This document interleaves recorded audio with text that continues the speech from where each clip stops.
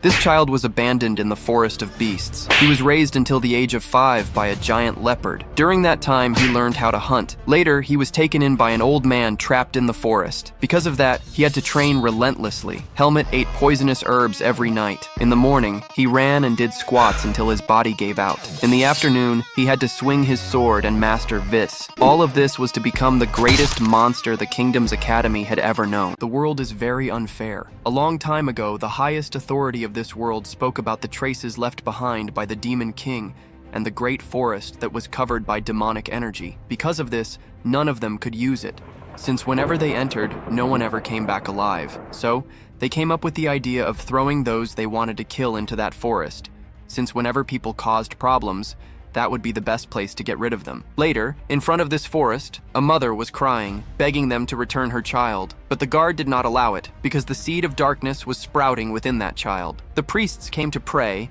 and then threw the child onto the roots, a place of exile where no one could survive. Not even the greatest geniuses, knights, or incredible magicians had managed to endure.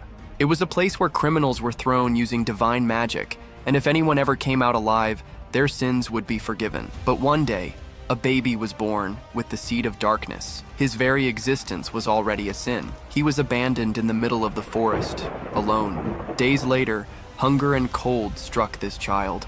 But within his body, something like a seed grew in his heart, and energy began to surge, filling the child's body. Thus, 10 days passed, and the boy was still alive. Then, a demonic jaguar appeared and carried the child away. From that moment, his tragic fate changed. 10 years later, that same boy had grown up and was now hunting a rabbit.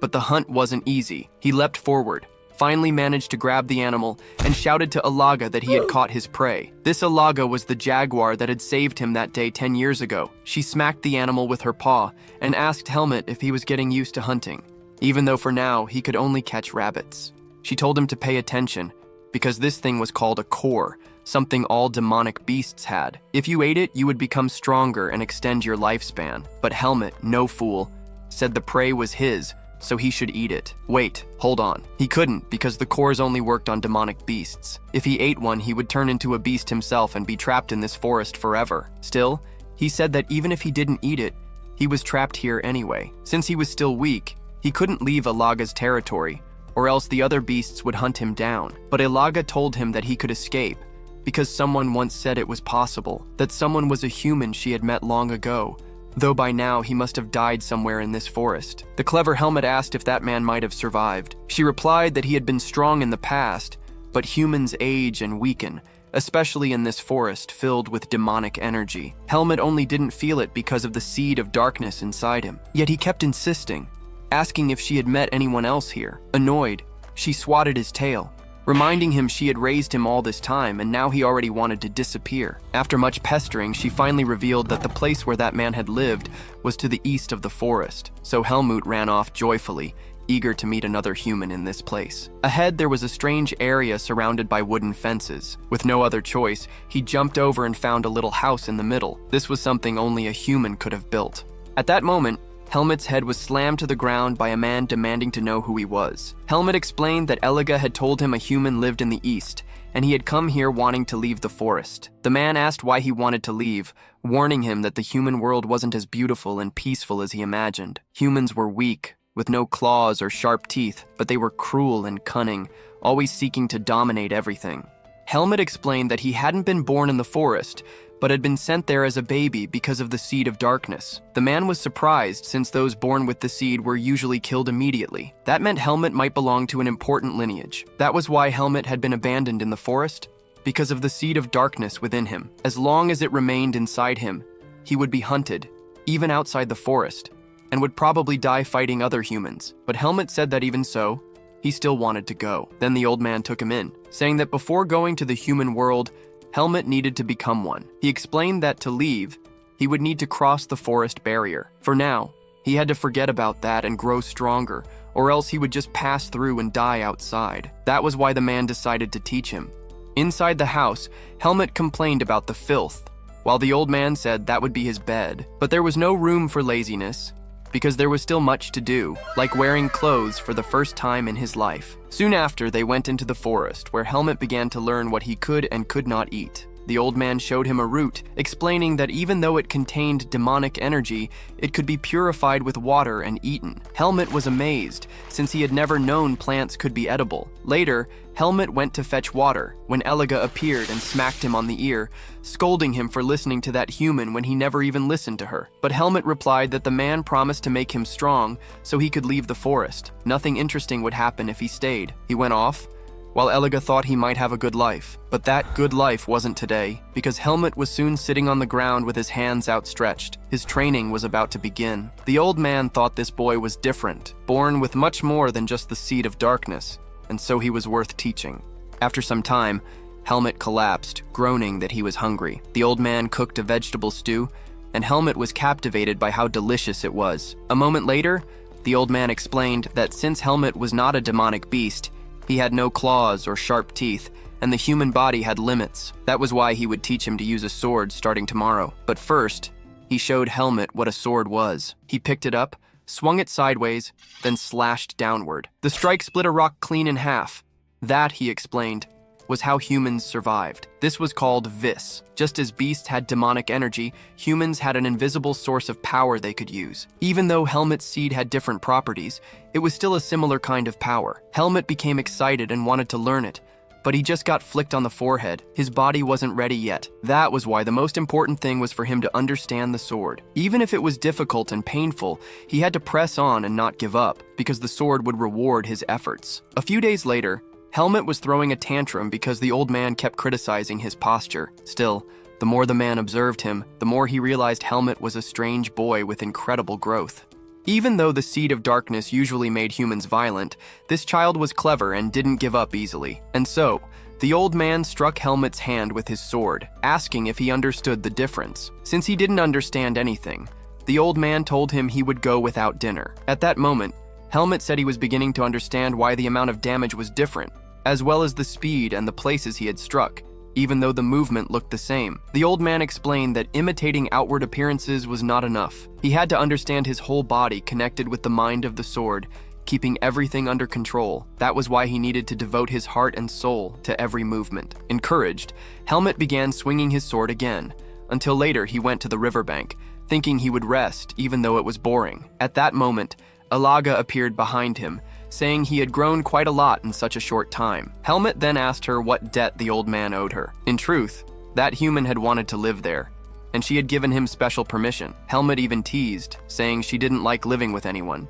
yet she let him stay without even fighting him. But she was the ruler of the forest, and it didn't matter who disturbed her, she would fight them. Still, when she thought carefully, maybe not everyone, because she had been cautious not to be attacked by the serpent during her battles. That serpent was Naho, who lived in the southern region of the forest. Naho had been after that human who lived here. If Alaga exhausted herself fighting, the serpent could come and finish off both of them. She wasn't sure how strong the old man truly was, because demonic beasts exposed their energy openly, while humans naturally concealed theirs, and Naho hated that human, since he had destroyed the dreadful place she had built. Helmet wondered what kind of dreadful place it was. Eliga grabbed him and rushed through the jungle. When they arrived, it turned out to be a human farm, a place where humans were forced to work under the whip of other humans. That other group consisted of females, human women, something Helmet had never seen before. They were being led into a hut to be served at Naho's dinner, since the serpent loved to eat women for their tender flesh. Meanwhile,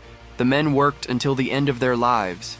That was why this place was called a human farm. Among them was a bald man who seemed to be causing trouble. In fact, everyone there was bald, maybe some kind of requirement, but this one wore a cloak and acted as the leader. He was skilled at finding other humans thrown into the forest. Had Helmet been unlucky, he might have become one of them. As Helmet and Alaga were about to leave, a voice rang out. Well, look who it is. It was none other than the serpent Naho, the owner of the human farm. Just feeling the pressure of these two beings, Helmet instantly froze, while Naho remarked that she enjoyed eating young humans. But Eliga simply replied, no thanks, saying she didn't eat men either. She preferred those with tender flesh. Smelling the air, she then asked Helmet what he was to Darien, which, for those who didn't know, was the name of the old man. Alaga swatted the serpent with her paw for bringing her filthy face too close, but Naho said she had smelled that wretch, because it had only been a few years since he came and destroyed her farm. Alaga countered that the boy had stolen the old man's clothes, and if Naho dared touch a single hair on his head, she would tear her apart. Naho simply ordered her to leave her territory. Not long after, Helmut fainted. Ilaga carried him back, warning him to be careful from now on. That was why he needed to stay close to the old man. No one knew what that serpent might do. But Helmut stopped and asked if he could become as strong as her and the old man. Ilaga replied that this was a level most humans could never reach, even after a lifetime of effort. It would not be easy, and if he wanted to leave the forest, he would need to give his very best to grow stronger. When the old man returned, Ilaga said her farewell and left, while Darien called Helmut back to the cabin. That night, Helmut was writhing in pain, as though his stomach had a hole in it. Earlier, the old man had forced him to eat something before bed. It was nothing less than poisonous herb, and he was told to eat it without complaint, since it would help suppress the power of the seed. He kept groaning in agony, thinking he might die right there, while the old man stood on the peak of a mountain, reflecting on the past 4 or 5 years. The next day, Helmut continued swinging his sword endlessly. Then he asked Darien if his body felt lighter lately because of the poisonous herb. Maybe it was also the effect of the demonic soil. Since the pain had stopped in recent weeks, Darien said it was time. He picked up a piece of wood and spoke about Vis, the power that could not be seen. He had not yet taught Helmut about it, because his body hadn't reached even the basic level. But now, his body was ready to accept Vis. From this point forward, he would learn the training method. Darien released energy through the wood, telling Helmut to feel it in the atmosphere, to control it, and then to channel it into his sword. That was how he should proceed from now on. Helmut grabbed his sword as the old man told him to breathe deeply while fighting, to absorb the energy of nature. He had to think simply and move calmly, because if he lost control of Vis, his body would break first. Their battle began. Helmut grumbled about the old man's speed but kept attacking, focusing on breathing. Darien blocked every move, urging him to use his senses and absorb more energy. This, he said, would be their way of training from then on. Even if it took time, Helmut had to show his will. With every clash of their swords, the old man told him not to lose rhythm and control. 4 years later, Helmut finally cut down a tree with only a wooden sword. The old man said he was doing very well after those years and asked him to show his Vis. Helmut refused, saying that the last time he did, Darien had refused to fight, claiming there was nothing there. Still, he eventually gathered his Vis through the sword, while the old man thought his growth was incredible. Not only did he possess the seed of darkness, but he was also talented. This boy would surely turn the world upside down, whether for good or for evil. It seemed the time had finally come for him to leave the forest, but Helmut said he wasn't strong enough yet. However, if the seed grew any further, he would not be able to cross the divine barrier, so it had to be now. Darien explained that the human world lay beyond the southern part of the root forest, and to reach it, Helmut needed to pass through the divine barrier. In theory, he could pass even with the seed of darkness, since a human capable of weakening the barrier could cross it. But Darien admitted he didn't know exactly where, since he had never tried to find it. There was, however, someone who had: the village chief Erugo, that same bald man in the cloak from the human farm. Darien warned that Helmut would experience countless things in the human world, but tragedy always arrives quietly. And when that day comes, he will know despair, perhaps even sink into the depths of darkness. But under no circumstance could he allow himself to be lost. That was all Darien asked. With nothing else to say, the old man said he was going to take a nap, but Helmut was to return in the morning because he had something for him. That night, Helmut met Ilaga again, lost in thought because he was finally leaving this place. It was a complicated feeling. Ilaga simply said this was proof that he was slowly becoming human. The next morning, he went to the cabin. When he opened the door, the old man was sitting silently with a sword and a bag before him. At that sight, Helmut felt deeply that the time had truly come to leave, and he vowed to remember Darien forever, his master. And since he was going to the farm, Ilaga told him that the wretched serpent was hibernating, so unless there was a major commotion, she would not wake up. Still, if Ilaga entered her territory, Naho would sense it. That was why Helmut had to go alone. Outside, Ilaga told him that Darien's life had come to an end. She said not to make that face because Darien had lived and died as he wished. Now it was her turn to give Helmut something, an item he had been left with when he was abandoned. He might need it one day. It was a medallion made of pure gold. Inside was engraved the words, "Let there be light upon your path, Margaret Irene." This was probably a sign of his family in the human world. The suffering and fear of others made Erugo more powerful, but eventually, due to the pursuit of a certain mage, his atrocities were exposed, and he was sentenced to death or exile. To avoid death, he chose the root forest, where he eventually encountered the two-headed serpent. So Helmet set off, telling Alaga to take care of herself and not to die. At the human farm, when the chief went to turn off the light to sleep, Helmet suddenly appeared with his sword at the man's neck, warning him not to move. Then the story unfolded. Dark magic was an evil power capable of making even a weak mage strong.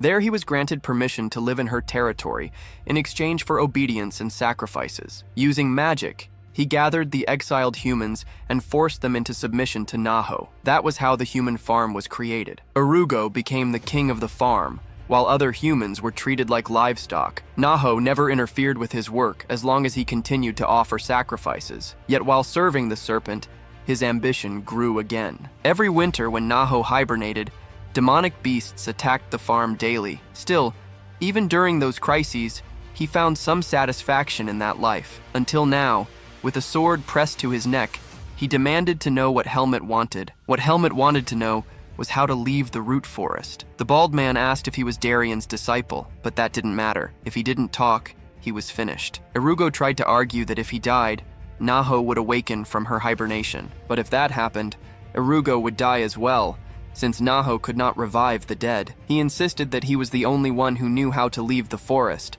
so killing him would end any chance. Helmet, clever as always, reminded him that mages were good at recording their knowledge. If he died, Helmet could simply search his house and find something. Finally, the bald man agreed to tell him how to leave the forest. He led him down a staircase into the underground, explaining that the method he had discovered was purely theoretical. No one had ever attempted it, nor had the ability to. The only one who might have managed it was Darian. Since Helmet was there, it either meant the old man had no intention of leaving or had already died. Arago took a book, but before handing it over, he invited Helmet to become his successor and live in that place. Since he was Darian's disciple, he must be strong, unlike the others. But Helmet only wanted the book to escape the forest. Arago explained that it was a book he had discovered in a mage's hideout before living there. According to it, there was a massive waterfall at the southern border of the forest. There, water and demonic energy awakened divine power simultaneously. That place might allow someone to cross the barrier, but even weakened, it was still a high-level divine barrier, and anyone who failed would have their body reduced to ashes. That was all Irugo knew. Though Helmet despised him, he remembered Darian's teaching, that lives should not be treated as meaningless. So instead of killing him, he struck Irugo hard in the stomach, tied him to a pillar, and warned that he would be released later. As Arago cried out that his magic wasn't working, Helmet simply walked away, declaring that he was leaving the forest. But Arago wasn't done. Using some twisted spell, he summoned Lady Naho. The serpent awoke from her hibernation, demanding to know why she had been called. Irugo shouted that it was urgent. Darian was dead, and his disciple was here. Naho was pleased, saying this was finally her opportunity. Meanwhile, as Helmet ran through the forest, he encountered Naho's forces, the demonic beasts under her command. Feeling their overwhelming pressure, he realized he could only run. Soon, he felt demonic energy saturating the entire area. Then Naho herself appeared, declaring that she had waited so long for this moment and could not allow him to leave. For Helmet, that meant only one thing. He would have to pass over her dead body. She lunged to attack, but Helmet dodged. Dust clouded the area, making it impossible to see. Then Naho coiled around him with her massive body. Helmet paused, forcing himself to think calmly. His opponent was strong, but he would not allow things to go her way. Naho opened her mouth, preparing some kind of attack, and unleashed it at him. At that instant, Helmet seized the opening and rushed toward her mouth. She whipped her tail in that direction, but he kept running along it. No matter how powerful Naho was, she still had a weakness, one he could strike with Vis. He slashed directly into her eye. While she was distracted, he knew it was his chance to escape before things got worse. But then Naho bit into her own head and lunged again, clashing her power against his. When the explosion erupted, Helmut slipped away unnoticed. Sometime later, exhausted and battered, he hid in the forest, thinking to himself that the serpent was truly terrifyingly strong. And when he left, she appeared behind him again, because he couldn't hide inside her forest. Then, when she came at him with her huge mouth wide open, Ilaga appeared to face Naho head-on. She told him to get out of there because now the two of them were going to fight, and that was his chance to seek freedom. So Helmut left, while the two women stood staring each other down, with Ilaga saying that Naho wasn't going anywhere. Meanwhile, Helmut, after finishing his way through Elaga's territory, ended up running for 2 days straight. That left him with only one chance. He had to find a way to escape the forest through those two. The place in front of the waterfall was quite different, because there it was almost impossible to feel the demonic energy. But at that moment, feathers began to fall from the sky, for a gigantic bird had arrived, asking what business he had in its territory. This was Igrel, the ruler of the north. Elaga herself had already mentioned she was someone curious about things. Smelling him, Igrel asked if he belonged to the family of Naho or Elaga. Since he carried Elaga's mark, that would mean he was trespassing in her domain. But the boy, prepared, answered that he was there for his own reasons, and what he was about to do could be very significant.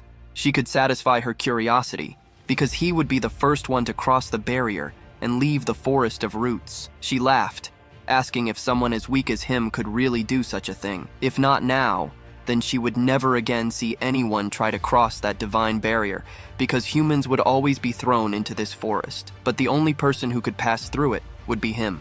So she made an exception. She wanted to see him attempt to cross the barrier. Because of that, she would protect him until he reached it. No matter the result, he asked her to tell Elaga that he had survived and managed to leave the forest. Then he dove and moved toward the waterfall from beneath, because he needed to go beyond the forest of roots. Divinity was the power of purification that protected humans and rejected negativity. Now that power was piercing into him with an agonizing pain he had never felt before. Meanwhile, somewhere else, a group was traveling with a cart. Not exactly with a cart, the supplies were in the cart, while the herder told them it was better to rest so they could travel faster later. If they ran into a demonic beast while exhausted, they would be in deep trouble, so the blonde boy was told to fetch water before nightfall. When he reached the river to get water, he saw nothing but Helmet's battered body lying on the ground. He ran back as if he had seen a ghost. Reaching the group, he shouted that there was a corpse down in the ravine, while everyone else thought he was just joking. The woman in the hat went along with him to check the situation. Underneath, there really was a body. But wait,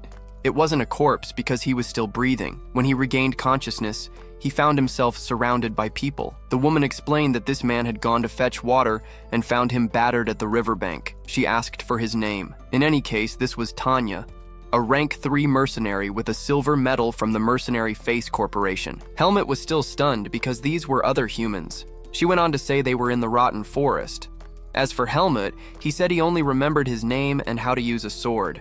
Tanya decided she would help him, and for the time being, he would be her responsibility. Sometime later, Helmet thought to himself that he had barely survived. It would take a while before he fully recovered. At the moment, his body was weaker than when he first began training, and the seed he thought would disappear was still there. Either way, now that he was in the human world, he couldn't let anyone discover he carried that seed. He would have to pretend to have lost his memories and try to find the owner of that pendant. But to do all of this, he would need to take things one step at a time. The next day, everyone was astonished at how different he looked after a bath. One even asked if he had come from a noble family, while Tanya asked if he was feeling better. On the road, the short one remarked how odd Helmet was, always stroking the horse, saying it was such a docile creature. After some time, Helmet began to lose his breath. Another man told him to put Helmet in the carriage, but no, they decided he would walk, believing he might recover better that way. In the city, the doctor examined him and said there was nothing wrong. Tanya flew into a rage,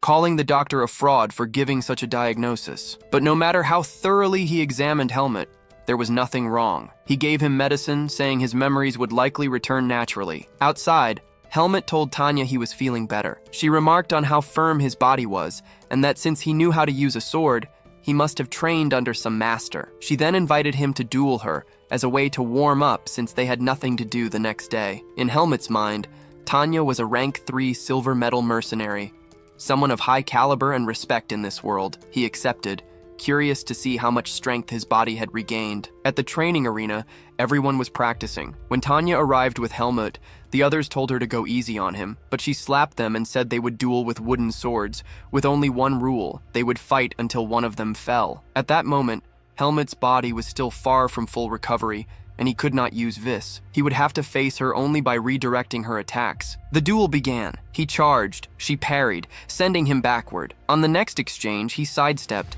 only to be kicked mid-air. His body, still weak, felt as though it were moving underwater. While he defended, she pressed forward relentlessly, until finally finding an opening and sending him flying. Victory was hers. She herself admitted he had fought decently and done well. Another remarked that Tanya was an incredible fighter even among mercenaries. The group clapped Helmut on the back, congratulating him. One man stepped forward, introducing himself as Fian, captain of the mercenary group, and a rank 2 gold medal holder. He announced that Helmut had passed the entrance test. Since they had saved him, they didn't want him wandering without memories. They had been watching him from afar before reaching the city, and noticed that, unlike other young men, he hadn't made advances toward Fian's sister. Thus, Helmut received a rank 4 mercenary contract. Everyone congratulated him. He asked the captain how long he would have to stay in the squad. The captain explained that he was free to leave whenever he wished, but once he started a mission, he was bound to it until the end. This was good for Helmut, who still knew nothing of this world. Now he would also learn what it meant to have allies. Later, an old man argued that this mission wasn't fit for a rank 4, but the captain insisted they could trust Helmut, saying he would be useful. Since it was a last-minute addition, they would only pay 1/3 of the normal price for his rank. The Tariq mercenary squad would also join this mission. After the old man left, the captain explained that tomorrow's task was to escort a large convoy. Even if they were ambushed, only rank 3s should fight, since the monsters would be too strong. One man warned that if the Tariq squad tried to provoke them, they should ignore it, since Tariq didn't have a good reputation anyway. With the meeting over, they would gather in the morning. That night, Helmut trained alone, reflecting on the duel. His body still hadn't recovered, but that didn't matter. He would begin training just as he had the first time. The next day, they all set out together through the forest to reach the cargo they were to escort. Old Meals ordered the Face squad to guard the rear. The blonde man pointed out that the others nearby must be the Tariq squad. One of them sneered, asking what the skinny kid was staring at, saying he was so thin he probably didn't even know how to hold a sword.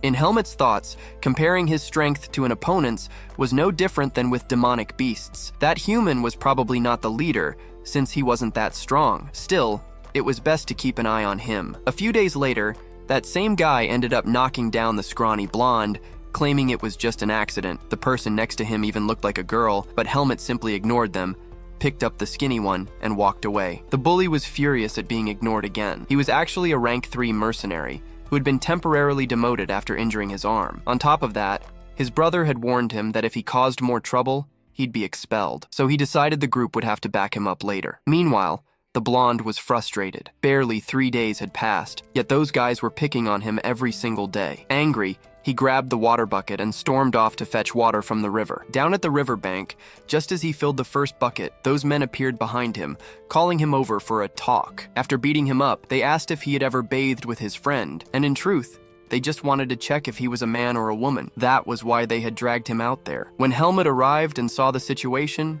he thought these were exactly the kind of people Darien had warned him not to trust. The man ordered everyone to strip Helmut's clothes. Helmut reached for his sword, but before he could act, Tanya arrived, smashing her fist into the leader's face. She demanded to know why the Tariq squad was harassing her members. The loser of a leader claimed they were just having a conversation, but Tanya warned them clearly there had better not be another incident involving her mercenaries. Next time, things wouldn't end peacefully. That night, Helmut went to train alone in the forest. His body was already much better after focusing on healing for a week, though still not fully recovered to use Vis. By morning, the captain warned that the region they were entering was full of demonic beast sightings, so everyone had to be cautious. The men began speculating about what those beasts might look like. Suddenly, one of the men at the front was decapitated in an instant. A demonic beast had appeared. Furious, his comrade charged in, but he was struck aside easily. The monster was far too strong. Now both squads prepared for battle. Helmut and the blonde hid under the wagon. Since Helmut still couldn't use Vis,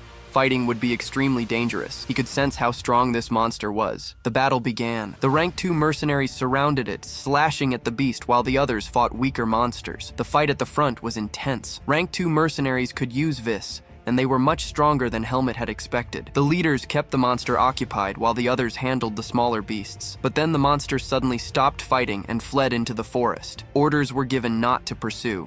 The mission was transport, not subjugation. The blonde needed Helmut's help to stand, while the others began dealing with the carcasses. They explained that beast hides and seeds could be sold at a high price. One showed Helmet a seed of darkness. The blonde remarked that he had heard such seeds could dominate human minds and turn them into demonic beasts. Those born with one usually died at birth or were sent to the root forest. Helmet finally understood why Darian had said what he did. As long as he carried the seed, he would have to fight against other humans. The whole reason he learned Vis was to suppress the seed inside him. Even now, without being able to use Vis, he had to hide this secret at all costs. The blonde went to examine one of the beasts more closely. At that moment, it suddenly grabbed him by the neck. Helmet reacted instantly, drawing and slashing in one swift motion, cutting the beast clean in half. A strange sensation coursed through him. Tanya, watching, noticed something peculiar about the way he drew his blade. That night, Helmet trained again. His Vis had finally returned. Within 3 days, he would be able to recover fully to his previous level. While training, he sensed something approaching. It was that annoying mercenary. The man sneered that walking alone was dangerous. This time, Helmet wouldn't get help, and so he'd be taught a lesson. Helmet asked if he was really serious about doing something so ridiculous. The man tore off the bandages from his arm. He was fully healed. He threw a punch at Helmet, who caught it effortlessly with one hand, forcing him to his knees. Clearly, the man needed to learn his place. Unwilling to accept it, the man drew his sword, but it was useless. Helmet unsheathed his own blade, slashing across the man's legs. Left like that, he would probably die. At that moment, however, Helmet felt the murderous intent of the seed trying to overwhelm him. He struck his own chest, forcing himself back under control, since he had gone too long without using Vis. When he calmed down, the man had already crawled away, muttering in disbelief about how someone like Helmet could wield Vis. But what awaited Helmet was worse. That same monstrous leader appeared again and crushed the arrogant man. Helmet infused Vis into his sword and launched into battle. After a fierce clash, the beast ran off once more. The others arrived, asking what had happened. Helmet explained the situation. Caleb, who had been tailing him, had been killed by the demonic beast. One of the leaders apologized, admitting Helmet had been put in danger because of their negligence, but Tanya cut him off, saying apologies weren't enough. Helmet had nearly died because they all knew what that man had been doing. Another snapped at her to watch her words, reminding her that Caleb had been his brother. Tanya retorted coldly that if he had supervised properly, none of this would have happened. At that point, Old Mills stepped in, saying enough was enough. They needed to reorganize. Nothing could be done for the dead. As compensation, Helmet would receive the fallen mercenaries' payment. From now on, they had to find a safer way to deal with demonic beasts, since 3 members had already died. Afterward, Tanya scolded Helmet, smacking him around, telling him not to wander alone anymore. Something about her tone reminded him of how Darian used to treat him. The next day, they continued their journey through the forest, fighting demonic beasts. By the end of the day, everyone was exhausted from constant battle. The monsters seemed to be targeting only their squad. The Tarek squad had barely fought at all. That night, in the carriage, Old Mills insisted that Tarek help guard the rear, but Tarek disagreed, saying that instead of security, efficiency was better. It was simple. While the Face squad fought the monsters, the others would leave the forest quickly. Milas demanded if they had no honor, but Tarek replied that the only thing that mattered here was survival. Dead if they had no honor, but Tarek replied that the only thing that mattered here was survival. The beast would eventually kill them all. It was only waiting for them to tire out before attacking. His plan was simple and efficient. The next day, the Face squad rode at the rear as usual. Then the Tarek squad bolted, abandoning them as the demonic beasts appeared. The captain realized they had been betrayed. Helmet, deep in thought, decided it was time to act. When the beasts swarmed in, the battle began, but the numbers were overwhelming. Watching his comrades struggle, Helmet thought only one thing: these people cannot die here. He told them to keep secret what they were about to witness. Then, drawing on his Vis, he leapt into the fray, cutting down monsters from every side until not a single one remained standing. And when he cut down the last one, everyone was stunned. This guy was insanely strong. Helmet simply said that his body had recovered. Tanya realized what she had seen before was true, and even the captain was surprised, since not even he could manifest his Vis like that. In any case, Helmet said he would stay with them until they left the forest. While they were tracking Tarek's men, it looked like they had run all night through the woods, but Helmet suddenly sensed something. There was a battle up ahead. At their current pace, it would take nearly an hour to reach it, so they hurried on to try to save those idiots. In the other group, they were barely managing to defeat the beasts when the leader showed up. Now, they were doomed. The blue-haired one told the other they should run, otherwise they would all die. If they fled now, all witnesses would disappear and their reputation would be safe. The two slipped away, shouting "Disperse," while Old Mills paid the price for his decision as the beast started dragging everyone out of the carriage. At that moment, Helmet arrived, sending the monster flying with his sword. Earlier, the captain had told him to go on ahead and check the situation. Now that his vis was back, he could also defeat this monster. But as his blade cut across the creature, he realized this was the strongest enemy he'd faced since leaving the forest. He couldn't lower his guard. The two clashed fiercely until the monster began absorbing the energy of the dead around it. It would likely be even stronger than before. Helmet had to go all out and finish it before the squad arrived. The fight raged on from every side. When the monster leapt, Helmet recognized the attack pattern. It was the same as the serpent Naho's. He jumped as well and delivered a massive slash. By the time the others arrived, he had already laid waste to everything. Fortunately, Old Meals was still alive inside the carriage. When he woke, he thought he was in the afterlife and apologized, saying Tarek's men had threatened him. In the end, he was not dead, and the demonic beast had been defeated. Now it was time to discuss payment. They wanted 80% of the profit for everything that had happened. After all, they had saved Meals in the end.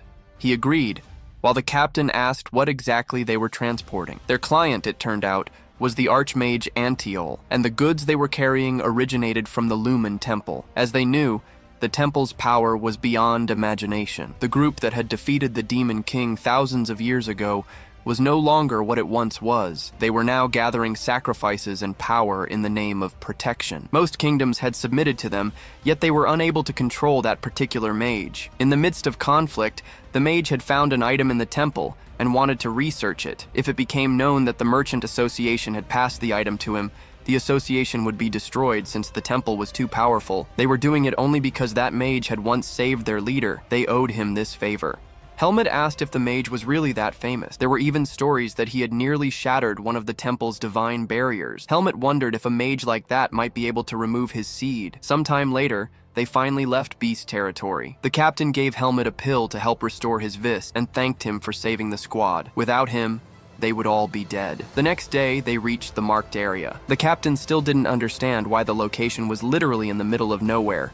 No village, no road, nothing. According to Old Mills, that was exactly where they would load the goods for delivery to Antiol's home. Instead of explaining, Milas decided to show them with a necklace. He placed it in the middle of a tree, and everything began to exude energy. This was magic, and they were traveling through space. The captain was stunned.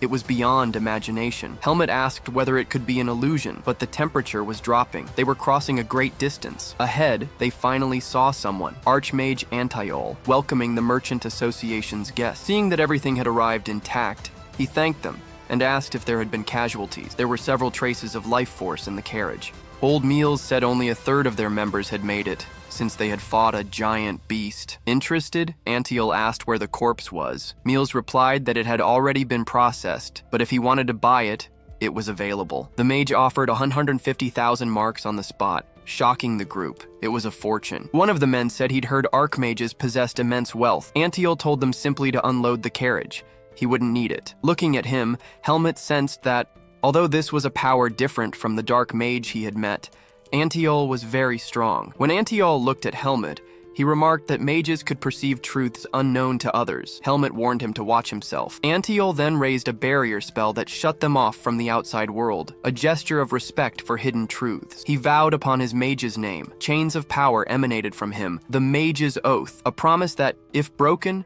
would cause a great loss of mana. He told the special boy to ask what he wished to know. Seeing that Antiol was not some untrustworthy dark mage, Helmet decided to ask only one thing. Without hesitation, Antiol asked whether it was about the Seed of Darkness. It was. Helmet wanted to know how to remove it. Antiol answered frankly, it was impossible. The Seed of Darkness was directly tied to his life. It held the power of a demon that rarely took root in infants who should have died, reviving them through the seed itself. Therefore, the thing must live until the host's death. Helmet was shocked. He had expected an archmage to have a solution, but Antiol was a mage, not a god. And this was the first time he had seen someone actually controlling their seed. Normally, the seed demanded demonic energy from the host. The more one resisted, the more one's mind was consumed, until finally going mad and transforming into something akin to a demonic beast. Helmet's case was unique. In theory, he could suppress the seed's power by using mana or vis. Both powers required talent and time. Antiol found it fascinating that Helmet had trained his vis while feeding the seed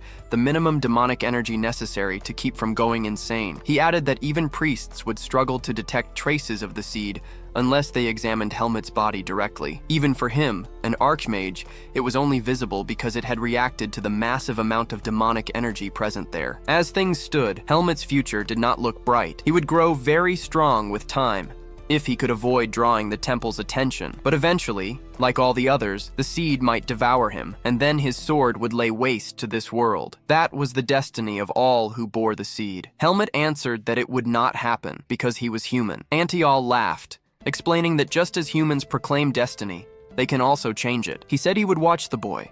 If Helmet failed to overcome it, Antial would have to stop him when the day came. After all that, Helmet received payment for the work he had done with the squad. He asked whether a bag found among the luggage was also his, since it didn't belong to any of the members. The bag held the items he had brought from the forest. Helmet thanked them. While the captain explained that he hadn't given it to him earlier because he had simply forgotten, he also thanked Helmet, calling him the hero of the mission. Finn came in all excited, talking about showing him the mercenary headquarters, but Helmet decided not to go. Tanya offered to let him keep using the squad's certificate, since he now had something more important to do. Helmet gathered his belongings and left while everyone bid him farewell. The captain told him that whenever he needed a squad, he just had to call on them at any time. Helmet thought to himself that part of his heart hurt, just like when he left Darien and Eliga behind. Now he faced the threat of demonic beasts once again, and the seed within him was absorbing more and more energy, just like in the forest. The only way forward was to become so strong that not even the seed could control him. Elsewhere, someone muttered that they would never have taken the job if they had known it would be this dangerous. Still, what mattered was that they were alive and could rebuild Tarek without anyone knowing what had really happened. But then they heard familiar voices. It was the captain, Tanya, and the others passing through the door. The two became worried, realizing the others had survived. When Finn looked to the side, there was no one left at the table by the window. They worried, knowing they should have killed that squad personally. One of them was sure it was only a matter of time before their actions reached the guild. Thus, Tarek's group marched toward obscurity, but the bitter blue-haired one ordered them to move on. Since they were rank 2 mercenaries instead of starving, their only option was theft. At sunset, Helmet sat in a tavern, thinking he needed to find some clue about the pendant. For days, he had been wandering randomly through villages. He couldn't always count on finding good people like the squad, but at least the money he had earned from the captain was almost double what Darien had once left him. That was when he realized there was a letter tucked inside. The handwriting was unmistakably Darien's. Before his last breath, Darien had written a letter, saying that if Helmet was reading it, then his life had ended, and that Helmet had left the forest. Darien wrote that Helmet would likely struggle to adjust to the outside world after living so long in the forest, and that Darien himself had little time left, which was why he was worrying about him. To the point, if Helmet was traveling without a goal, he should go to Baden, to a place called Greta Academy, where children his age went. There, he could learn more about being human, since peasants and nobles were treated the same. Of course, he could not enroll alone. He was to find a man named Ethan Kudrum and show him the sword Darien had given him. Ethan would know he was Darien's disciple, and because of a vow between them, Ethan would help him. Finally, Darien wrote that the human world could be a dangerous place where strength alone could not solve everything. But since Helmut had survived such harsh training, Darien believed he would overcome this new test. He urged him to be careful. Seeing the trembling letters, Helmut realized Darien had barely had the strength to write. He already felt grateful, because now his path was set. Just then, the waiter arrived with all the food he had ordered, telling him the total was 15 marks. Helmut casually pulled out a coin from the bag, one worth 1,000 marks. The waiter was stunned, while Helmut told him he planned to sleep there, and that the coin should cover everything. At that moment, one drunken man glanced over. While Helmut was lost in thought about the money he had earned, the man approached, saying the kid must be rich. 2 more joined in, asking him to lend them 20,000 marks so they could drink. Helmut flatly refused. Irritated, they wanted a fight, and if it was a fight they wanted, it was a fight they got. Helmut easily defeated them. The drunkard asked who the hell he was, but Helmut only answered that he was a mercenary and ordered him to get lost. The frightened waiter warned him that he needed to leave town immediately. He had just earned the enmity of the Black Eagles,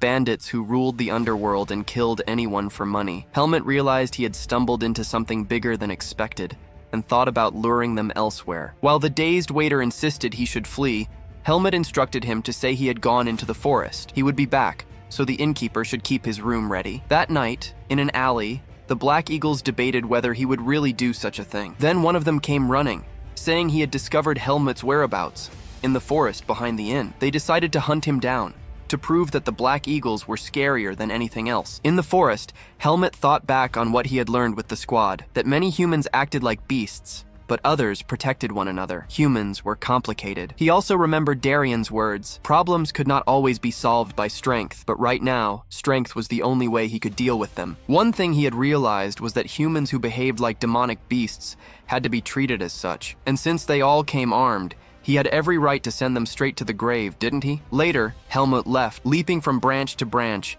thinking that these men were weaker than Tanya. Either way, he decided he would move at sunrise. For now, he returned to the inn to rest a little. But at that moment, the seed began to react, and he collapsed to the ground, wondering why. After all, he hadn't killed demonic beasts, only humans. The fact that this had happened meant that killing people also made the seed grow. That was a serious problem. If others discovered the massacre he had committed, humans would hunt him down. Since he couldn't simply kill his opponents, he would have to avoid it as much as possible. That was why he needed to reach the academy quickly. Meanwhile, one of the ninja-like men reported that everyone was dead. The bearded man told them to stick to the plan. Soon after, another mercenary appeared. Those same rank 2s who had fled the battle and had their reputations destroyed. The bearded man said he appreciated strong people wanting to join, but entry now required conditions. He didn't doubt their abilities, but things here were different. They carried out many illegal jobs. If someone acted out of morality, it would be a problem. That was why he needed proof that they wouldn't. He gave them a task. The night before, 5 of his men had vanished. They had been killed by a single mercenary. Judging from the bodies,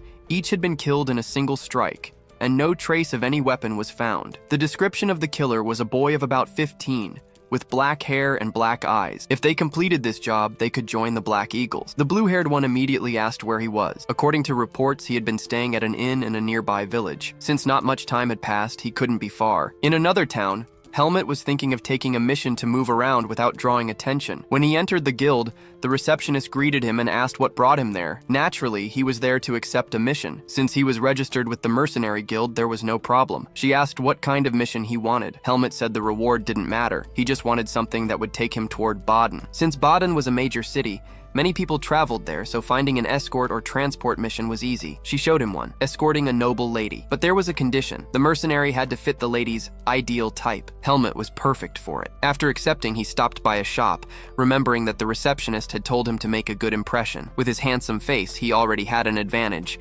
Now he just needed proper clothes. In the shop, the mustached merchant eagerly displayed all kinds of garments. Helmut, calm as ever, asked the price. That particular piece cost 2,000 marks, while the mission reward was only 800, an absurd imbalance. Back at the guild, the receptionist was impressed by Helmut's new look, saying he looked stunning. Helmut simply replied, "I'm not handsome, I'm Helmut," while she slipped out that he was too handsome for his own good. As she said he was perfect for the mission, a man from House Zaringer arrived to check the mercenary they had hired. He introduced himself as Gilton, butler of the Zaringer family. He explained that escorting and transporting weren't so different, except that one protected a person instead of cargo. If it proved difficult, Helmut could just follow the knights, and they would even pay more when the mission was done. They went to the inn where the Marquis's daughter was staying. Gilton introduced him to a knight named Cedric, and then to the young lady herself. She was clinging to Lord Alia at the table. The butler presented Helmut as the newly hired mercenary, but the lady barely noticed him, giving all her attention to Alea. Alea insisted they depart soon,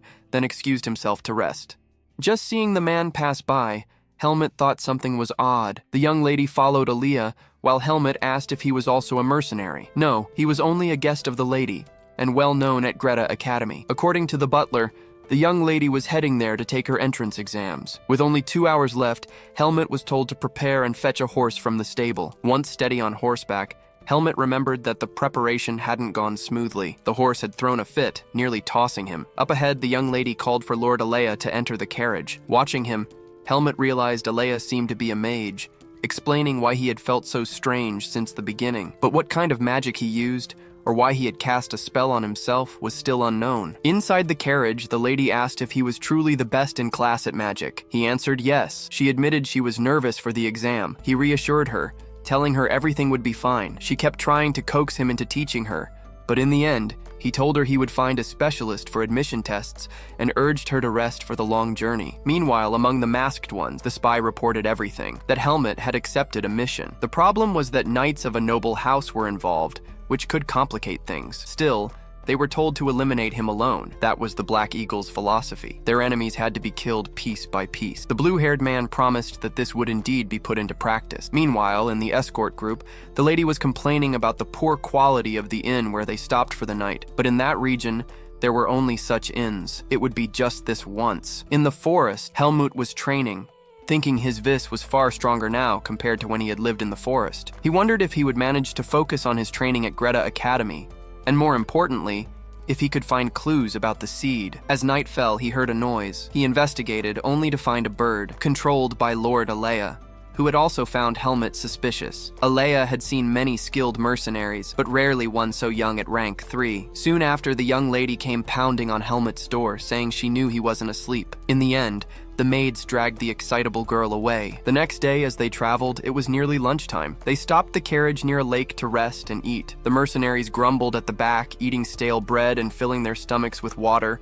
while the lady enjoyed fine dishes. Helmut found himself missing Finn's cooking. Then he noticed something strange about the water. It tasted slightly sweet. Could it be poison? Everyone else drank it without noticing, but soon some began nodding off. Even the butler noticed the lady was mumbling in her sleep before dozing off himself. One by one, the servants collapsed. Helmut quietly poured his water away, realizing it was their scheme. When the attackers arrived, they were stunned to find him awake. 2 of them recognized him. It was the mercenary from that transport mission. Helmut immediately called them traitors for abandoning their squad. They retorted that it didn't matter. Now he and the lady were their prey. The blue-haired one blocked an attack, but before things escalated further, Lord Alea appeared. He warned that if they didn't want to die, they had better lower their swords and leave. Noticing another figure still conscious, the blue-haired mercenary turned his blade toward him, demanding to know if he was the mage behind this. Alea dismissed him, telling him to shut up and clean up his own mess. Now, he said, he would have a little talk with that brat, clashing his swow. While the bearded man said the mage didn't need to move, since it would be a painless death. The mage replied that a silent mage was a dead mage. Meanwhile, Helmut was fighting through the forest with the blue-haired man. He thought himself lucky that the mage hadn't fallen asleep. The blue-haired mercenary swung a huge slash through the air,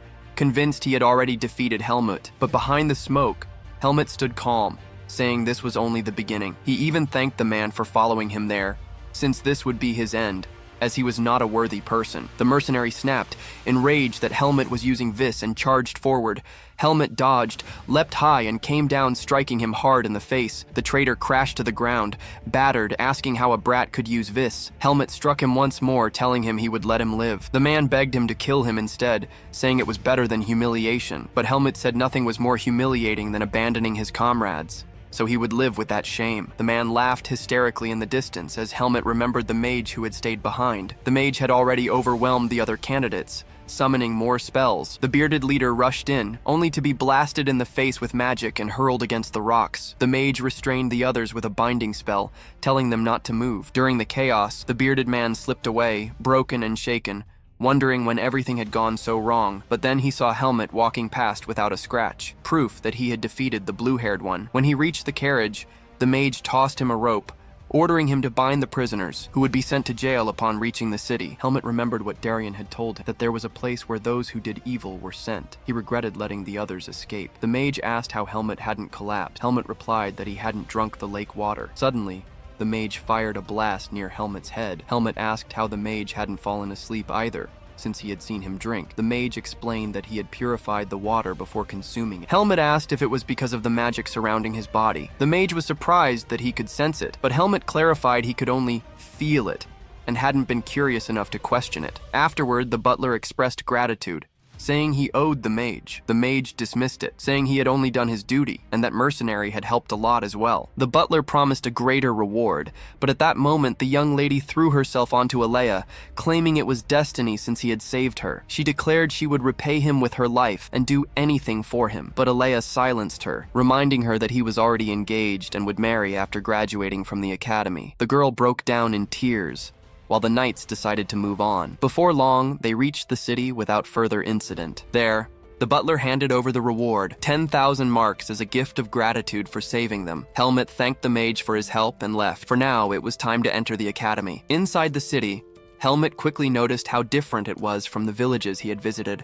large, bustling, overwhelming. Soon he reached Greta Academy, where he was to meet Ethan Kudrow. At the front desk, he told the attendant he was looking for that man, the swordsmanship instructor. Helmut gave his name, and the woman led him to the office. She asked him to wait a moment and cast a spell on the door, while Helmut thought about finally meeting the man Darian had mentioned. Inside, Ethan admitted he had never heard of him, and demanded to know why he was there. Helmut could already tell he was not as strong as Darian, but of all the sword masters he had seen, Ethan was the strongest. Helmut showed him his sword, saying he would understand if he looked closely. At first glance, it seemed poorly made, but upon focus, it was clear this was one of the finest blades. Only one man could have crafted it, Darian de Pert. Shocked, Ethan asked if Darian was still alive. Helmut told him he had died recently. Ethan clutched his head, lamenting that it had been 20 years since Darian vanished. He had sworn to repay Darian for saving his life. Since Helmut held that sword, he must be Darian's last apprentice. Ethan asked why he had come. Helmut explained that he wished to join Greta Academy. Ethan understood why Darian had sent him. Perhaps the boy would need a guardian. Judging by his condition,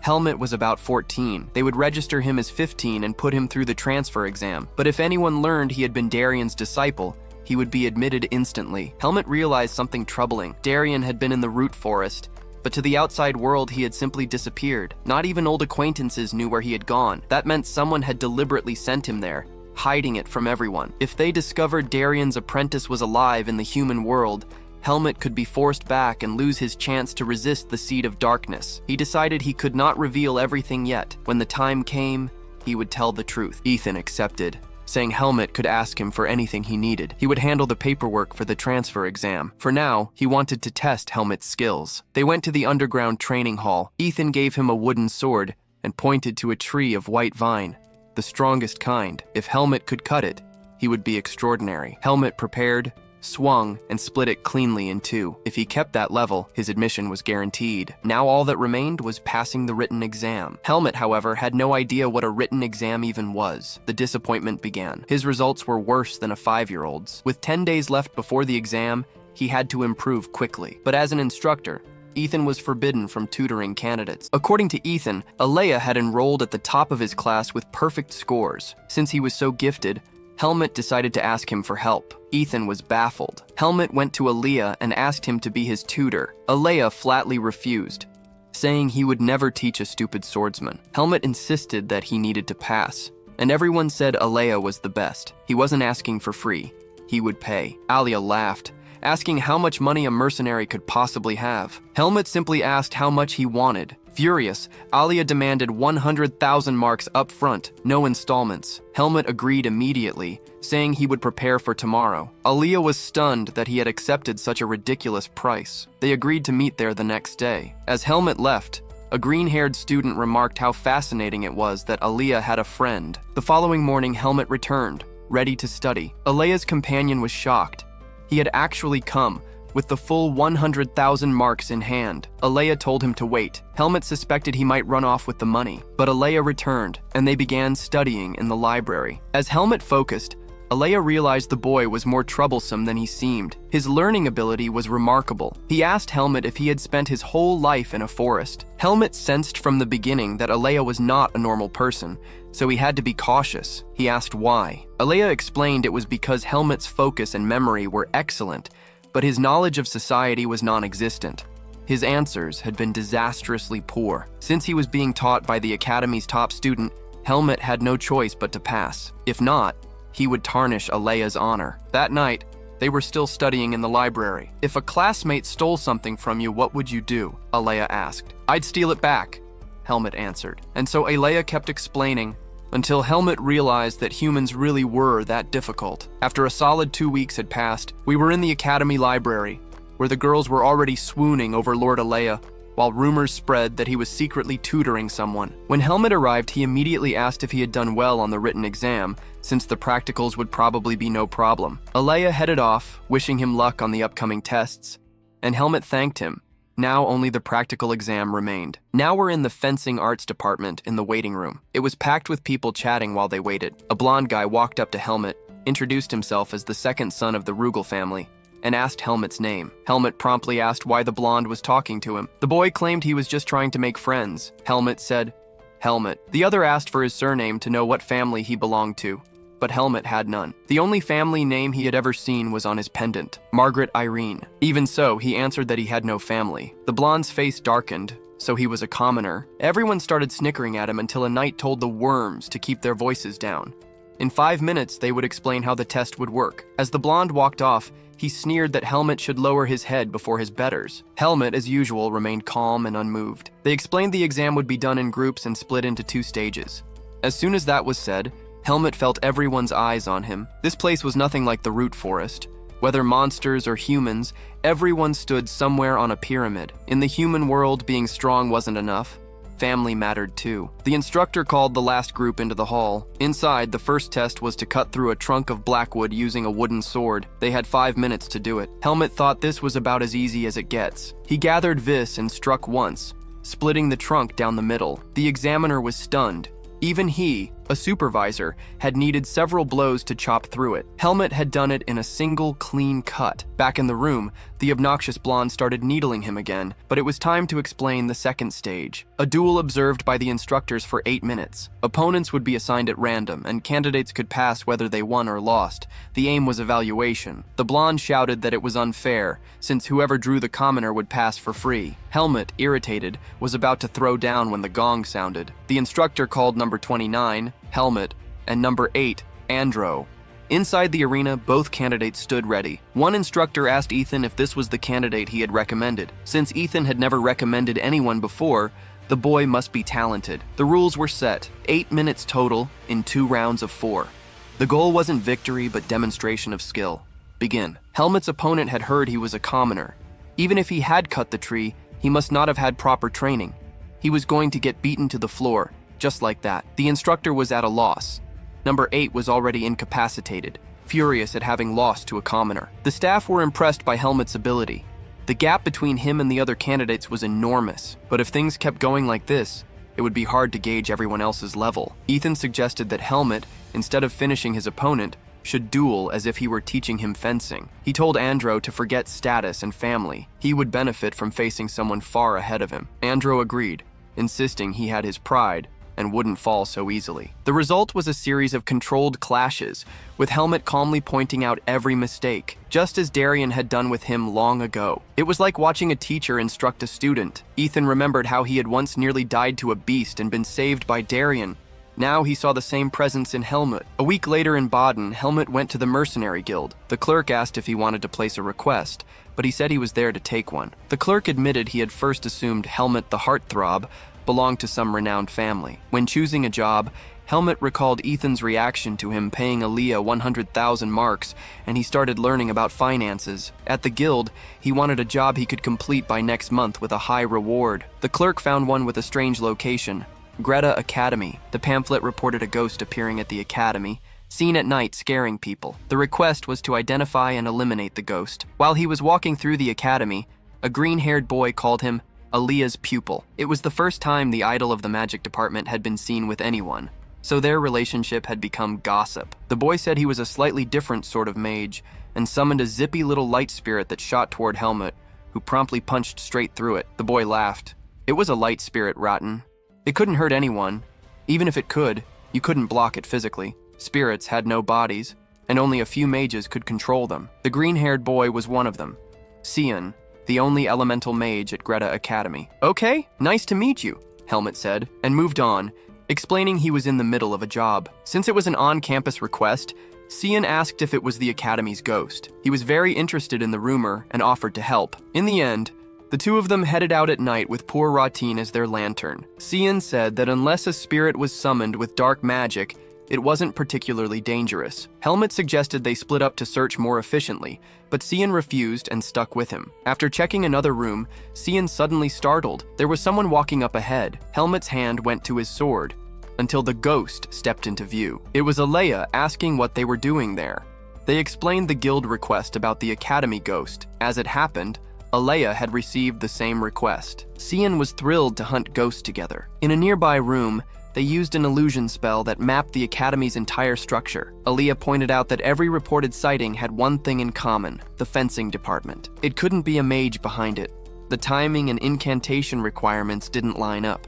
Helmet added that ghosts couldn't be struck with physical attacks. He had talked with Ethan about it beforehand and learned a few things. For once, Helmet realized he was having a civilized conversation. Before, he had always been scolded by Alaga or had his ear tugged by Darian. The thing was, the three of them had different kinds of knowledge, but together, they could piece together the answer, little by little.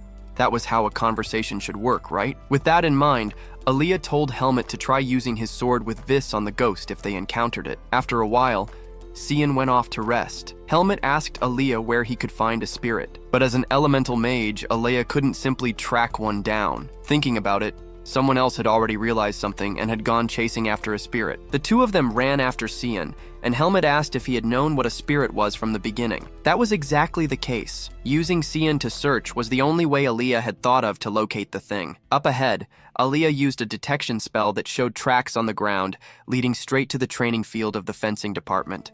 Aaliyah explained that spirits sought quiet places to hide and build their bases. Helmet remembered Ethan's training grounds right next door, a place almost no one visited, perfectly quiet. They went in, and Aaliyah confirmed he felt something there. Helmet slyly asked if he had really received a guild request. In truth, Aaliyah disliked the fact that Cian was the Academy's only elemental mage. He wanted to capture this spirit and study it. He cast a silent spell to erase his presence and asked Helmet to help him set a trap. Then, finally, the Academy ghost appeared. Aaliyah immediately tried to attack. With his sealing spell on the field, the ghost couldn't move freely. Helmet's job was to weaken it. Helmet drew his sword, charged it with Vis, and sliced the creature in two. It really could be cut with Vis, or maybe not since it reformed, angrier than before. Just then, another spell cut across the field. Cian arrived, demanding to know what they were doing. This was a dark spirit, he said, and since it was self-aware, they needed a delicate approach. Aaliyah scoffed, asking how they could capture a spirit that was out of control, while Cian accused him of wanting to experiment on an innocent creature. Aaliyah complained that Cian had refused to cooperate with his research on spirits, but that was because Aaliyah's experiments were frightening. Now the plan was for Aaliyah to maintain the seal while Helmet kept it occupied. Cian would attempt to calm it. With several layers of magic circles, Cian and Aaliyah worked together. The spirit lunged. Helmet's slash intercepted it, but the spirit bolted. Helmet chased it, leaping high, his blade flashing down, nearly striking its face. At the last instant, Cian cast his spell, shrinking the furious monster into a tiny, pouty-headed creature. The next day, they brought it to the Mercenary Guild, reporting the mission complete. Cian rambled about why the ghost had appeared at the Academy, boasting about being the only elemental mage there. The attendant told them to return in a few days, to be sure the ghost wouldn't reappear. Helmet had made his first friendships at the Academy, though Aaliyah avoided even shaking hands. Later, Helmet met Ethan. His assigned dormitory was on the 3rd floor, Unit 301, since all students lived on campus. When Helmet showed his papers downstairs, the man looked uneasy. Upstairs, someone was grumbling, swearing never to make friends again, but now stuck with 2 troublesome ones, all because of a damned crow perched on the stairs. On the 3rd floor, Helmet opened the door. Behind it stood Aaliyah, complaining as usual. But Aaliyah was not a man at all. Rather a woman in disguise. Could this be the magic Helmet had sensed around him before? Meanwhile, elsewhere in the city, the 2 failed assassins were making a scene with the guards until a mysterious figure appeared, mocking them for failing to kill a child. The blue-haired man attacked, but his head was severed instantly. The bearded one asked who it was, but he too fell. The figure muttered that they had stained the name of the Blackhawks, then turned its attention to the terrified guards. Back at the Academy, Aaliyah was furious, unwilling to face Helmet, but when the key turned, there it was, the new room. Helmet thought the dorm was simpler than the Kudrow mansion, but compared to the forest, it was paradise. Since leaving the forest, he had allied with and aided the Pace mercenaries, and now he was enrolled in Greta Academy. He was finally on the right path. From now on, he would focus on becoming stronger, but then he sensed something, instinctively reaching for his sword, only to remember he had left it aside. Behind him stood Aaliyah, nearly exploding his head. Aaliyah snapped that he too had been assigned to room 301. Helmet was confused, until he noticed there were 2 beds. Aaliyah stormed off to the director's office, ordering Helmet not to touch a thing until he returned, or else you'll regret it. Director Liam Weiss sat calmly sipping coffee when Aaliyah burst in, demanding how he could let such a thing happen. She was head of the magic department. She had the right to a private room. The sly director, already anticipating this, apologized smoothly. The dorms were under renovation, leaving fewer rooms available. Aaliyah fumed, reminding him of his promise. He knew why she needed privacy. If it was discovered she was a woman, chaos would follow. The director told her to be careful. She had an archmage's magic, and no one in the fencing department would notice. Still, she was furious.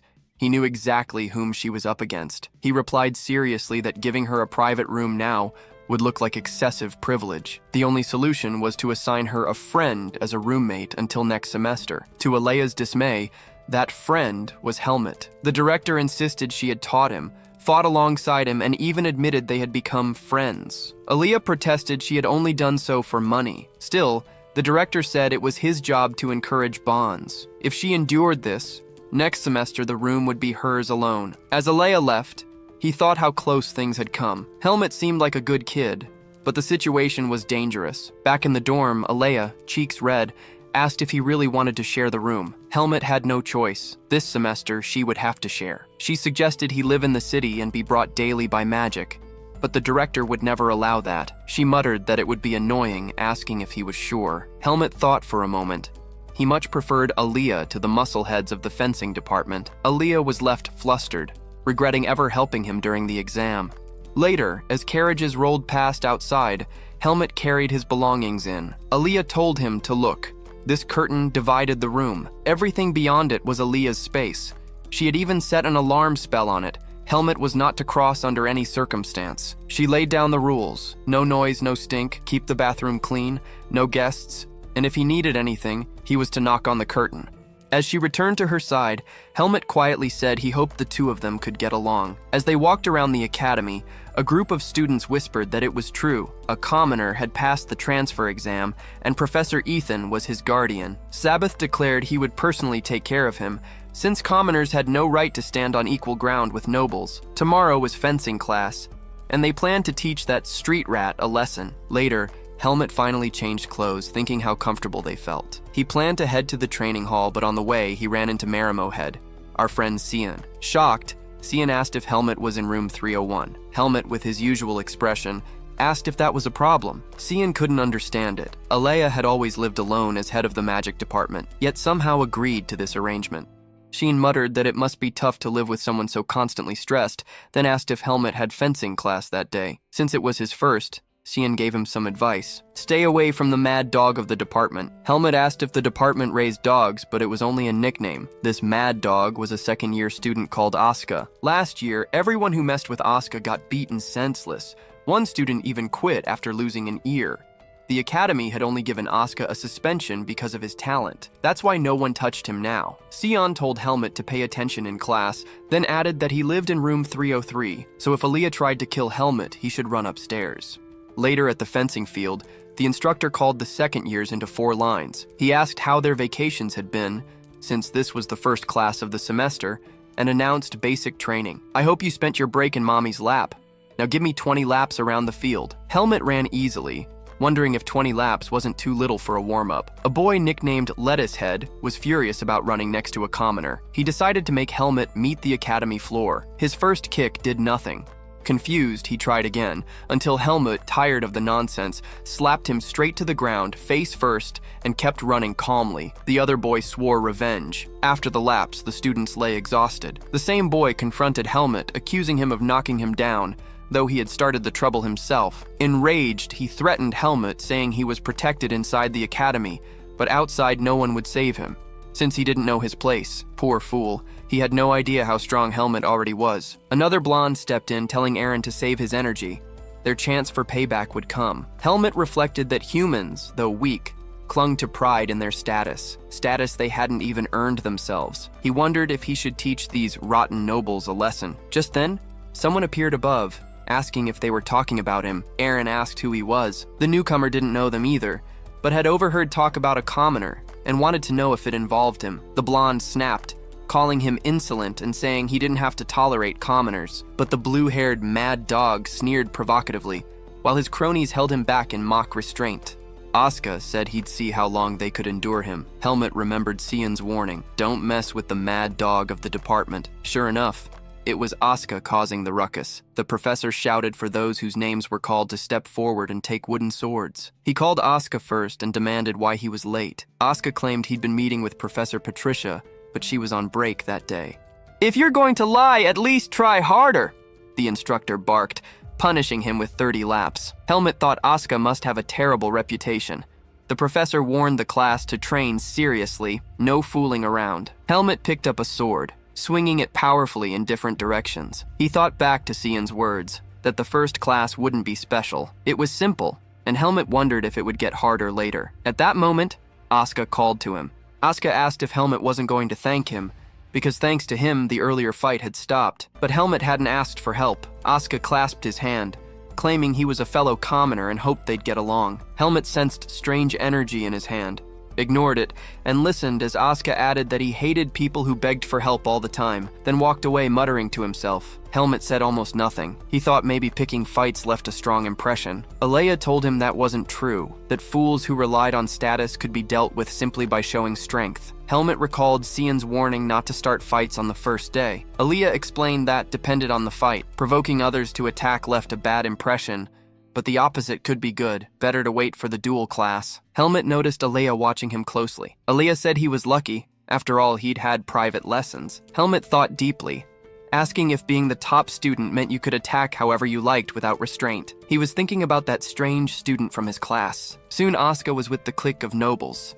The blonde mocked him, saying he'd made another commoner friend. But soon Asuka would be their obedient dog. Asuka smacked him in the neck, saying he was just getting too excited, then asked if he wanted obedience now. At Greta Academy, there's no discrimination when it comes to learning opportunities, Asuka said coldly. But over time, a belief had taken root that nobles should harass commoners. Though not official, it always happened in secret. Asuka earned his nickname Mad Dog for his menacing presence. He turned it on the nobles, mocking them for doing nothing but watching. One of them admitted Asuka lived up to the name, but since returning from suspension, he had to walk the line. Another misstep would mean suspension again, so the noble demanded he throw a punch, saying if he obeyed, his life would be ruined, but at least he'd become their dog. It was clear who the coward was. Asuka's friends jeered that even the mad dog was afraid of the kennel. Furious, Asuka was about to smash the boy's face when someone struck both of them twice on the head. "Are you here to become thugs?" It was Professor Patricia. Asuka tried to say the noble had started it, but she struck him again, scolding him for always relying on violence. Then she turned to Sabbath, the noble, and told him he was wrong too. He should choose his opponents by skill, not status. Since it was nearly time for the next class, she dismissed the students and called Asuka to come with her. After they left, she struck his back again, warning him he was heading for trouble. She had only protected him now because he was a senior. But if it happened again, she couldn't shield him. He mustn't throw away his chances for childish fights. She added that she'd heard the new commoner had made it through the first class without issue. Asuka should be kind to him. They were in the same situation. Realizing she meant Helmut, Asuka muttered that he had no intention of allying with anyone. Somehow that boy always managed just fine on his own. He asked whether Sabbath was going to do anything about it. Another noble grumbled that it was bad to let people like that keep popping up. A third tossed him a towel and told him to be nice, for now. The boys complained, but they didn't understand. He didn't mean be friends. The teacher said that one of the students hadn't arrived yet, and another student in the back said the one missing was Helmut, adding that he had told him the location of the class. She ordered someone to go find Helmut until he himself finally arrived. The teacher asked why he was late, but the truth was he didn't know the location had been changed. While the others said everyone had been informed, she asked if Helmut had received the notice or not. The nobles were already laughing at him, and the teacher herself realized he hadn't received it, but he spoke very properly. "I didn't receive it, I'm sorry." And since she didn't do anything about it, we would have to be the ones to put those nobles in their place with our own hands. Then the class began, because today was the start of the basic course to train their endurance, a crucial trait for swordsmen. Each one would receive an almond and had to balance it on the tip of their sword without dropping it. Whoever managed to do it for 30 minutes would be excused from class. She called Helmut to help her distribute the almonds. Asuka had thought he would be more rebellious, but he was just acting like a commoner scared of the nobles, and that's why they were different. But when Helmut went to hand one to the guy who usually gave the announcements, "My friend, brace yourself," because he went in with force. The boy didn't even have time to react before taking a blow to the stomach, while nobody understood what had just happened. Even the almond he threw got smashed against the boy's belly, who screamed in pain, and Helmut stood there apologizing because it had been too strong. Imagine if it hadn't been, right? That's when Asuka realized this guy was anything but normal. After that, the others kept training, and the boy who got hit took off his shirt because his belly had turned purple. And now that poor bastard wants revenge on Helmet, as if he hadn't deserved it, right? Then he asked if Sabbath wasn't going to do anything about it. Another student complained that it wasn't good for people like that to keep showing up, and someone else threw a towel at them, telling them to be kind to the two of them, for now. The boys complained, but they didn't understand. He didn't mean be friends. Soon they would learn a lesson, so they should behave until then. They asked what Sabbath was planning. Everyone was fuming as the next class was about to begin. Later, Marimo showed up, saying he'd heard the news. Helmet had earned disciplinary action in just 2 days. Helmet smiled and said that was right. Another student couldn't understand why he was so cheerful. Aaliyah scolded Cian for barging into someone else's room. Cian insisted he only wanted to see his friend Helmet, but Aaliyah had refused. After more bickering, the annoyed Aaliyah threw them both out, and they had to talk in the hall. Cian apologized. He didn't know Aaliyah was inside. Helmet was still oddly smiling, maybe for the first time in this story, since he usually wore a stern face. Cian asked what had happened. Helmet said he was simply proud. Even if he couldn't hurl the almond with all his strength, at least no one had been seriously hurt. He was happy to handle things the way humans did. Like Aaliyah said, he could only resolve things with his own strength. For now, he would train more and settle it. Marimo asked if he had plans for the weekend and invited him to the city. Helmet said he'd actually have to visit the professor's house to talk. Cian got excited and asked to come to the Kudrow estate too. Building connections was good. Helmet thought a moment and agreed. Cian ran off, saying they'd meet on the weekend, while Helmet wasn't sure what to make of it. That night, in a certain building, a hooded man arrived. Another said they had received a request. He complained it was a commission from some noble brats, but since they paid, they'd take it. He added that some people had tried to impersonate their faction. He checked the documents and asked Chromo if he recognized any names. No one did. They would shelve that request while he dealt with another.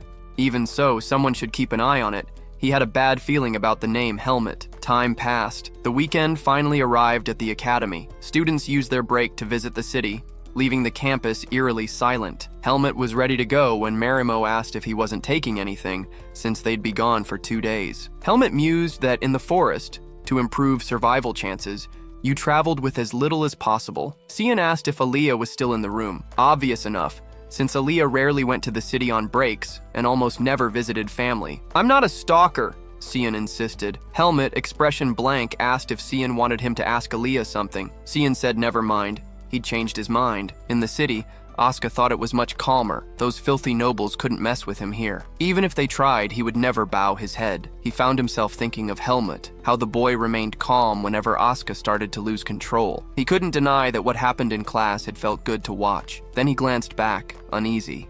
He wandered through the market, eating a skewer.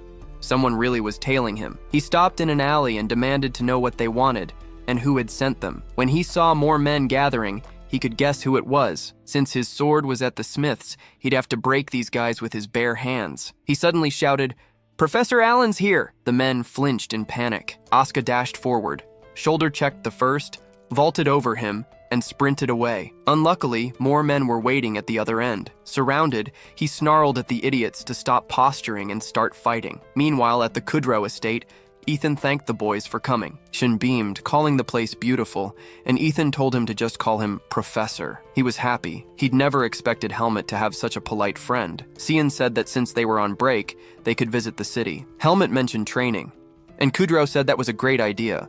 So Helmet would not be escaping a trip to town that evening with Cian. Cian joked, asking how Helmet could leave a house like this to sleep in a dorm. He even wiped away a fake tear, wondering if Aaliyah nagged him so much with spirit summoning that there was no time left to nag Helmet. At least Cian was getting better at summoning spirits. Just then, someone staggered up behind them. Asuka, battered and bloody. Shin jumped with a yelp as Asuka begged for help. 3 men with swords showed up at the end of the street. One glance at the emblem on their cloaks was enough. Helmet recognized the Blackhawks.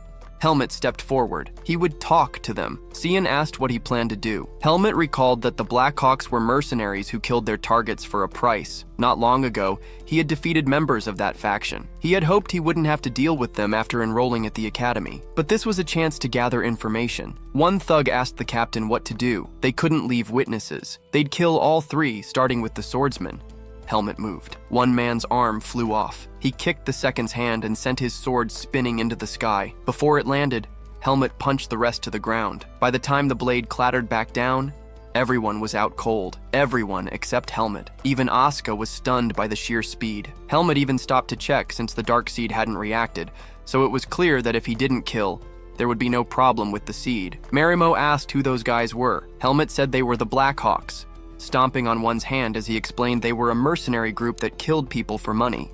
Asuka wanted to know who had sent them, though he already had an idea, but that would be hard since they'd been trained not to talk. He muttered they just had to find out how many bones needed to be broken before one of them would open his mouth. Marimo asked if he was crazy, planning to torture the guys. The other didn't understand what was going on in Helmet's head either, but Cian said the only thing they could do now was call the guards. Not even Asuka believed he had said that. Still, attacking an academy student was a serious crime, so Cian left, saying it wouldn't take long, and warned them not to do anything stupid. The moment he turned away, Helmet pressed down on the man's hand again, demanding to know what they knew about him. Since the man stayed silent, he decided to let it go. Later, back at the academy, a woman said they would speak with the headmaster tomorrow and asked if Asuka wanted to go to the infirmary. Since he refused, the three of them walked on. Thanks to first aid, he'd be healed in no time. Marimo suggested finding magical healing, but they didn't have money for that. Then he had a brilliant idea and dragged them to Alea's room. Alia, furious,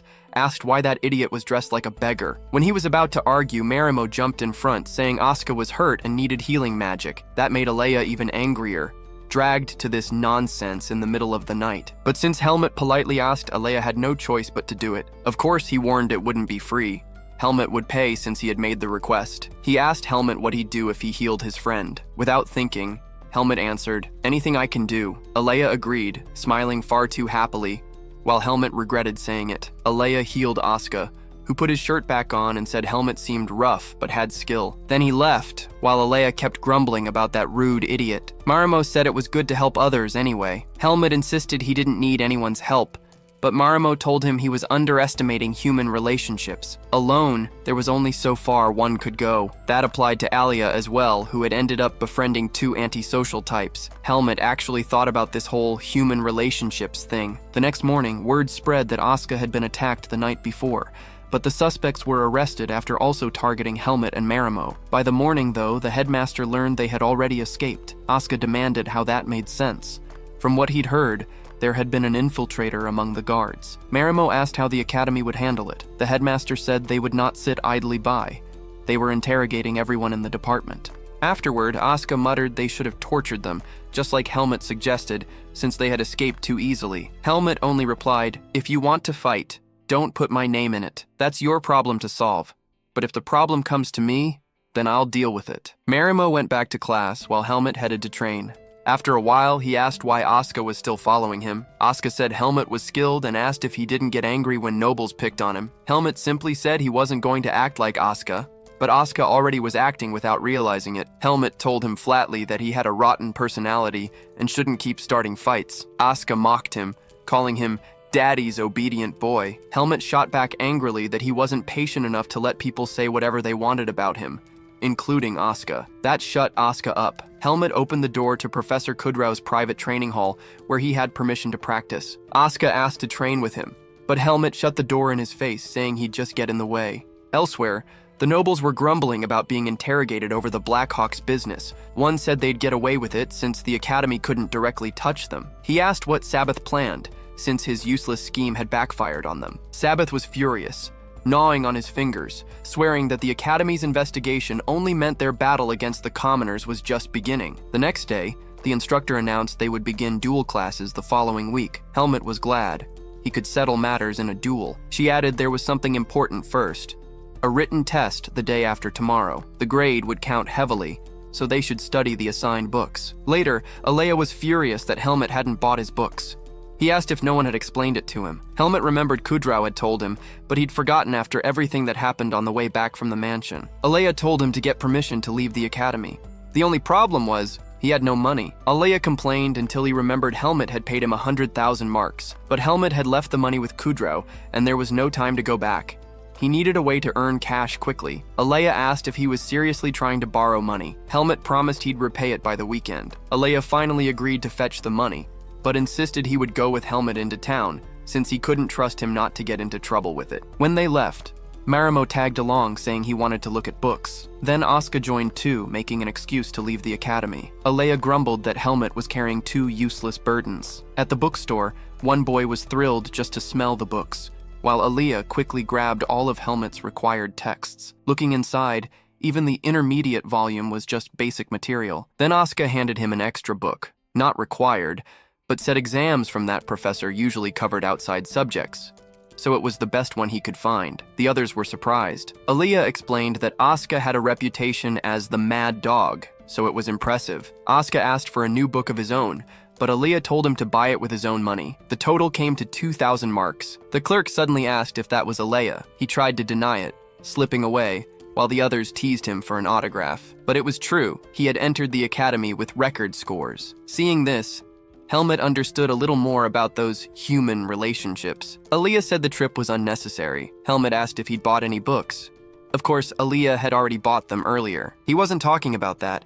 He was talking about knowledge. Helmet asked if books could really teach him anything. Alea explained that knowledge varied. Many books just laid down the rules, and if you thought you knew everything, one day you'd fall flat. He warned Helmet to take care of those books, because he wouldn't replace them if lost. But the next day, by bad luck, Helmet was furious.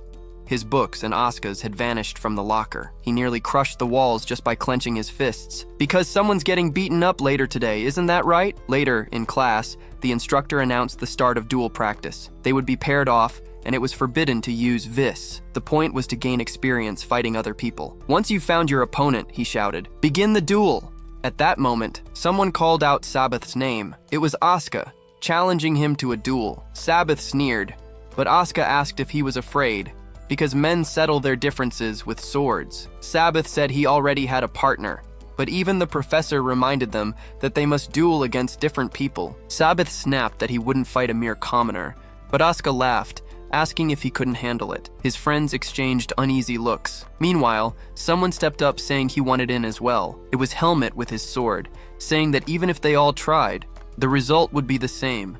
Moving in a pack was the habit of the weak. Sabbath was getting angry, but his friend put a hand on his shoulder, saying he'd wipe that smug look off Helmet's face after giving him a proper beating. Earlier, before class, they had sat down to discuss their plan. Sabbath said they should provoke the two and then accept the challenge. One of them said he didn't know Helmet's strength, but it would be impossible for him to beat Asuka. Sabbath said he would use vis. His friends asked how. Vis was forbidden. So he came up with a plan. He would claim he'd only used it to defend himself from violent attacks. At worst, he'd get a warning. But if they crippled Asuka, he'd be expelled from the department. In other words, a risk worth taking. Then another added a condition. He wanted to face Helmet's crow because he still wanted revenge for the day of the run. And that's how it was set.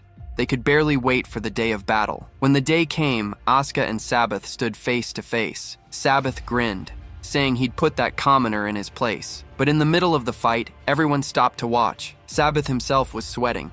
He didn't know what was happening. Asuka still hadn't thrown the first strike. One of Sabbath's cronies thought Sabbath had underestimated Asuka. When Asuka held a sword, he was like a hunting hound. He stood still, staring down his opponent, searching for a single opening. He himself had tried to warn them about this, but the other cronies hadn't listened. Sabbath snorted, and Asuka moved, blindingly fast, straight at him. Sabbath's mind raced. Right side, he'll attack from the right. He raised his sword to block, only for Asuka's blade to be coming right down the center of the noble's skull. Asuka dropped Sabbath flat on his back. No one wanted to look. Sabbath was crushed. Asuka said he'd never get tired of pounding nobles into the dirt. Sabbath tried to stand, but his shoulder wouldn't respond. Even with one arm out of commission, he got up, thinking to play his vis card. In the same second, Asuka slashed his back and sent him flying. After that, Sabbath could do nothing. He just took the blows while trying to say he surrendered.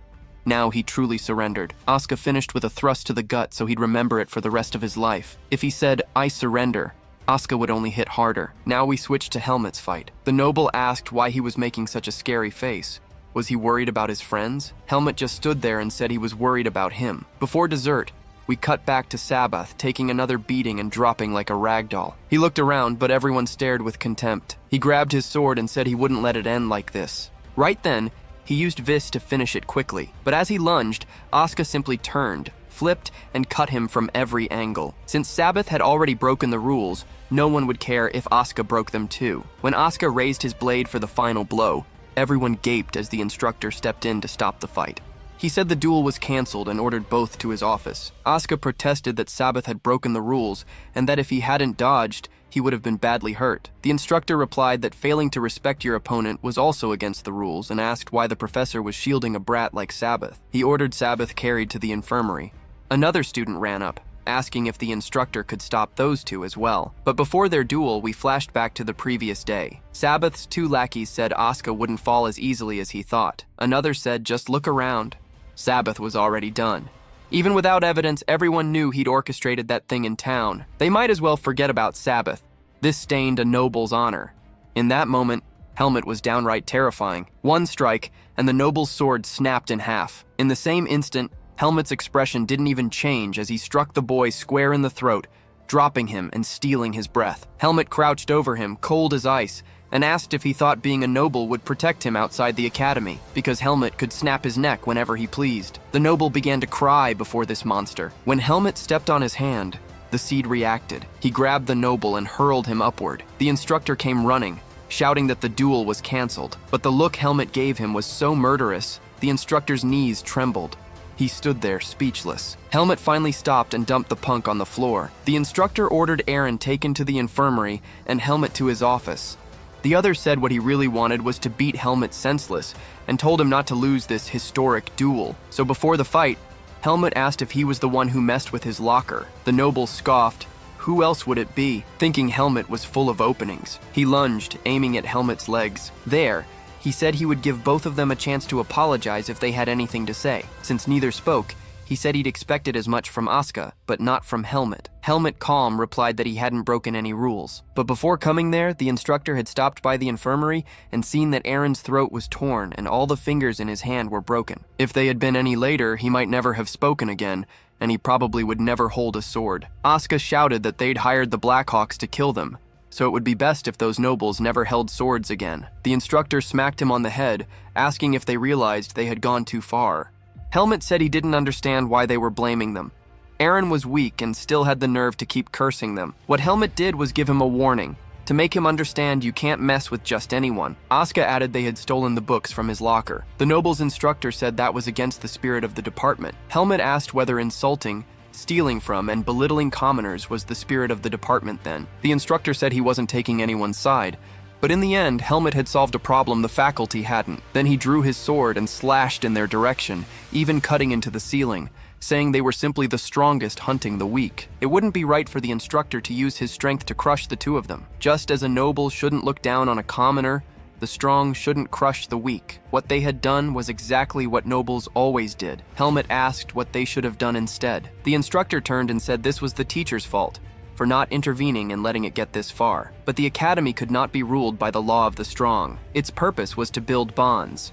Nobles and commoners, strong and weak, all equal. He said both were excellent students, but they were now forbidden to duel other students, only each other. That perked Asuka up. The instructor handed them a document, because the punishment wouldn't end there. They wouldn't leave until they wrote 50 apology letters. That night fell, and Asuka's hand was red and blistered. He couldn't bear to write another line. He stormed out, cursing the instructor, while Helmet thought he didn't regret it, but he had made a mistake. He had lost control of the seed for a second. Asuka turned and asked if Helmet's hand hurt too. Helmet only grumbled that he couldn't train because of it. Asuka asked if he ever rested, then said Helmet was pretty skilled for such a lazy bones. He asked to train with him. Helmet answered no, no, and no. Meanwhile, the instructor looked on from above. He had always known Helmet was talented, but the killing intent he'd shown then had felt more like demonic energy. He prayed the boy wouldn't lose himself to the shadows. Then he looked up at the slice Helmet had carved into the ceiling and sighed. They'd dock that from his pay. Later that night, in a warehouse, everyone knelt before their boss. He said they had lost a Baden spy trying to push them out of there. The spiky-haired man apologized, saying they had brought shame and failure. The one with the eye patch said a second-year student should never have fought like that. But the boss told them to stop. He hadn't called them there to scold them. In fact, they deserved a reward for coming back alive. He told Chromo to speak, because among the students they had faced, there was one with black hair and a crow-like face. They confirmed it was him, and Chromo said that boy was Helmet, a former mercenary who had killed 5 of their men with nothing but a tree branch. The boss said hiding in the academy was a clever move. They had thought it might become a problem, but they couldn't just let him run free like this. So he gave them a new mission: deliver a report to their superiors, and afterward they could take a vacation. But when the group left, excited, the boss quietly ordered another to get rid of them after the mission was completed, because he might be meeting with that certain person. That night, Helmet sneaked back into his room, only for Aaliyah to say he'd arrived late. Helmet apologized for the noise, but Aaliyah had already heard. Rumors around the academy said Helmet had beaten a student so badly that he would never fight again. Helmet grumbled that he hadn't been able to train because of it, while Aaliyah asked if he wasn't at least glad. Helmet apologized for losing the books. At that, Aaliyah pulled back the curtain angrily, asking if he hadn't understood what he'd said before. He hadn't told him that expecting his books to be stolen, so it wasn't his fault. Helmet only thanked him, while Aaliyah shut the curtain again, cheeks red. The next day, Helmet went to lift weights, but his training hall was being cleaned, so he had to use the shared one. Since the duel, things had changed. Students had started talking to him, not because they wanted to, but out of fear. Still, that was better than he'd expected. Soon after, someone came saying Professor Kudraw was looking for him. Helmet arrived, and Kudraw said he had heard about the incident during class. Helmet immediately apologized, admitting part of the blame was his, but Kudraw said that wasn't why he had called him. He told him those boys would soon be punished. In fact, the two students would be expelled from the academy. Not even nobles were forgiven once they were caught dealing with the Black Hawks. If Helmet understood where he had gone wrong in the last incident, then he needed to take up his sword and keep following his own path. To lighten the mood, Kudraw joked about being troublesome in his youth. Then he told Helmet to come to the mansion with his friends on the weekend. He had even bought new books. Helmet asked why there were 2 stacks, and Kudraw said one was for Asuka. Helmet asked why he should deliver them, while the professor thought, "Make friends, my boy." Later, the green-haired one said he had come at just the right time. Helmet took the chance to give Asuka his books, explaining that Kudraw had bought new ones. Then Marimo asked if Helmet had free time on the weekend. So one evening, Marimo was all excited, saying this was the best bar of all because they had to celebrate justice prevailing. After all, Asuka was paying for everything. The chatterbox kept running his mouth, while Helmet remembered Aleya saying he wouldn't go out with those idiots. Helmet took a sip, thinking it was terrible. They kept saying he had become a star in the department. Asuka laughed. Who's going to mess with someone who crippled a noble for life? Marimo asked why he was making such a crow face. Helmet said it made sense to be hated, but he didn't understand why the two wanted to go out with him. Marimo, drunk, said that wasn't hard to answer. From the moment they met, he was sure fun things would happen around Helmet. Asuka asked why he was so mean to him, trying to get Marimo to agree. But Marimo had already collapsed onto the table, red-faced after only one drink. Asuka laughed at him, while Helmet thought he still didn't really understand these things. After all the drinking, they tried to head back, Marimo barely able to walk. Across the way, Helmet saw a crowd, and thought he spotted Aleya among them. Earlier that day, Aleya had been searching the library for books. Not finding what he wanted, he thought about going to Baden. He remembered how Helmut had invited him to go out, but he had refused. Maybe it wouldn't have been such a bad idea to accept. Later, it happened again. Women crowded around him, offering anything he wanted. Just then, he spotted the crow waving to him and rushed over, saying he had arranged to go out with him today, while Helmet had no idea what he was talking about. Asuka complained, while the women asked how Aleya could go out with those swordplay brutes. Things began to sour. One girl noticed Asuka's hair and asked if it was really him. Asuka, irritated, dared them to finish the sentence so he could show them what was good for their health. At least that worked.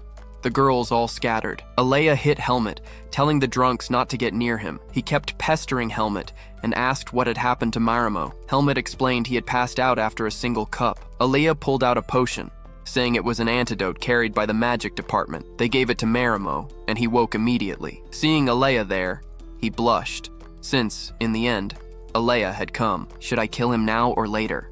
Helmet thought. At that moment, he asked Aleya if he wanted to visit Kudrow's mansion tomorrow. Aleya asked first, "Those two aren't coming, right?" Helmet said it would be just the two of them, and so Aleya agreed, asking what time. The next day, Helmet thought he understood, but maybe he didn't, because Aleya woke up furious, saying it was a team battle, and the goal was to defeat those two blockheads. He declared, "I don't accept defeat, understand?" While Helmet was more lost than ever. And that's where the next chapter begins. In the bedroom, Aleya asked if Helmet was preparing for the exams. Helmet said he was kind of preparing, since he didn't need to worry much, except for a few subjects where he was struggling, like continental history and magic. That had happened because he transferred late and couldn't take proper classes. Helmet said that to pass, all he needed was to show his skills, but that was a trap. because even if his practical abilities scored 150 points, the system capped grades at 100. So even if he ranked among the best, he still needed good marks in general subjects to break ties. Helmet said he'd worry about that later. Alea warned that if he left it like that dog Asuka would surpass him. Helmet realized that right away. Alea looked serious and said that if Helmet wanted to pay a fair price, he could help. And so the two of them ended up in the library. Helmet asked what they were going to do. Alea said it was just a special gift for the exams. When they entered, Marimo and Asuka were already there. Alea asked what the two were doing together. Marimo stammered something about classrooms, but he really wanted to know why those two were together. Angry, Asuka insisted he was studying. Marimo said it was a shame, but asked the two to go to another room because they wanted to study. Helmet whispered that something was fishy here. Alea smiled, saying, "It's really a shame, so let's not disturb anyone studying." Marimo said, "Thank you very much." But Alea added he had a better idea. A simple one. Helmet and Asuka would stay there, and they would go to the next room. The two looked awkward, while Alea asked if they were hiding something.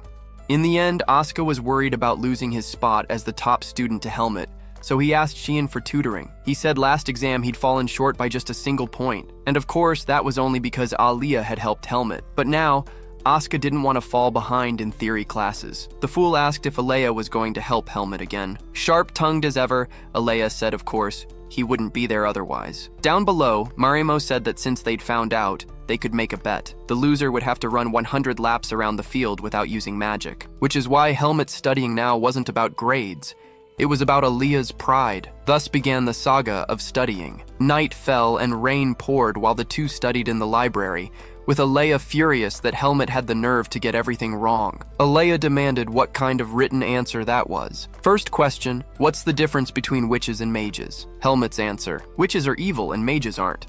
I know because I've met one. Helmet said he just wrote what he thought, but Alea barked that it had to be based on standard theory. The goofs showed up to gawk too. They were shocked, asking if Helmet had never handled questions like that. His transfer exam had been all multiple choice. Alea slammed the table, furious. He wasn't about to let his pupil be beaten by two fools. From then on, relentless training began, full of arguments and food. Late at night, after the others had left, Helmet asked why Alea was so obsessed with staying on top. Helmet thought that one day Alea would become an archmage and be able to see the seed inside him. At some point, he would have to keep his distance. Alea stepped closer and asked if Helmet understood. He flipped his hair toward Helmet, who wasn't paying attention to what he was saying. When they both realized it, they were practically pressed together. Alea turned away, saying he wouldn't explain twice, face flushed bright red as he left. Meanwhile, Helmet decided he'd been using his head too much. The next day, Helmet was training in the hall when a classmate asked if he'd made a bet with Asuka. Since they were the two best in the department, rumors spread fast.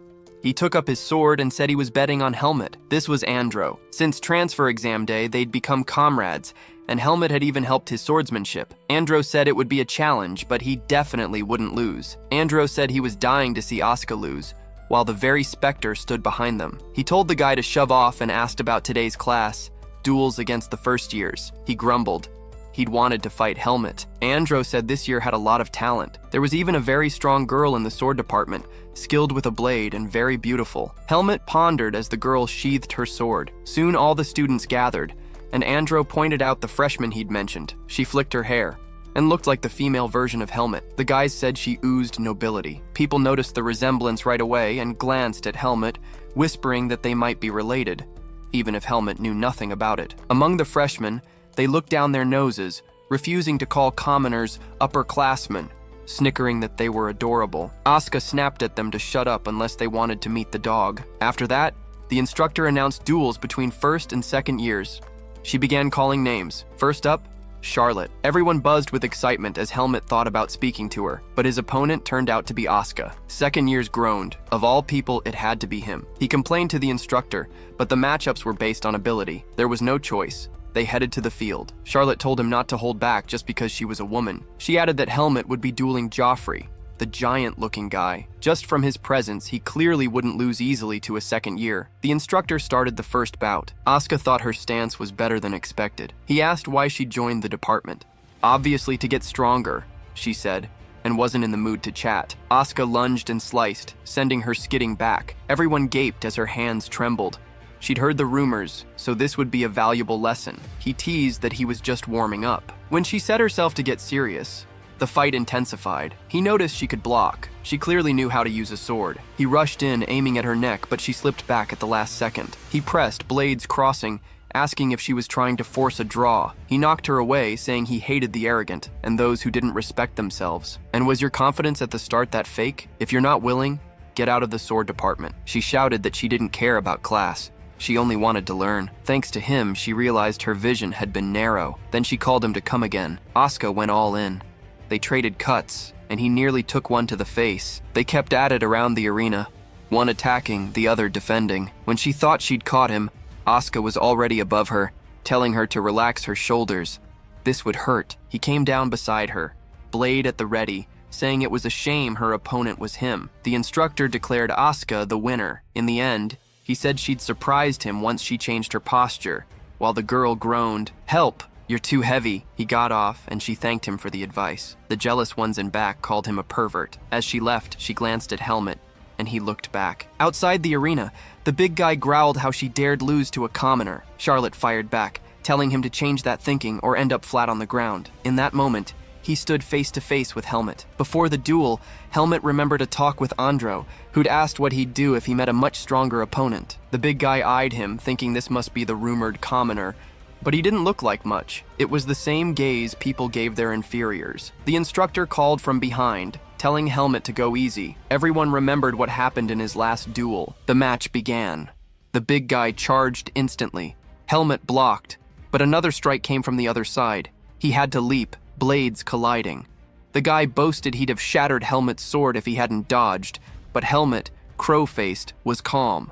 He'd fought far stronger opponents. The battle continued. He slipped past everything, because no matter how strong your attack is, it means nothing if it doesn't land. Spectators muttered the fight was boring. The big guy called Helmet a mere commoner and said there was a gap he'd never overcome. Helmet thought it was the dumbest provocation he'd ever heard. Then the guy sneered that Helmet's teacher must have been awful. That was the last straw.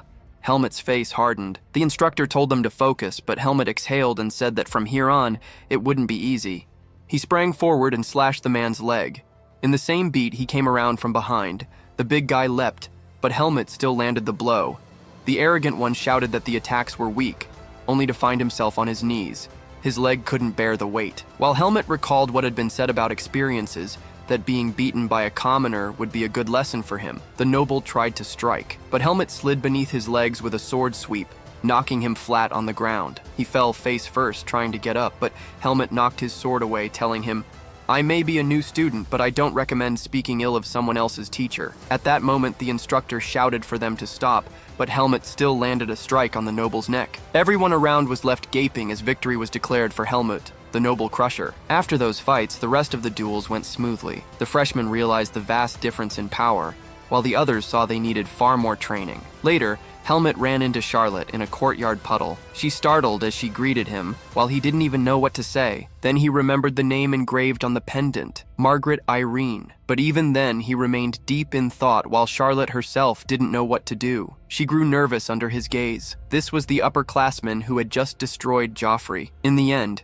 he told her that he had seen her abilities, and that she certainly had a bright future ahead. He asked if she knew his name, but there wasn't a soul in the department who didn't know their rising legend. She said she wanted to fight him someday, and since he agreed, she thanked him, saying she would look forward to it. At that moment, Asuka appeared, asking if they knew each other. They explained it was just a chance encounter, and Charlotte left, saying it had been a pleasure. Asuka then asked if he was hitting on the freshman, but Helmet just replied that he wasn't a womanizer like him. Later that night, Helmet wondered if he was disturbing Aaliyah. Aaliyah, perched on the window ledge, said no, but after all those years spent with Darian, he couldn't shake a sense of danger. Aaliyah closed his book and said he wanted to ask something. He had heard that a first-year girl had invited Helmet on a date, and he wanted to know if it was true. Seeing Helmet's reaction confirmed it, though Helmet insisted it wasn't, explaining that she only wanted to spar with him in the next class. He added that he would never lie to Aaliyah.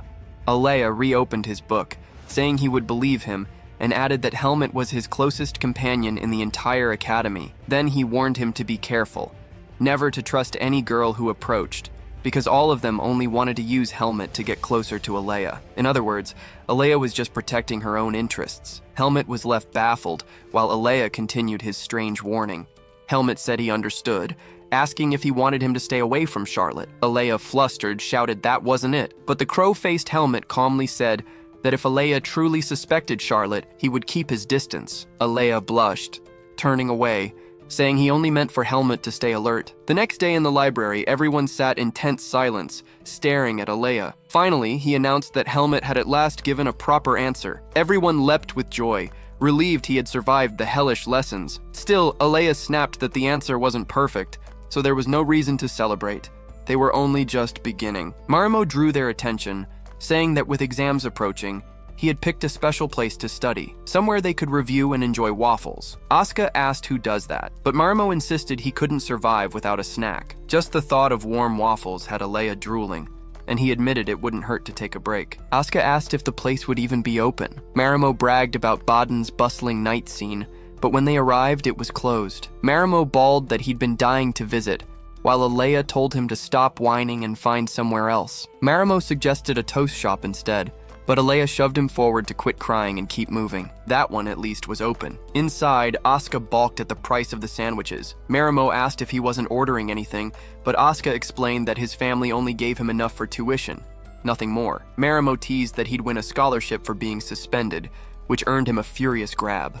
Alia lectured that a mage should always be aware of everything, so as not to ruin things. Marimo complained that Alia was far too sensitive to spiritual magic. By then, Helmut had already chosen his meal. When the food arrived, his sandwich was enormous, shocking everyone. Even Asuka laughed, asking if he planned to take it home. Actually, it was a specialty challenge sandwich reserved for sword department students. Just then, Charlotte and Joffrey appeared, saying it was quite the coincidence. At least now, the strong guy showed Helmut some respect. Charlotte explained they came because of the sword department's sandwich challenge. Joffrey had challenged her. Asuka asked if he wasn't ashamed of challenging a girl, while Charlotte demanded if he was underestimating her. Marimo tried to steal a bite of Helmut's sandwich, but Helmut slapped his hand away, declaring he would also join the challenge. Charlotte smiled, saying it must be fate to meet again here. Alia stood, asking if he had seen her somewhere before, while his friends didn't understand a thing. The next day at the academy, Helmut dueled Charlotte under the professor's watchful eyes. They clashed blades, Helmut driving her back. He struck ferociously, aiming for her neck, but she narrowly ducked. She tried a low counter, but Helmut kicked her sword away. With her hand aching, she surrendered. The instructor thanked them for the duel demonstration, and Helmut left, recalling the previous day's events. Alia asked if Charlotte had known him before, but she replied that she only recognized him by sight, since he was the famed senior of the magic department. She even glanced at Helmut with flushed cheeks, unsure of what had just happened. Marimo complained that he realized something. As long as Alea was around, none of them would ever get girlfriends. Helmut thought back to Alea's warning. Judging by her reaction, maybe he had been right. So he decided it was best to pull back a little and focus on getting stronger, strong enough that no one could cause problems for him. Later, Asuka sprawled in a chair, muttering that he only had to make it through half a semester without suspension. Helmut startled him, asking if he really thought he could manage. Asuka said he was just thinking out loud, then asked how the duel went. If it had taken long, it must have been tough. Helmut admitted it ended far too quickly. He only stretched it out because the professors told him not to finish so fast. Still, Asuka muttered that if Helmut didn't want to disappoint Alea, he'd better prepare for the written exam. Right then, Alea appeared, agreeing and asking if tomorrow's test was the theory of magic, since they should review together. Asuka asked where Marimo was, probably buried in his books, with exams so close. They started arguing again, while Alea ordered Helmut not to waste time and get back to studying. Helmut even asked why Alea looked so worried. He thought it wouldn't be so bad to run 100 laps, but Alea said he hated losing bets, so Helmut had better study hard. Alea also scolded Asuka for being a distraction, shooing him out, and so Helmut's studying continued. Then the professor announced the exam. 2 hours, beginning now. Helmut looked at the first question. By accident, you have received the power of darkness. If undoing it would kill you, what would you do in this situation? After the test ended, the halls buzzed as students left. In the library, Alea asked how it went. Helmut said it wasn't too bad. Most of the questions matched what Alea had said. The only special one was about the power of darkness. Alea asked what Helmut had answered. Helmut, with a dark expression, said he would accept the power and live, trying to find a way to control it. Alea replied that it wasn't a bad answer. At least the professor wouldn't think so. Then he asked what Alea himself would have written. Alea said he would have gone to the temple in search of answers, but in the end, His response would have been similar to Helmut's, even if it meant becoming an enemy of the temple in the process. Because the Lumen Temple is always blocking the forces of darkness, if he revealed his powers, he would be hunted. So he told Helmut not to mention this to other people, because it could be dangerous. And he thought to himself, this is the same situation he lives in. Later, it was grade announcement day. At the academy, grades are posted on the bulletin board in the central plaza, making students compete for the top scores. Helmut was there in the crowd, looking at the board. In the magic department, there was no surprise. Alea in first, Marimo in second. Then he looked to the side and saw him, defeated, saying it was impossible. He asked what on earth Alea had done this time, because even though spiritual theory was a new subject, he got a perfect score. But for Alea, 3 months is more than enough to master a subject. While he stood there crushed, the girls flocked around Alea. Next, they went to see the winner of the sword department. In fact, Helmut had beaten Asuka by a single point. Marimo shouted that it was impossible, while Alea smiled and said that in the end, Helmut had pulled it off. Asuka was mad about losing by 1 point, though losing first place to Helmut was at least somewhat acceptable. Still, he told Helmut not to relax. He'd see him next semester. At that moment, Marimo popped up behind him, calling him a traitor, because now he had to fulfill the bet they'd made. He even pleaded, "Have mercy, if he ran 100 laps, he'd die." But Helmut said 100 laps wouldn't kill anyone. Alea smiled, saying he didn't find that unfair at all. Time to burn off that midnight snack belly. And so he collapsed on the ground, and later he was running circles around the field. The next day, the sword students were training when one of them said they'd have a forest camping class next week. Everyone was surprised, asking if he'd ever camped before. The redhead started spooking another student, saying it's important to bring a shovel, sleeping bags, and to be careful. There are lots of poisonous mosquitoes. Asuka griped that there was nothing interesting about it. He'd slept out on the road plenty of times. But Helmut calmly said they could burn incense and dung to keep mosquitoes away. Then Asuka invited Helmut to go shopping with him over the weekend. When they got to the city, doubt set in. He no longer knew what else they needed to buy, and Marimo had followed them again. Helmut asked if he had recovered from the lapse, and Marimo, suspicious, said, "Recovery magic works miracles." But that day, Helmut realized he'd used some spell to make a shadow spirit help with the punishment. Asuka clapped his hands and said first they'd get something to repel insects. Up front, they checked incense candles. Helmut thought it might be better to just accept the bugs. Then they went to pick up a lamp with low light so as not to attract predators. Asuka was impressed. Helmut thought of everything. He asked if it might fall in the middle of the night and start a fire, while Marimo said they could bring a fire scroll. Asuka asked if someone couldn't die because of that. In the end, he still tried to convince them to buy it. Helmut himself thought this felt more like prepping for a picnic. Helmut stepped away to look around. He left thinking he wasn't thrilled about the idea of camping, and the Black Falcons probably wouldn't attack at an academy site full of instructors. Ahead, he saw someone spinning something on a stick and shouted that this was Baden's most talked about dessert. People gathered to buy it, while Helmut thought it looked like a cloud. The person who bought one turned and asked if it wasn't amazing, and spoke to Helmut because they were in the same magic theory class. He wondered who this weirdo was, and she introduced herself as Teresa, a third-year student in the magic department. He remembered Alea's warning not to trust women, so he immediately said he was already with someone. Teresa insisted, but he turned away and said if she was so interested in Alea, she should go talk to him. She said to relax. She was interested in him. Just then, Alea appeared and asked what Helmut was doing there. Teresa said it was a coincidence to meet him. Alea flicked his hair and the girl flushed at a loss for words, so Alea hauled Helmut away. Then he said, "I warned you," telling him not to listen to girls' chatter and to be firmer in his decisions. Farther on, Alea asked where Asuka and Marimo were. Time to regroup. Helmut walked on, wondering if Alea liked or hated being pestered. Ahead, they found the two clowns, and Alea was disappointed with all of it. After that, Asuka said he was prepared, so camping wouldn't be a problem, while Marimo asked if they hadn't spent too much money. At that moment, Helmut suddenly turned. He sensed a presence approaching. He kept walking as a masked shadow appeared in the dark, because his peaceful life at the academy was nearing its end. Now a dark room appeared, a candle melting down. Several hooded figures knelt. One thanked them for their hard work and introduced himself as the branch commander, Anton. He tried to speak, sweating, while the open doorway showed only smoke. Everyone around felt something coursing through their bodies, and a man walked past them all. Up front, he told them to keep talking and not stop to gawk. "Yes," came the answer. He thought this man was one of the faction's finest.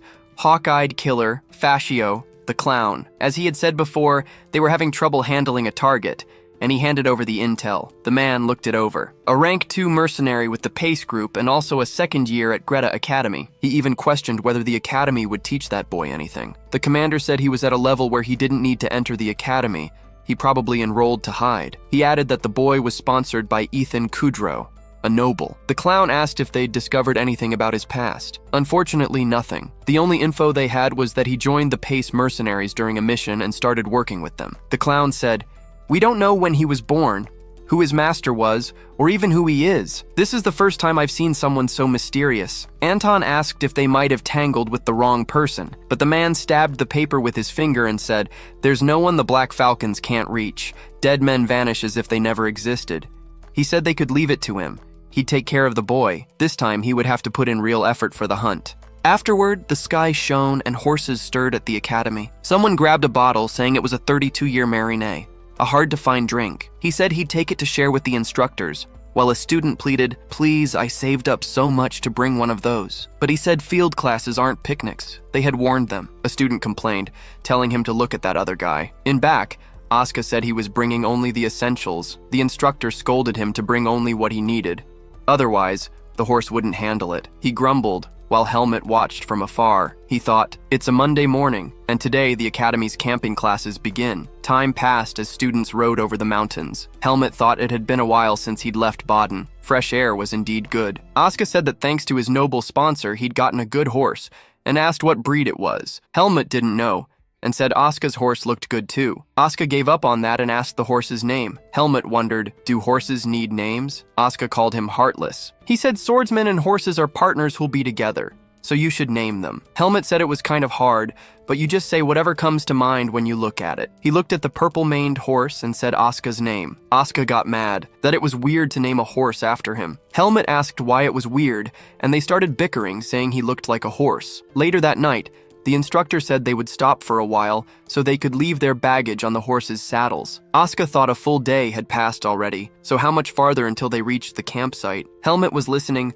because from what he'd heard, on the first day there would be a barbecue, on the second a hunting competition, and finally, on the third day, a group activity. But he thought it was better to stay alert in the middle of the forest at night. At that moment, Asuka asked Helmet where his horse was, and he looked startled because the horse had disappeared from his side. Looking closely, the rope had been cut by something sharp. He thought it was impossible. When could that have happened? But the important thing was how he hadn't noticed that someone cut the rope and led the horse away. Then Asuka pointed, telling him to look. The horse was behind the trees. Seeing this, Helmet asked to borrow his sword for a moment. He walked forward with the sword ready for any danger, but when he got close to the horse, nothing happened. There was no one in the area. At that moment, he felt something strange. When he looked down, he almost stepped into a hunting trap. Helmet didn't understand how that had appeared without him noticing. This couldn't just be coincidence. Something was happening because he felt the pressure of being hunted, but he smiled, saying that this hunter had chosen the wrong target, and he was going to have some fun.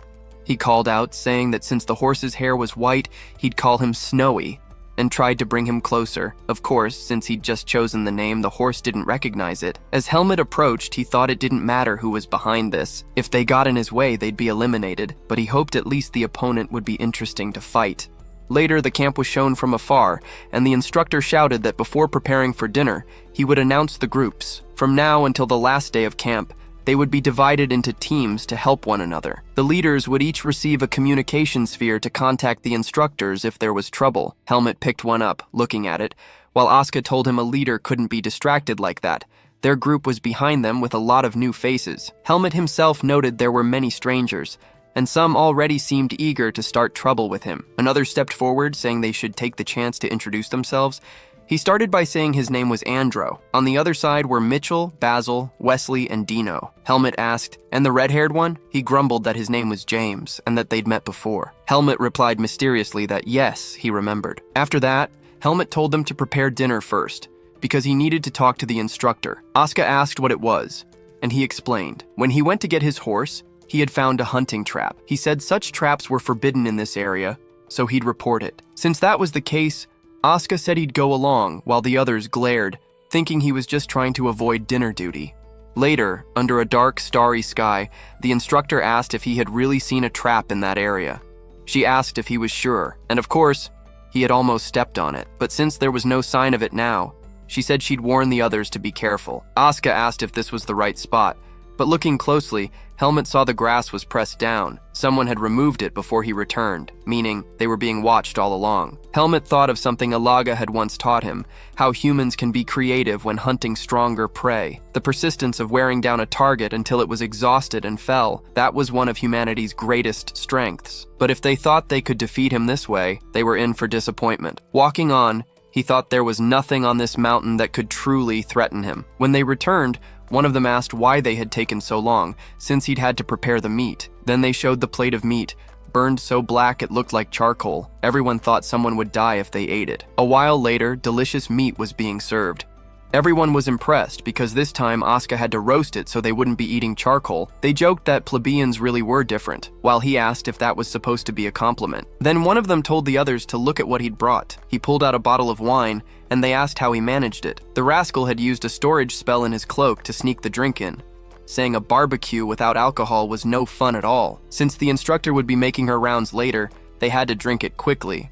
The fire crackled in the air as the party went on. Later, the instructor showed up, furious, holding several bottles in her hands and asking if they'd smuggled some too. In the end, she asked Helmut if they were telling the truth. And when he said yes, she left, telling him he was responsible for his team now, so he'd better be careful. She ordered them to eat, while everyone eyed each other suspiciously. When she left, they grabbed the bottle again and kept celebrating. Afterward, one of them thought the taste was too strong. Andro asked Helmut if he didn't like it, but that wasn't exactly it. Asuka even asked if it was about the trap, but they tried to reassure him, saying there was no danger he couldn't defeat. One even said Helmut was far better at fighting than they'd imagined. In the middle of the conversation, someone asked where he had learned swordsmanship. He said it was in the forest where he grew up. They remarked he must have had an incredible teacher to be so skilled, but Helmut replied that his teacher was no longer in this world. Everyone grew quiet and said they were sorry. Then they shouted to drop the heavy topic and just drink as much as they wanted. Helmut remembered, thinking Cian was right. Humans always draw closer when drinking. In the night, all was quiet. His companions were asleep all around. Helmut got up, saying he needed to vomit, and started walking into the forest. He looked around, knowing how to neutralize alcohol by sweating it out, but it was likely his hunter was watching now. He walked through the woods, moving cautiously. Ahead, he came across a house and thought it must belong to one of the camp overseers. Approaching it, he knocked twice until an old man opened the door, asking who he was. Seeing the academy uniform, he said he had found a trap in the forest and told the man to reinforce the patrols. The old man said anyone setting traps there faced heavy fines, but Helmut insisted he trusted his eyes. He was sure he'd seen one. If that was true, the old man said, it was serious. He closed the door, saying that starting tomorrow he would strengthen the patrols, since it was easy to hide a bear trap well. At that moment, Helmut stopped the door with his foot and gave him a sinister look. He had never said what kind of trap he'd seen. The old man gave a sly smile and apologized, saying most traps found around were for bears. Helmut noted the smile was too forced and said maybe he'd just been overthinking. He told the old man to be careful with traps. But before leaving, he added one more thing. Students from the department always came here, so he wanted to know where they were sent. The old man said the competition always took place in the northern mountains, same every year. Helmut thanked him and walked off, thinking he couldn't sense any vis from the man. Even so, his instincts pointed that way. He considered snapping the old man's neck, but decided not to act rashly. He walked on, thinking that when the mysterious enemy appeared, all he needed to do was counterattack. When he returned to camp, the instructor was hitting the boys, and she glared furiously at Helmut. After that, the night ended. The next day, everyone stood in line. Helmut was in the middle, holding his bow. The instructor began explaining the rules of the hunting competition, saying the most important thing was to keep themselves and their teammates safe. So, if one member of a pair was injured, the other had to contact them immediately. After the explanation, they were given a bow, arrows, a map, and provisions. Even though they would move in pairs, the ranking would be based on individual hunting results. One student asked if catching more animals meant winning. The instructor told the smart guys who wanted to kill a dozen rabbits that the ranking depended on the type of animal hunted. A fox was worth more than a rabbit, and a bear was worth more than a fox. With no further questions, the hunt began. Asuka said that at least they'd walk away with a win, since his partner would be Helmut. The other students asked if Asuka had no shame, since the two of them were the best in the department, but the instructor said they were free to choose their pairs, and Asuka walked off laughing at the other boys. Later, under the strong sun, Asuka said that if they joined forces, they'd be unstoppable in the department. In other words, they could take both the first and second place prizes. But Helmet wasn't paying attention. He was wondering if the hunter would show up. Behind him, Asuka asked if Helmet knew any good spots to hunt. At that moment, Helmet had an idea. If he let Asuka hunt first, he could make him return to camp alone, leaving Helmet free to do his work, so Helmet told him to follow. Up high, a large waterfall crashed onto the rocks. Helmet and Asuka appeared in the bushes. Helmet said animals tended to gather near rivers. Asuka asked if they'd have to stay all day, but if they kept moving, the animals would flee constantly. So Helmet concluded that hunting required patience until an opportunity appeared. He added that at night, he'd seen claw marks on the trees, indicating a large animal. Just then, they spotted a bear ahead, catching a fish. Asuka suggested they count to 3 and loose their shots together. They knocked their arrows. Helmet thought that if he killed animals, his seed might react, so he eased off his strength. They fired and hit the bear. As the animal ran, Asuka sprinted alongside, loosing more arrows. Ahead, he infused an arrow with vis and dropped the bear to the ground in a single hit, celebrating the hunt. Meanwhile, a heavy crashing came from the forest. Helmet frowned and immediately started running, saying that wasn't an animal. He went ahead to see what was happening, springing from side to side until he reached the top. From there, he saw one student injured and the other shaking with fear, unable to use the help crystal. Helmet dropped down, startling him. The student asked how he'd gotten there, but Helmet could see his partner had fallen into one of the traps he'd seen in the forest. The other begged for help, but Helmet said that if they pulled him out, he'd bleed a lot. Helmet went deeper into the forest and gathered some herbs from the ground. He bit one. From the taste, it seemed the right plant. He picked up a few stones and hurried back. He washed the stones and began grinding them together with the plant between. The boy watched, baffled, while Helmet asked if they were friends. He said yes. Helmet tore a strip from his shirt, making the boy gasp, then removed the trap, took an arrow from his quiver, and told him to hold Basil. He infused vis and struck the trap with the arrow, managing to break it, while Basil trembled in pain. Helmet took the mashed plant from the stone and spread it over the wound where the trap had caught, explaining that this herb helped staunch bleeding. Then he told the boy to alert the instructors immediately. Helmet thought the one behind this was still just toying with them because the trap hadn't been properly set. In other words, the trap hadn't been meant for him. Then he turned, remembering he'd left Asuka alone, but Asuka appeared right behind, complaining that Helmet had forgotten the rule about always moving in pairs. Helmet exhaled in relief as Asuka asked what had happened. The other student finally managed to contact an instructor. He said Helmet was incredible. He hadn't known what to do in a situation like that. He bowed, thanking him for saving his friend. Helmet told him to keep an eye on the wound.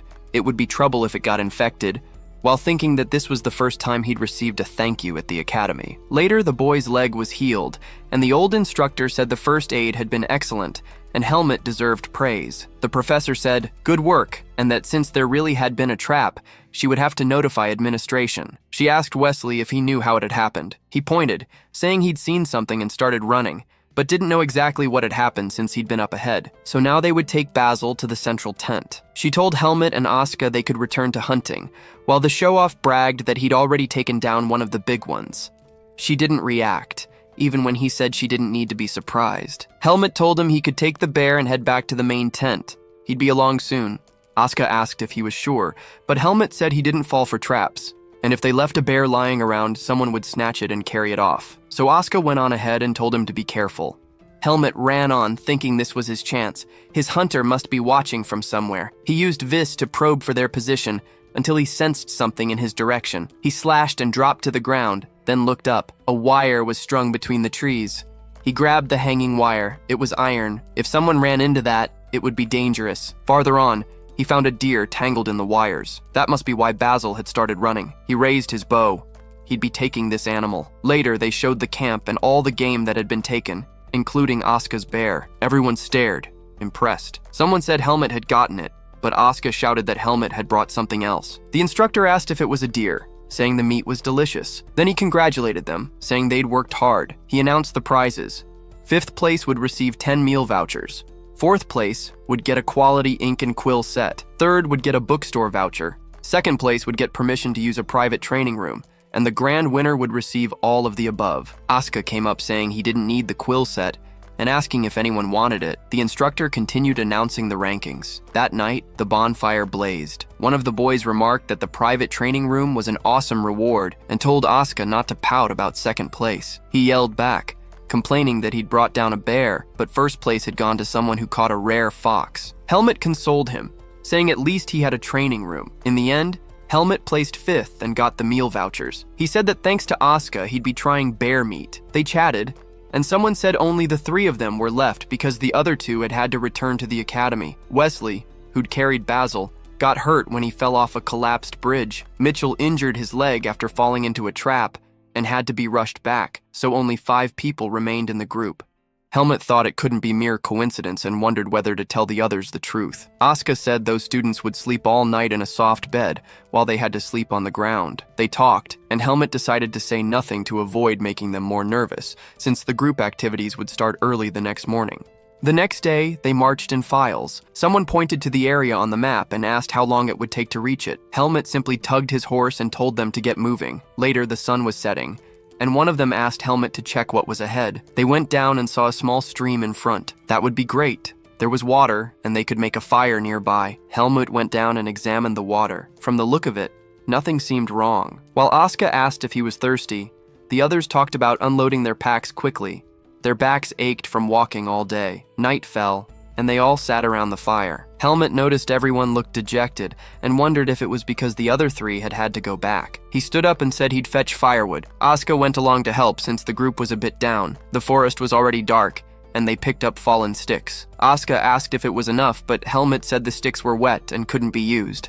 Asuka griped that it was hard to see branches in this dark forest. He told Helmet to chat, but Helmut just told Asuka to gather the right kind of wood. Asuka kept complaining about whoever had the bright idea to send everyone into the middle of a mountain. Helmet came over, handed him an armful of wood, and told him to take it back to camp. Asuka asked why he was acting like that, but Helmet had something urgent to deal with, so Asuka left, telling him not to do anything reckless and to come back soon. When no one was around, Helmet stayed focused on the night of the forest. Soon, he stepped closer, asking if the other had prepared enough, because in front of him he finally found his hunter. The clown thanked him for making this so entertaining, and, since they had much to discuss, he told Helmet to sit on the log, so they sat facing each other. The clown asked what Helmet had to say after meeting his predator, but Helmet replied that the mask was ridiculous, and that he couldn't respect someone who hid his face. The man looked at his spear and said Helmet was different from the others, because when people realized they were being hunted, they tried to run away. Helmet, however, turned his claws on the hunter himself. That, he said, meant they had a lot in common, so he would give him one last chance. He tossed something near Helmet, saying that he was an elite member of the Black Falcons, the assassin clown. But he also had the authority to appoint new talented members, so if Helmet wanted to join, he had to swallow that worm. If he refused the invitation, none of his friends would survive, because his men were already waiting for his command. Helmet looked at him and said it was a lie, that he didn't have any men nearby. The clown replied that the choice was his. Helmet thought about it, asking if he could really get away after injuring nobles. But the clown had already planned for that, sending the main nobles away in advance. That meant Helmet had no choice but to accept. Helmet stared at the ugly worm and asked what he had said earlier about them having so much in common. At that moment, he crushed the worm, saying the clown hadn't observed him well enough. Helmet lunged forward with his sword. The clown did something, and suddenly several iron wires appeared in Helmet's path. He slashed through them all, charging straight at the clown, saying he only needed to get rid of him to solve this problem. He cut with all his strength, but then sensed something strange. That aura passed behind him, saying he had wasted his chance and would not leave the forest alive. The next moment, the clown disappeared. Back at camp, the others heard a strange noise and wondered if it was a landslide. One of them asked where Helmet was, but Asuka said he had a stomachache. Then one came back with hay in his hands, asking if someone had tied the horses in another spot. Wesley said no one had touched them, but the problem was the horses were gone. They went to check, and only the ropes were left. While they were looking, a noise came from the forest, scaring everyone. They turned in fear, but it was only Helmut finally returning. They complained, telling him to check this out. The horses had vanished. Helmut thought it was better not to hide the whole truth, so he told them all to gather. Later, by the fire, everyone was nervous. One of them summarized. The Black Falcons wanted revenge on Helmut and had sent an assassin to wipe them all out. The boys trembled with fear, and one complained that he had never done anything to the Black Falcons. Asuka slapped him on the head, saying nobody was going to die. They wondered if Sabbath was behind it, but that wasn't the case. Helmet explained that before he joined the academy, he had sent several Black Falcons straight to their graves. That was why they were after him, because back then he had been a rank 3 mercenary. Just hearing that made everyone stare in awe, realizing why he was always ahead in swordsmanship classes. Helmet said it wasn't fair for them to suffer because of him, so he would deal with it alone. One of them asked if it wouldn't be better to alert the instructors and told Asuka to grab the sphere, but when he reached into his pocket, it was gone. Everyone started arguing, furious that he had lost it. Helmet said there must already be traps laid everywhere, so it wasn't smart to head out at night. In the end, he decided he'd leave at dawn, even without the horses. But the assassin wouldn't sit still, so he said if he moved after the others, it would be impossible for the hunter to strike from the rear. That way, he would catch the hunter himself. Since they understood the situation, they all went to bed, preparing for the coming battle. Helmet stayed outside the tent, watching the forest, until 2 of them came out. He asked what they were doing, but they said they were going to take turns keeping watch in pairs. Helmet told them not to do anything foolish, but they said they were swordsmen too and had their pride. They asked if he wasn't going to sleep, but Helmet said he could go 3 days without sleep. James said he must have really scared the hunter if he hadn't shown up yet, but Helmet told him not to let his guard down, because that clown was persistent. At that moment, he told everyone to be quiet. He had heard something from the forest. He told everyone to be quiet. He had heard something from the forest. They all grabbed their swords and moved forward, spotting one of the horses. As soon as they spoke, Helmet turned and ordered them back from the forest, because the clown appeared above them, coming down with his claws and throwing something to the ground that filled the air with smoke. Asuka opened the tent, asking what had happened. James pulled his hair in terror, but Helmet calmed him, saying they had to stay alert. Trembling, James cried out that the clown had taken Dino, but Helmet told him if he didn't want to end up in a coffin, he had better control his emotions. At that moment, the other 2 came running, asking where Dino was. Helmet thought that Lunatic really knew how to play with someone's mind. James asked what they were going to do, saying they couldn't abandon Dino. One of them asked how they could save him, while another asked if Helmet agreed they should leave Dino behind. But if they all went together, they would be doing exactly what the assassin wanted. He grabbed Helmet by the collar, shouting that this was all his fault, and he wouldn't forgive him if he abandoned Dino. The others told James to calm down, while Helmet said he didn't want to put everyone in a situation where they risked all their lives for one person. The boy wanted to hit him, but the others restrained him so he could cool off. Then Helmet said what he had said wasn't a lie. Andros spoke up, saying he agreed with James that he couldn't run away and leave Dino behind. If they worked together, they could come up with something. Later, as the fire crackled, James came back, apologizing because he had been scared. Helmet sat down, saying he wanted to ask something. Right now, they didn't know where Dino was, and even if they all fought, there was no guarantee they'd return alive. So he asked if they still wanted to stay. James said he had known Dino since childhood and couldn't abandon him. Andros said it was shameful to run, and Asuka said he didn't like running from battles either. So since everyone agreed, they had no time to sleep. They would make a plan to rescue Dino and finish the hunter. The full moon illuminates the dense forest at night. Someone moves quickly through the trees. Then, Helmet lands in a clearing, where someone else is already down. One person is lying on the ground while the other watches from a distance. His eyes carefully scan the surroundings. He confirms that Fascio isn't there and decides he must take Dino back with him. He turns him over and asks if Dino is awake, saying they need to get back to camp. Dino opens his eyes, which are now different. The young man jumps back, moving away from the imminent danger. He realizes it's demonic energy, and that his friend resorted to using it. This energy is described as pure berserker force. If injected into a human body, it clashes with human energy until both are annihilated. The creature now rises before the swordsman. He unsheathes his sword as the creature stares him down. Then the beast lunges forward with a powerful strike. Helmet braces for the impact with his blade. He's dragged backward by the force of the attack. The creature keeps pressing its attack against him. The collision between them shatters the ground around them. He leaps into the air, dodging the creature. Then, he lands at a safe distance, maintaining his combat stance. He concludes that despite the energy, it's just a transformed human and won't be hard to kill. The swordsman suddenly reacts, placing a hand on his chest. His eyes widen at what's happening. He wonders if the seed of darkness is reacting to the demonic energy. The young man turns his gaze back to his opponent. He understands the situation and mentions the seed of darkness. The creature stomps hard on the ground, breaking the rocks, and it charges toward its target. The beast attacks with a flurry of swift blows. Helmet defends and counterattacks amidst the offensive. The two exchange a series of high-speed blows. Then, Dino lurches forward with a punch, but the young man intercepts it with his own fist. Helmet dodges, and the immense stone wall shatters from the force of the collision, and the entire cliff begins to crumble. Helmet charges forward and strikes the creature in the stomach. Then the young man tells him to stay buried and meditate for a bit, as he'll get him out soon. An avalanche of rocks collapses on the transformed dino. The swordsman approaches his companion, now trapped in the rubble. He places a hand on his companion's forehead. Then, he begins to extract the energy from Dino's body. The Seed of Darkness absorbs the demonic energy, which is weaker than the one from the Forest of Roots.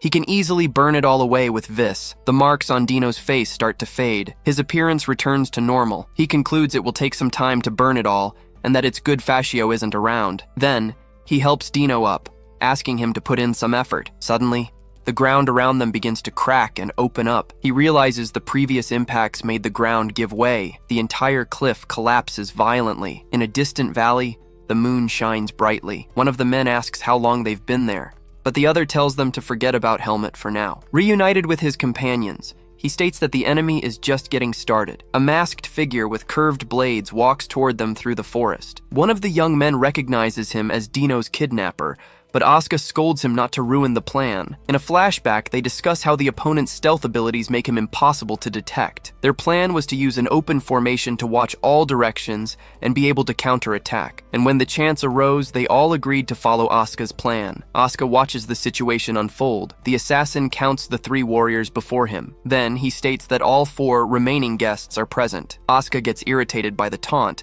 but his companion tells him to pay no mind. The masked man identifies him as Asuka, and the others as Andrew and James. He introduces himself as Fascio and says he's come to hunt them for making the wrong friend. But the assassin admits that killing 2 nobles is risky, and he doesn't like taking unnecessary risks. Then the assassin raises a finger and says he has a proposal. He points out there's a non-noble among them, and if they help him hunt him down, he'll let the others go. Andrew and James look aside, seeming to consider the offer. The assassin insists it's a good opportunity to get rid of the commoner and promises to keep it a secret. Asuka questions if they're really considering the proposal, telling them not to be fools, but the assassin interrupts, calling out to Asuka. James then raises his head and declares that his mind has never been clearer. With his sword raised, James states that no swordsman would sacrifice a comrade and that the 3 of them will return alive. The assassin clicks his tongue in disapproval. Fascio crouches, saying it was a mistake to try and talk, and that he'll bury them right there. Asuka warns his companions to stay focused,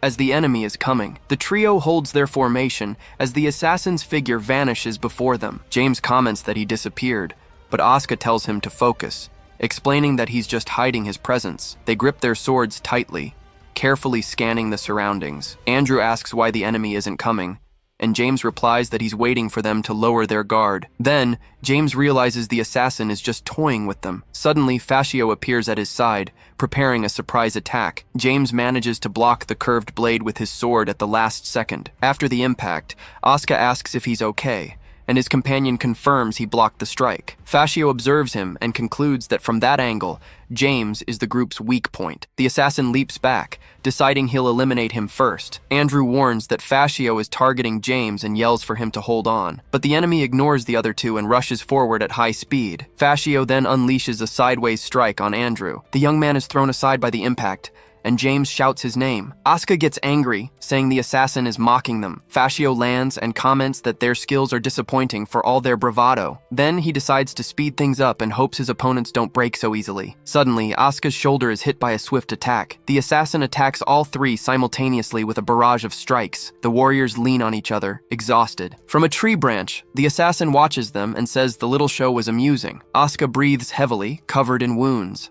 The assassin remarks that he seems to be enjoying himself, but that he'll regret trying to finish this fight. Then Asuka gets up with a smile, proposing they get rid of the other 2 for a one-on-one fight. He claims he can't show his full potential with 2 dead weights. Asuka turns to the assassin and proposes they get rid of the other 2 for a one-on-one fight. Wounded, Andrew calls out his companion's name. The assassin asks if he's asking him to spare the other 2, calling it a touching favor. Asuka explains it's more fun this way, as he can't fight properly with them at his back. He then gets annoyed and asks what the enemy knows about his skills. The assassin warns him, saying that if he can't beat him, he'll lose badly to Helmet. The masked man seems to consider the proposal. The assassin admits that, although it's a provocation, he's pleased by it. He agrees to give Asuka time to get rid of his companions. Asuka then turns and orders his friends to retreat immediately. Andrew tells James he needs treatment and that they should leave the fight to their companion. The two boys back away, leaving Asuka alone to face the assassin. He raises his sword and says he's ready for whatever comes. Suddenly,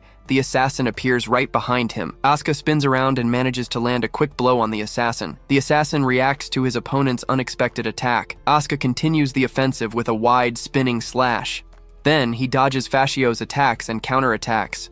The boy unleashes another powerful strike with his sword, cutting into his mask. He realizes his opponent's sword style has changed and wonders if his attitude was a reckless gamble. Asuka remembers the instructions to sharpen his nerves and attack the exact moment the swords connect. He recalls a girl who could do it with more precision. Asuka is hit in the shoulder again during the exchange of blows. From a distance, his companions watch the battle unfold. They comment that his fighting style is similar to a first-year girl's. Asuka defends himself from another attack by the masked man. He continues to move quickly across the battlefield. The swordsman breathes heavily, feeling the weight of his wounds. The assassin starts to laugh, and Asuka asks the reason for that creepy laugh. The assassin admits he wasn't bluffing, and that the more cornered he is, the sharper his senses become. The assassin states he'd love to enjoy the fight more, but it's time for the main dish to return. Then he bids Asuka farewell, saying it was fun, and that now he'll let him rest in peace. But the young man challenges him, questioning if he really thinks he can kill him with just words.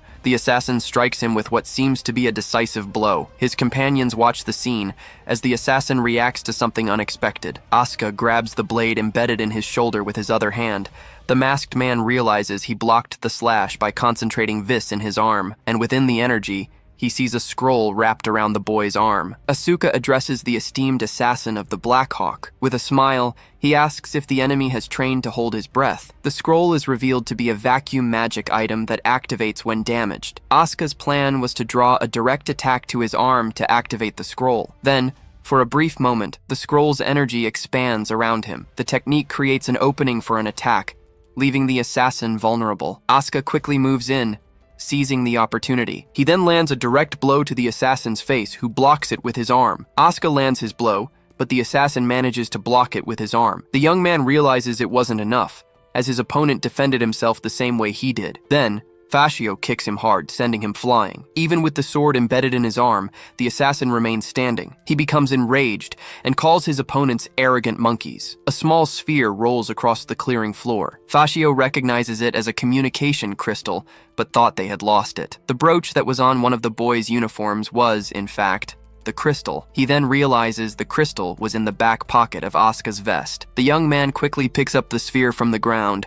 Then he shouts for his instructor, calling for help against the assassin. Fascio lunges forward, shouting that he won't let that happen, and he shatters the communication crystal with a single blow. The instructor's voice calls out for Asuka from within the crystal fragments, but Asuka taunts him, saying it's only a matter of time before the instructors arrive. The assassin clenches his fist and declares that he doesn't even need a moment. He then moves in to take the boy's life before help can arrive. Suddenly, the masked man stops his attack. Fascio senses a suffocating and sinister presence approaching. He realizes the main dish is back. Fascio composes himself and faces the new threat before him. The newcomer rises, carrying Dino, while Asuka watches from the ground. Fascio concludes the situation is too much to handle and that the operation was a failure. Then, he disappears into the darkness of the forest. The boy turns to his companions, who ask if the enemy ran away. Now reunited with the group, Helmut is congratulated by Asuka, but he just comments that they all look terrible. Asuka then yells at him for being late, but Helmut apologizes for an unexpected delay. Helmut then praises everyone for holding out until the end. Andrew reports that he found the crystal and called the other instructors,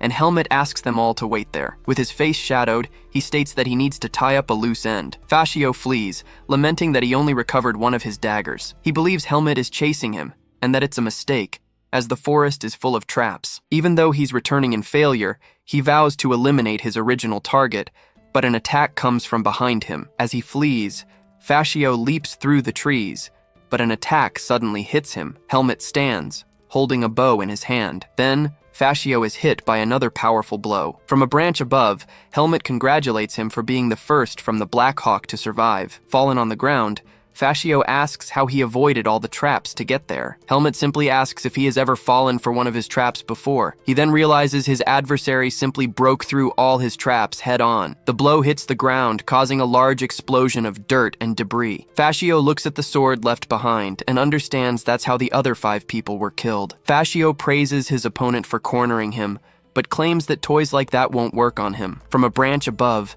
Helmet comments that it's fun to watch cornered prey struggle. Then, he apologizes, as he has no plans to hunt a laughing whale like him. Helmet walks alone down a dark, misty path. From the shadows, Fascio states that he made a mistake following him into this forest. Suddenly, his opponent appears from behind and announces that he's got him, but he turns just in time to counterattack with his sword. The force of the impact sends Fascio flying. He lands and wonders how Helmet managed to sense the attack. He then decides he will use his full power. Fascio hides, explaining that the shadows and leaves can conceal his presence, and with limited senses, his opponent won't be able to detect him at high speed, but Helmet attacks him directly amidst the foliage. Fascio wonders what just happened. Then, Helmet hits him with a kick, sending him flying again. On the ground, Fascio realizes it wasn't just a coincidence.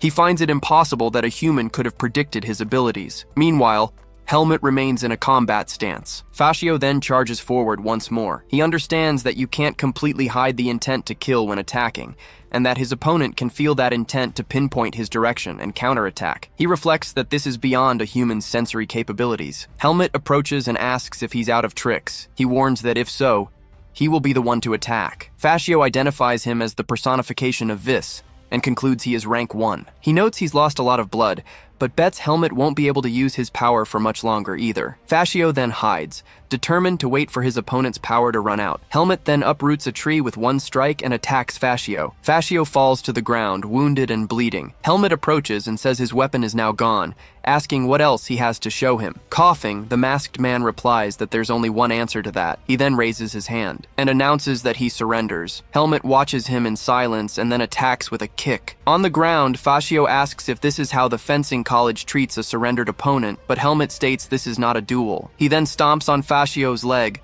breaking the bone. Fascio begs to be spared, promising he won't pursue him anymore, but Helmet questions how he can trust him. He then warns him to think carefully as he is just one member of the Black Hawk, and others will come if he doesn't return, and asks if, when that happens, he will be able to protect the people around him as he did today. The masked man tries to get up, but Helmet pierces his hand. Helmet states he's misunderstanding, because he will die here today, and he will also kill everyone who comes after. Fascio understands he has no choice but to accept this fact. With nothing left to say, his opponent raises his sword to end the confrontation. The masked man desperately begs him to wait. A voice interrupts, asking the boy from the fencing college to stop for a moment. The hooded figure explains that losing Fascio would be a headache for them in many ways. Helmut stares at the new figure that has appeared in the forest. The man pleads, holding out his hand and saying it won't stop shaking. Helmut realizes his presence is even harder to detect than Fascio's. On the ground, the masked man identifies him as Talon. He then understands who the newcomer is. Talon is the leader of the Black Hawk. He proposes that if he spares Fascio's life,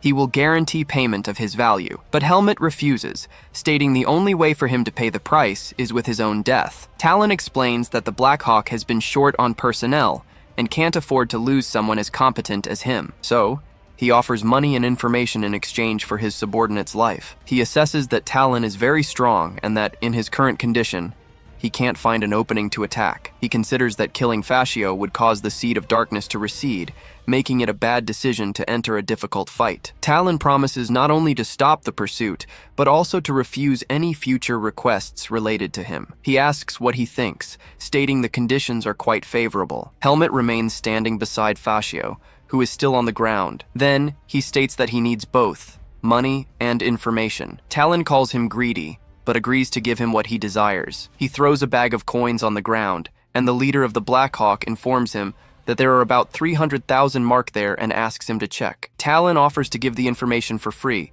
but Helmet refuses the deal if it's just one piece. He demands at least 5 pieces of information from both the leader and Fascio. Helmet simply replies that he already knew he would do something like that. The hooded man explains that his experience allows him to see on the young man's face that he has many questions. He then raises his hand, and says he also has a condition. The final offer is a total of 5 combined pieces of information, as the deal already started as a loss for them. Helmet stares at him while evaluating the proposal. He then asks where they hid the remaining stolen horses. Fascio replies that if he goes east, he'll find them tied up in front of a large cave. Helmet asks if the Hawkeyes would attack him in retaliation, but Fascio explains that they don't have the concept of a team. With the tip of his blade, he removes the mask, and the man asks what he's trying to do. Then, he turns away and says it's better for him to keep wearing that mask. Helmet turns to Talon, stating that the last piece of information doesn't count, and that he still has 3 opportunities. The leader of the Black Hawk then takes out a crystal ball. He explains that it is a communication item that allows contact with the leader of the Black Hawk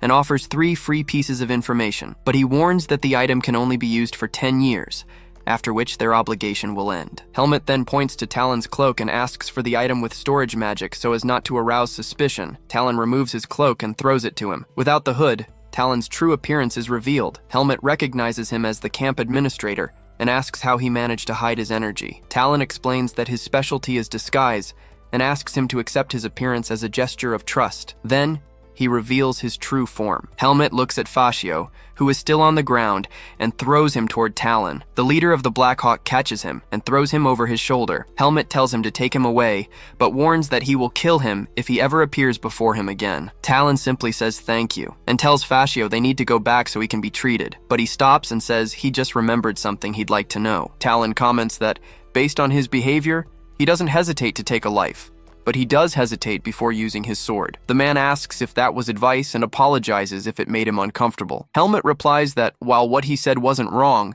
he is a student of the fencing department at Greta Academy. Talon calls him unexpectedly humorous, saying he won't kill because he's a student. He then says he'll be waiting for Helmet's contact before disappearing with Fascio into the darkness. Talon and Fascio ride through the dark forest. Fascio feels ashamed that Talon had to give up so much to save him. Talon asks if he thinks the price was too high, but Fascio promises to make it up to him and get everything back. He then asks Fascio if he thinks today's mission was almost a success. Talon says no, and states that the Black Hawk will not get involved in anything related to Helmet. Fascio insists they need to kill him before he becomes a bigger threat, even if it takes more people. Talon laughs, saying the humiliation of having his mask removed has made him irrational. He agrees they could succeed by using their full strength, but questions if the cost would be worth it. Talon reminds him that he spared his life and accepted his conditions today. He concludes that someone who shows mercy to an enemy won't betray their allies, and that a friendly relationship is more valuable, so Talon instructs him to focus on his recovery when they return. He reflects that, in a way,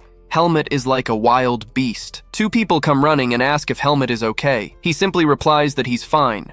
Asuka, James, and Andrew are injured, and an old man is tending to Dino, who is lying down. One of the men scolds him for his recklessness, but he just replies that nothing happened. The man calls him a troublemaker, and the woman beside him says the important thing is that nothing happened in the end. A long-bearded old man looks tired as Helmet approaches and asks how Dino is doing. He explains that his finger has been reattached and his external wounds treated, but he can't do anything about the demonic energy. The old man then asks Helmet to tell him what happened, since he heard he was the one who saved Dino. He recounts that Dino turned into a monster and attacked, and the other man asks about the presence of demonic energy. The old man explains that he was lucky and will recover if the remaining energy is purified at a temple. The woman apologizes, saying the incident was a result of their complacency, but Helmet says he was actually the one who put everyone in danger. He enjoyed having a strong enemy nearby, but he couldn't enjoy the situation anymore when the blades turned toward the people around him. Then, upon saving Dino and seeing his injured comrades,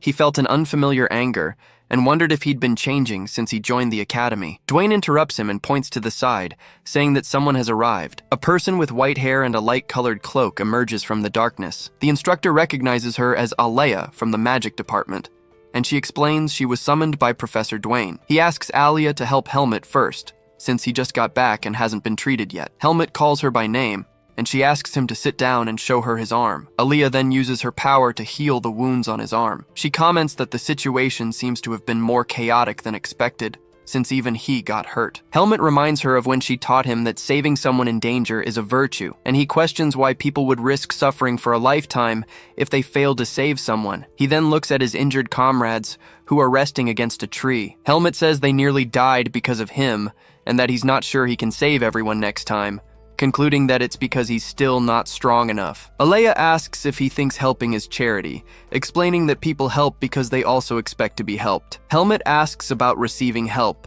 and Alea explains that humans survive by helping each other, as there are limits to what one individual can do. She then points out that although he did most of the work, his comrades might be able to help him one day in the future. He questions if they wouldn't hate him, since they almost died because of him. Alea finishes healing him, tells him to ask them himself, and withdraws to speak with Professor Dwayne. He then stands up and turns toward his comrades. He apologizes for them getting hurt, but Andrew tells him not to blame himself, as they all managed to survive. Andrew explains that thanks to him, he's realized how powerless they still are in the outside world, and that they were lucky to survive because Helmet was around. He says his goal has become clearer now and thanks Helmet. Asuka asks if he took care of the assassin, and Helmet replies, not exactly, but he won't be showing up again. Asuka claims he only had an easier time because she had already injured the assassin's arm, but says she doesn't mind. James then gets up and extends his hand to him. Helmet watches him for a moment and then shakes his hand. James says he heard that Dino was overcome by demonic energy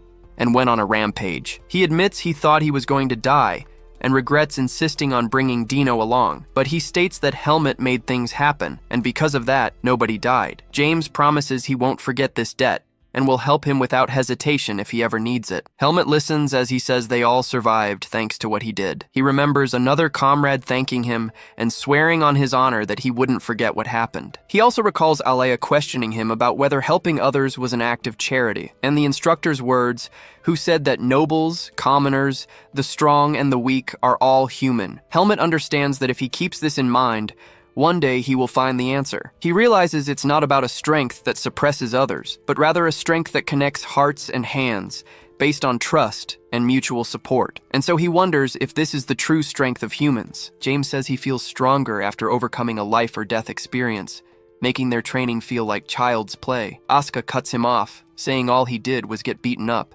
and James complains about her harsh words. They then lie down on the grass, and one of them celebrates being alive. Later, he sits alone on a rock, watching the camp from a distance. Alea offers to take him back first with teleportation magic, stating there's enough justification for it, but Helmet smiles and refuses, saying he'd rather go back with his team. So she agrees and says she'll see him later at the academy before turning to leave. Helmet gets up and joins his comrades. Asuka asks what Alea wanted, and Helmet replies that she offered to take him back first, but he refused. The group then watches the landscape as the sun rises. A short time later, they finally spot the sunlight over a city, and they approach the gates of a great wall in the desert. Someone wearing a cloak approaches the city gates in the desert. He then pulls back his hood, revealing that this place is where his grandfather used to live. At the academy, life goes on after the events of the camping class, and just like that, a week passes in a flash. The doors to one of the classrooms suddenly burst open. A student points, surprised to see who has just arrived. Dino then walks in, feeling awkward at his classmates' enthusiastic welcome. One of the guys approaches him and asks if it's true he was kidnapped by an assassin. He continues to tease him, saying Dino should be grateful for the rest of his life. Then, the guy teasing him gets a smack on the head. Asuka scolds his classmates, telling them to try getting kidnapped and coming back alive. Asked if he was taking Dino's side, he denies it, claiming the others started the teasing. James then argues that in the end, it was Helmet who drove the assassin away, but Asuka retorts that he was the one who stabbed him. The guy insists the assassin fled from Helmet, and that Asuka should thank him too. Elsewhere, two students comment that Helmet has been training even harder since the camping class. Meanwhile, Helmet is meditating in his private training room. He opens his eyes and notes that the seed of darkness has grown. He realizes the amount of vis has also increased along with the dark energy. The whole cycle of battles, consumption, and replenishment of vis has made him stronger. Helmet then raises his sword, eager for a chance to test his newfound strength. Just then, he hears a knock on the door. A female instructor enters and informs him that Instructor Ethan is looking for him in his office. The young man wonders what the instructor could suddenly want with him. Instructor Ethan welcomes Helmet into his office and invites him to sit. He asks how the young man's body is doing,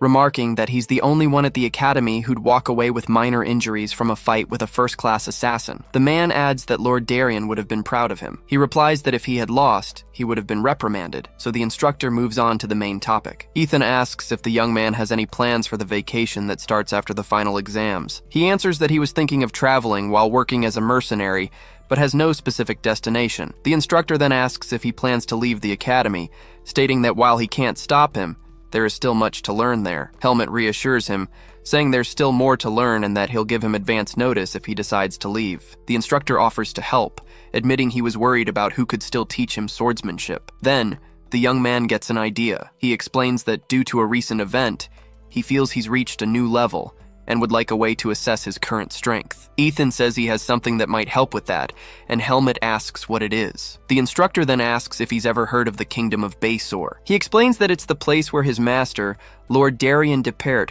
was born and raised. He continues, revealing that a martial arts tournament will take place there during the vacation, making it a great place to test his skills. The young man repeats the instructor's words, who confirms it but sets a condition. Helmet realizes it would be problematic if someone discovered he uses the Sword Saint's swordsmanship. The instructor agrees, stating that's exactly the problem. He reminds him that to the people of Basor, the Sword Saint is a spiritual pillar, and someone would definitely recognize his style. And even if others don't notice, the Knights of the Order of Palma, which Lord Darien personally led, would surely notice. The young man processes the name of the knightly order. Ethan concludes that if he enters the tournament, he must only use common swordsmanship, but that with his skills, it shouldn't be difficult. Helmet says he'll think about it and asks, if possible, for a way to hide his face so he won't be hunted again. Ethan understands, recalling that the young man just suffered from being hunted by the Blackhawks. The instructor still worries if the Blackhawks will keep their promise, but Helmet assures him that he has solid proof. He then tells the young man to take care of himself and think about the tournament. Helmet says no, as he needs to get to class for the final practical exam announcement. Ethan believes he won't have any trouble but advises him not to hold a grudge against the instructors who designed the test. Meanwhile, in another part of the academy, Alan announces that this year's final practical exam will be the Grand Monster Combat Proficiency Test. The other students react with surprise to the news about monsters. Alan explains that the test will have 10 levels, and the higher they get, the better their score will be. He continues, reminding them that after what happened to Dino, they should know that dark energy is never far away. The man states that as swordsmen, they will face monsters, so they decided to move up the seniors' test to prepare them. A student asks what kind of beasts they will face, and Alan replies that they will be illusory beasts created with magic, with no risk of injury. The students are relieved, with Asuka commenting that if they're illusions, he can fight without holding back. The instructor remarks that even the seniors who take the test annually were more confident at the beginning. His words leave the students apprehensive, while he wishes them all the best. He looks forward to the opportunity, as he's already used to fighting them. Then Asuka approaches and asks Helmet if he did well on the written exam. The young man replies it was about the same as last time, and Asuka asserts that the practical exam is what matters and they should go all out. He declares his plan to clear all the levels and warns Helmet not to give up halfway through. Asuka gets fired up hearing Helmet would say the same and promises everyone will see whether or not he can clear all 10 levels. The result for candidate number 15, Asuka, is announced.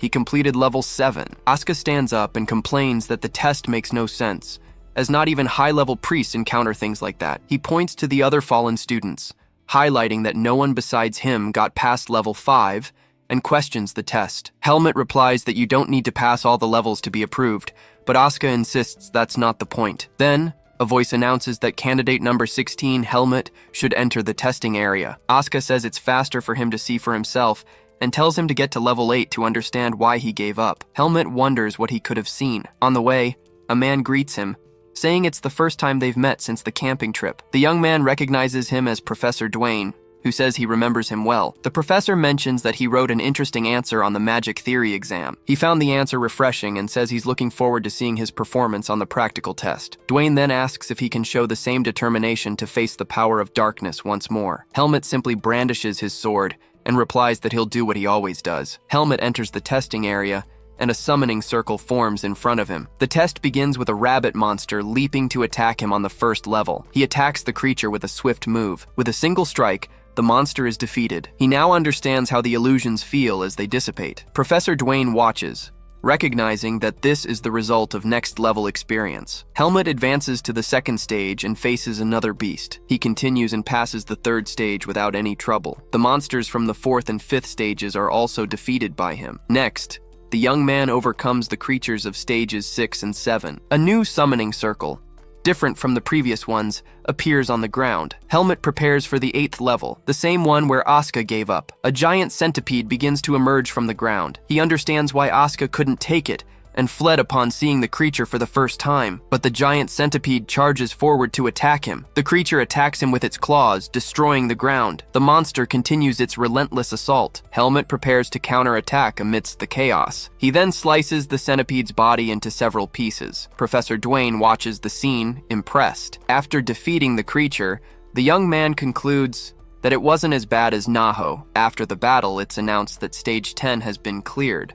Helmet remarks that, even though it's a test, the monster from the final stage seems to reflect the examiner's ill intentions. Professor Dwayne approaches and congratulates him on a job well done. He says the young man has become much stronger and is the first sophomore to complete the test. Dwayne then informs him that students who clear Stage 10 can receive an artifact as a reward. The professor offers to make the artifact himself, and tells him to come by his lab later. Helmet asks if it's possible to create an artifact that can change his appearance, like his face or hair. Dwayne is surprised by the request. He explains he just wants to avoid complicated situations when he leaves, and the professor understands, recalling the recent incident. Dwayne agrees to make the item and says he'll notify him when it's ready. Suddenly, a strong tremor shakes the area. The professor wonders if the tremor is coming from the magic department's testing grounds next door. A massive energy explosion erupts from the testing grounds. An instructor scolds Aliyah, saying he'd warned him not to destroy the testing grounds. Aliyah retorts that he was given a stupid test and an absurd request,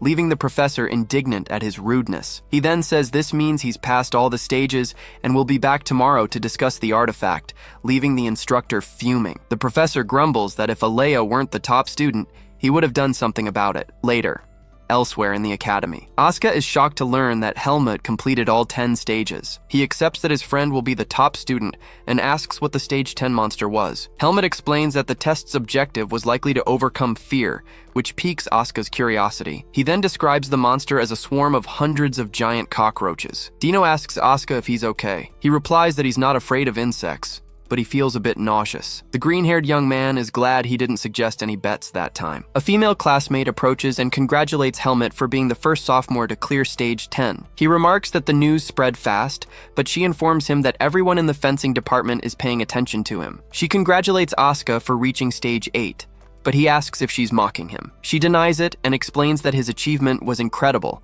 since the average completion is Stage 4. The young man reflects for a moment on recent events. Then Asuka states that it wasn't thanks to her, as he's a genius at adapting. He turns and walks away, leaving the two of them behind. The young woman asks Helmet what he meant by that, but he has no idea either. She asks him where he's going now, and he replies that he's heading back to his dorm. The girl asks if he's going home for the holidays, but Helmet reveals he's going to travel a bit. She remarks that she wishes she could travel too, as staying home is suffocating. The name Charlotte comes to his mind, someone who might be related to his birth. The classmate then steps closer and remarks that he seems to act friendlier towards them compared to the rest of the sophomores. She apologizes if she offended him, but the young man denies that's the case. She explains that she feels more comfortable talking to him, like a certain nostalgia. The young woman apologizes for taking up his time and says goodbye, mentioning she's leaving now. Helmet says that when the holidays are over, if she feels stronger, he'll face her anytime. She raises her arm from a distance and confirms it's a promise. Later, Aliyah finds him and hands him a bracelet. Helmet asks what the object is, and he explains it's the communication artifact he won for passing Stage 10. Aliyah informs him that he just needs to infuse Vis to send a signal, making Helmet question why he's receiving Aliyah's reward. He explains that the artifact was made to be given to him, since he always attracts trouble, and that he should contact him if he needs help. Helmet questions him, saying he thought Aliyah hated being bothered, but Aliyah asks if he has a problem with it, and Helmet says no. The young man puts on the bracelet and says he'll try to use it only when absolutely necessary. Helmet then asks if he's going home for the holidays, and Aliyah confirms, which reminds Helmet of Asuka. In his office, Talon writes a letter, saying he didn't expect to see Helmet again so soon. Helmet answers Talon's call. The man asks if he's thought about his request. Helmet informs him about a fighting competition in the kingdom of Basore in 1 week. He then says he wants to know everything about the country, including influential people, the royal family, and important nobles. Talon asks if he intends to participate, but Helmet cuts him off, stating that he's the one asking the questions now. He continues, saying that if the investigation is half-assed, He'll consider the Black Hawk's information-gathering skills substandard. The man just watches him through the orb. Talon agrees to prepare the information as instructed. Asked how he'd like to receive the documents, Helmet says to leave them at the mercenary guild in Basore. Talon agrees and informs him that the secret code will be the eagle's talons do not release their prey. Before Helmet ends the call, the man wishes him the best in the competition, saying he'll be rooting for him. The communication then ends. He now has his next destination in mind, the kingdom of Basore, and so he departs for the desert city. A harsh sun beats down on the desert landscape. With a new appearance, Helmet feels the region's intense heat. The journey is already proving difficult before he even enters the kingdom of Basore. He expected this, as a third of that land is desert. The young man can endure the cold, but he's still not used to the heat. And it's not just the weather. He also finds it hard to get used to his new face. His current appearance reminds him of someone else he knows, but he decides not to complain and heads toward his destination. He finally passes through the gates and enters the city. He then makes his way to the local guild building. His entrance into the establishment draws everyone's attention. The men inside stop what they're doing to watch him. He goes to the counter and asks the attendant for a cold, non-alcoholic drink. Exhausted from the journey, the young man leans over the counter. Suddenly, a man slams a mug down hard on the wooden counter next to him. The man turns to Helmet, who remains silent at the counter. He approaches and taunts him, but another man tells him to stop bothering the kid. Ignoring the warning, the provocateur pulls up a stool and asks the owner for the same drink as his. Helmet then strikes him with a precise kick. The man falls to the floor, and the young man unsheathes his sword, pointing it at him. He falls silent upon seeing the blade pointed in his direction. Helmet comments that Basore's heat is already irritating enough, and now he has to deal with pests. Silence fills the bar as the other customers watch the scene. Suddenly, the other men in the bar start laughing at the situation. The man who defended him offers to buy his drink, but Helmet just tells him to back off because of the heat. He wonders what the people in Basore are like, finding their personalities exhausting and very different from the mercenaries in Baden. Elsewhere, a shopkeeper informs him that it's possible to cast a cold energy spell on his cloak, and that it will be ready in 3 hours. After securing lodging and a way to combat the heat, Helmet decides to rest for the competition registration the next day. He then comes across a statue of Darien, his former master. Looking at the stone face, he remarks that he now understands where Darien's fierce personality comes from. He asks his master to watch over him, promising to achieve results that won't tarnish his name. Helmet enters an inn. An employee points at him, identifying him as the customer. A man with a monocle stares at him, accompanied by a young assistant. Helmet approaches, wondering who the man is. The man asks if he is the guest who paid for the emerald room on the 5th floor, and Helmet confirms. The man then asks him to move to another room, as the person he serves has nowhere to stay. The sudden demand irritates Helmet, who questions what the man just said. Helmet approaches and politely asks if he would mind moving to another room. Robert explains that the person he serves unfortunately has nowhere else to stay. The hero doesn't understand, and his eyes shine with a growing silent anger. Robert then suggests solving it with money, since a smaller room would suit him. But the young man doesn't like that proposal at all,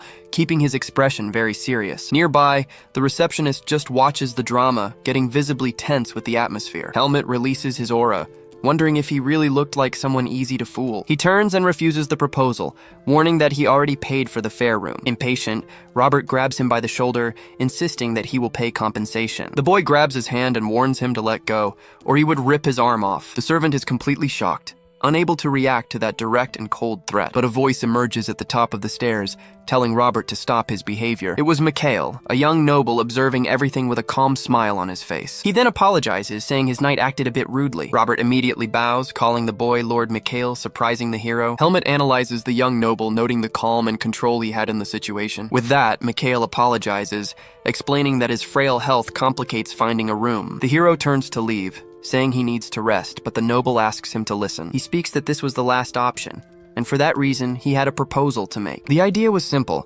He would pay all expenses if the two divided the room. Desperate, Robert yells that it is unacceptable, but Mikhail calls him with a serious tone. With a somber look, he asks if the servant will bear the consequences. Then he warns that he doesn't need a dog that acts up in front of its master. Mikhail turns to Helmet and guarantees that he has a good eye for people. Without choice, Robert bows and says he will follow the will of his lord. Helmet just observes the dynamic, trying to understand what was going on between the two. With the situation resolved, Mikhail asks if they can continue the conversation from before. The protagonist realizes that the boy knows how to command, different from what he imagined. He goes up the stairs and promises not to invade his privacy, keeping his distance. And with a smile, he asks if Helmet would be afraid of someone as weak as him. Helmet thinks that, honestly, he has never seen someone with such weak and harmless energy. The noble comments that he looks like he would break with a bump. He didn't even know people like that existed. Then he asks if Helmet is now feeling a little more open to the idea. But the hero counters, wanting to know what special thing he can offer besides money. Mikhail gives a little smile and asks if by chance he's trying to test him now. The protagonist doesn't answer anything, just stares at the youth, waiting for a better response. At this, the noble deduces that he came to the city because of the martial arts tournament. He says he also came to watch the event and promises that he will cheer for him earnestly. The warrior is left without reaction, completely confused by that silly offer from the boy. Mikhail insists, asking if his support isn't enough to convince him. Already fed up, Helmet just sighs and tells him to do whatever he wants. Satisfied, the young noble asks the receptionist to arrange another bed for their room. Suddenly, the receptionist gets scared upon noticing a presence approaching rapidly. In the blink of an eye, Helmet appears and lands a punch with everything right on his face. The force of the impact is so great that it throws the man to the other side of the lobby. Mikhail and Robert are stunned by the boy's attitude, not knowing how to react. Helmet turns to the receptionist and warns him to be more careful with what he says. Fallen on the ground, the man can only apologize, his face all bruised. The hero thinks that in this country,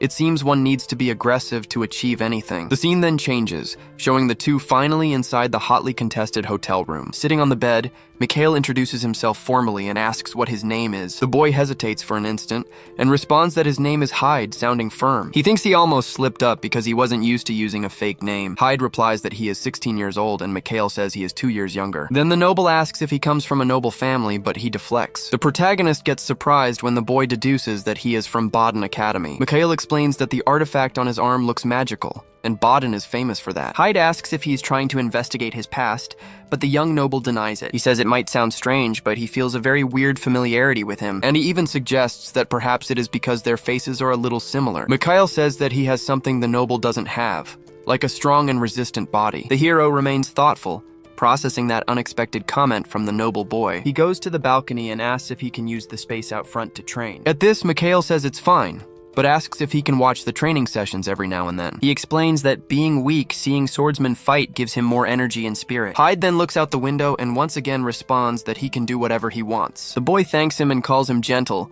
leaving the protagonist feeling a bit awkward with the compliment, but the hero continues mistrustful, analyzing the behavior of that weird young noble. He thinks the boy is strange because he doesn't show his true feelings. The scene changes to night, showing the hotel under the light of a large and bright full moon. Meanwhile in the room, Mikhail is already sleeping peacefully in his bed. Hyde, on the other hand, is awake, sitting on the bed while analyzing an object with a red glow. In a flashback, the hero questions himself if Mikhail could be from the lineage of Darian. We are explained that he is the grandson, since his missing son survived out there. He then remembers hearing that Darian had a son when he was already much older. But Darian himself said his son died, and that he had no descendants. Apparently, this information was not announced and is being hidden on purpose. The boy questions how he proved he was the grandson, if the son went missing so long ago. The man on the other side of the call asks with a sinister look if he is interested. He then explains that the boy looks very much like the Sword Saint when he was young, but his most striking trait is his impressive style of swordsmanship. It is incredible, because everyone thought the master's style had vanished with him. The word vanished echoes in the hero's mind as he holds the orb. He thinks that Darian never said how he ended up in the forest,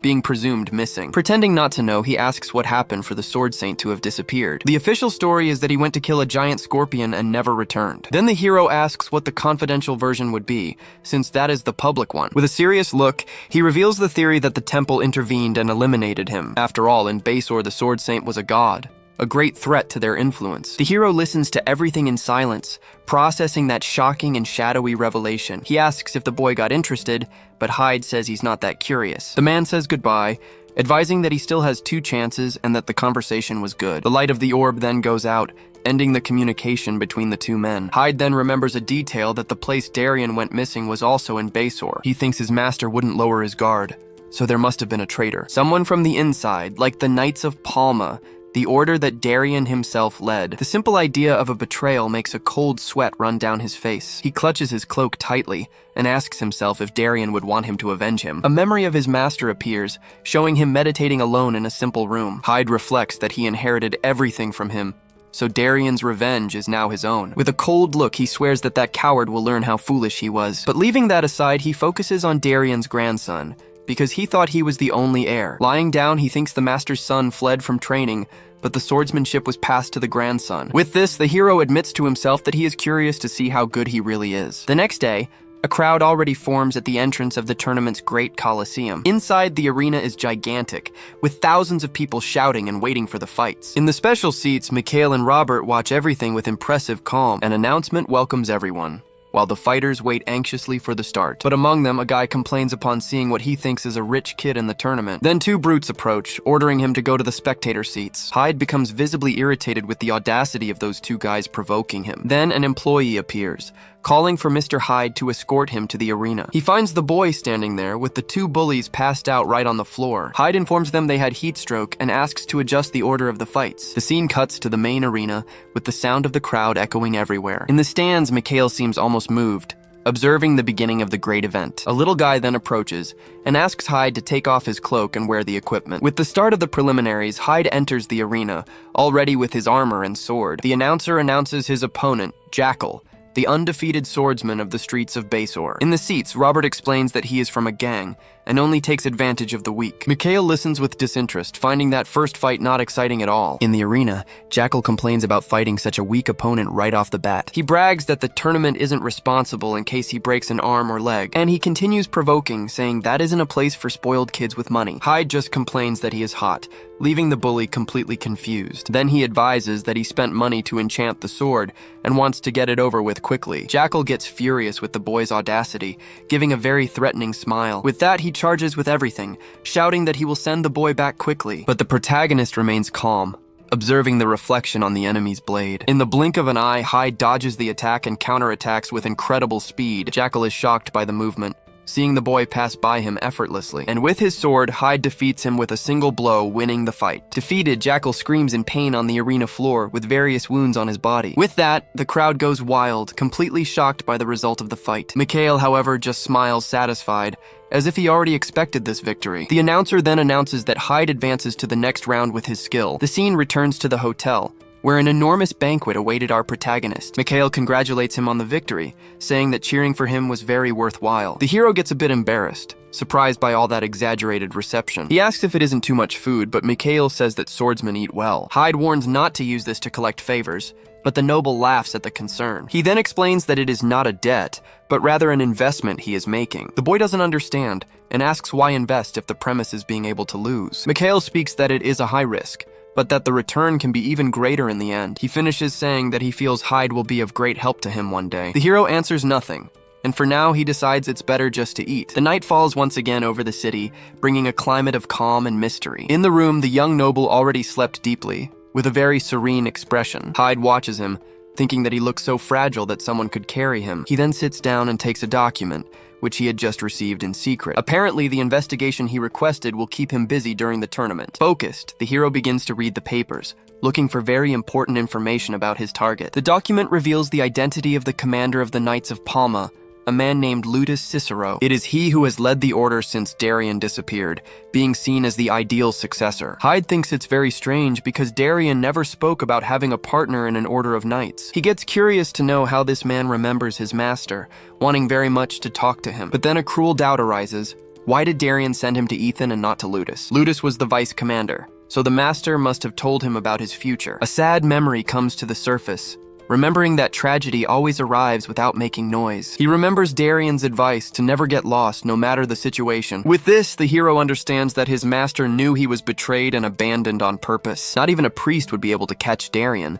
but if it were someone close, the story changed. The one he trusted most was who betrayed him, and who gained the most from it. With a somber face, he concludes that all evidence points to Ludus Cicero being the traitor. Even being a suspicion, he swears he won't leave Basor until Ludus pays for the betrayal. He then gets up and takes a last look at the noble, who slept peacefully in the bed. That night, Mikhail opens his eyes, but it seems he didn't sleep well at all. The scene cuts to the next day, with the sun shining strong over the tournament arena. And with much tension in the air, the first match to decide the finalists finally begins. Hyde, the super rookie, manages another crushing victory, advancing in the tournament. In the stands, the crowd goes crazy with the incredible skill of the young fighter. An employee congratulates him and informs him that the grand final will be in 2 days. Since he was the first to fight, he thinks about going back to finish reading the documents. But when he was leaving, the servant Robert approaches and calls him by name. The hero then turns, waiting to hear what the man had to tell him. The scene changes, and now the two are in the special area of the great stands. Mikhail invites him to sit,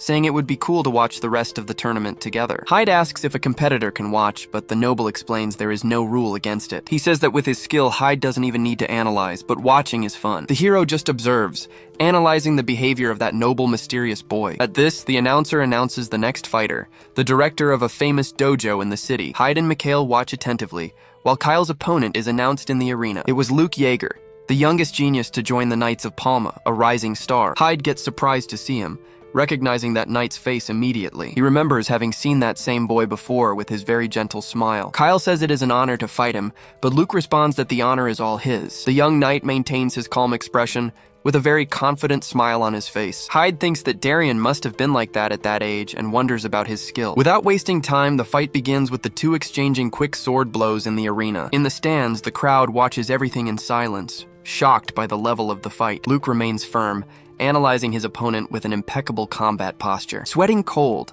Kyle thinks he can't find a single gap in the boy's defense. Then Luke warns that the fight won't end if they just keep testing each other like this. With a smile, he announces that the rookie there is going to make the first real move. At this, he advances with absurd speed, releasing a blue aura from his sword. His attack is clean and precise, with a low posture and without any wasted movement. Seeing a gap, Kyle thinks the boy underestimated him and prepares a powerful counterattack. With this, the swords collide violently in a blow that carries all of Kyle's strength. But suddenly, the knight disappears from in front of him, leaving the man totally shocked by the speed. Before he could react, a deep cut crosses his chest, finishing the fight. The young knight doesn't even move, maintaining his serious expression after the fatal blow. From the stands, Hyde is left with his mouth open, impressed by that boy's skill. In the blink of an eye, Luke Yeager defeats Kyle, who falls to the ground already without consciousness. The audience is in shock, wondering what happened, for they barely saw his movement. From the stands, Hyde observes everything with a serious expression, analyzing the result of the fight. Luke then turns and apologizes, saying that he really needs to win this tournament. With this, it is announced that Luke Yeager advances to the finals with a crushing victory. Hyde continues observing the winner, while Mikhail at his side perceives his tension. Mikhail then asks if he doesn't seem happy, and if that fighter bothers him in some way. But Hyde just replies that he is skilled, a really very strong competitor. Mikhail gets animated with the response, saying he likes this rivalry and his attitude. In his thoughts, Hyde admits that Darian's son learned to fight very well. He begins to suspect that perhaps Luke Yeager learned to fight with Darian himself. With this in mind, he turns and tells Mikhail to go back to the dormitory ahead. Mikhail is surprised by his coldness, while Robert just observes the scene in silence. The scene shows us the great Colosseum, packed with people for the martial arts tournament. While walking, Hyde wonders why his steps are so hurried suddenly. Hyde thinks that although he made contacts at the academy, he and Luke have a common link, Darian. He continues reflecting that Luke has a talent similar to his, and that he inherited Darian's swordsmanship well. So he decides it costs nothing to discover what kind of person Luke Yeager really is. Meanwhile, Luke Yeager relaxes with a friend, commenting that the tournament isn't that exciting. A knight rebukes him for the big mouth, giving a pinch on his cheek as a warning. But suddenly the knight perceives something, and comments that it seems they weren't alone there. And in front of them, Hyde stares at them with a serious face, showing he heard the conversation. He approaches the two, making the mood in the hallway much heavier suddenly. Luke looks at him with curiosity and says his face seems familiar from somewhere. At this, he remembers and points, speaking that his name is Hyde and that his fight impressed him. With a smile, Luke asks if he came looking for him to declare war against a favorite, or else he gets closer and asks if Hyde is just impressed and wanting to become a fan. He jokes that he only accepts girls as fans, but Hyde interrupts him and asks if he is Darian's grandson. In a quick movement, Luke grabs Hyde's face, shocking the boy with his attitude. The scene cuts to an older man who seems completely terrified about something. Pressing the boy, Luke asks who he is and how he knows that name. The knight approaches, but Luke disguises, saying the boy just wants to talk to him. Then he drags Hyde to a more private place and presses him against the wall. Luke complains about having been cornered and demands to know who he is and where he came from, but Hyde ignores him and asks why he doesn't use his family's name. The boy remains calm, staring at Luke with a firm and decided expression. He tells Luke not to worry, for he only got curious upon hearing the story. Hyde then goes straight to the point, and asks why he hides that he is the grandson of the Sword Saint. Luke explains that his father cut ties with the grandfather, so it would be ridiculous to use the name. But Hyde retorts, saying that even so, he inherited the family's sword techniques. The swordsman then reveals that he planned to announce his origin only after winning the tournament. With conviction, he affirms that he wants to be recognized for his own abilities, and not by his grandfather's name. Hyde gets surprised upon hearing the story, perceiving the determination in Luke's eyes. Embarrassed, Luke asks himself why he told all that to a stranger and asks for secrecy. Suddenly, Hyde has a click, wondering why the traitor commander would accept Darian's grandson. Suddenly, heavy footsteps of golden armor echo through the hallway, drawing attention. The two youths turn at the same time, trying to identify who was approaching them, and before them arises the imposing figure of the commander of the knights, Lutus Cicero. With a smile on his face, he comments that it was a good time to find Luke Yeager out there. Luke gets totally surprised and asks what the commander would be doing in that place. In his thoughts, Hyde confirms the man's identity, recognizing the famous Lutus Cicero. The commander stands out with his golden armor and his presence that imposes much respect. Then, Lutus asks who the boy next to him is, and Luke presents him as Hyde, one of the finalists. Lutus says he is impressed by him being so young and apologizes for not recognizing him. But then, he approaches and asks directly if Hyde is using magic to hide his identity. The boy is in shock with the question, because he didn't expect to be discovered so easily. Lutus puts his hand on his shoulder and calms him, saying that he is not the only one hiding something there. He explains that he only came to encourage Luke for the final, wishing luck for the two competitors. The commander says goodbye, waving and promising that he will certainly watch the grand final. After he leaves, Hyde and Luke stare at each other, with a mood of tension and mistrust in the air. Hyde comments that the commander seems to value him a lot, leaving Luke a little defensive. With a distrustful look, Hyde wonders if Lutus is trying to redeem himself with Darian's son. Luke ignores the suspicion and asks Hyde not to spread the secret he told just now. The boy then stares back at him, saying that he will have to wait until next year. With total confidence, Hyde warns that he is the one who will win the tournament this year. Luke gets surprised but smiles, understanding that that was a declaration of war. He turns and walks away, waving, speaking that he will wait anxiously for their fight. Hyde just watches him move away, maintaining his serious expression and totally focused on his objective. In his thoughts, he promises he won't let Luke end up how Lutus Cicero wants. Back in the room, Mikhail asks with a smile if the conversation with Luke Yeager was good. Hyde turns to him, maintaining the same serious and indecipherable expression as always. He then asks if Mikhail was following him, but the noble says it was just a guess. The boy gets a little embarrassed, because his silence ended up giving away the truth. Mikhail insists on knowing what they talked about, but Hyde refuses to tell. Then the noble changes the subject and asks if he would accept if the Knights of Palma recruited him. Hyde responds asking why they would call him, and Mikhail explains that the tournament serves for that. But the boy refuses immediately, saying he won't join them because the place is too hot. Hyde stares at Mikhail, trying to understand the noble's true interest behind the conversation. With a direct look, Mikhail invites him to join him after the tournament ends. Hyde asks if he wants him as his knight, but Mikhail says he wants him as his person. He refuses, saying he belongs to no one, but the noble insists for him to think about the proposal. The boy gets confused, wondering what Mikhail's true intentions are with that. Suddenly, Hyde seems to have an idea, totally changing the direction of that conversation. He stares at the noble and asks if by chance he is good at getting information. Mikhail agrees, and Hyde asks for information about the Knights of Palma and their missions. He explains that he needs something to compare with the proposal the noble just made. Then Mikhail accepts the request and promises to investigate everything without being partial in the response. With the agreement sealed, the noble extends his hand and invites Hyde to eat something. In his thoughts, Hyde hopes that with luck, he discovers Lutus Cicero's plans. The day of the final arrives, and the sun shines strong over the big Colosseum arena. In the first fight of the day, Hyde defeats his opponent, securing his spot in the next phase. He thinks to himself that the nickname Blonde Hyde definitely doesn't match him. At this, Luke Yeager appears and complains that he is very dull with the crowd. Hyde stares at him sideways,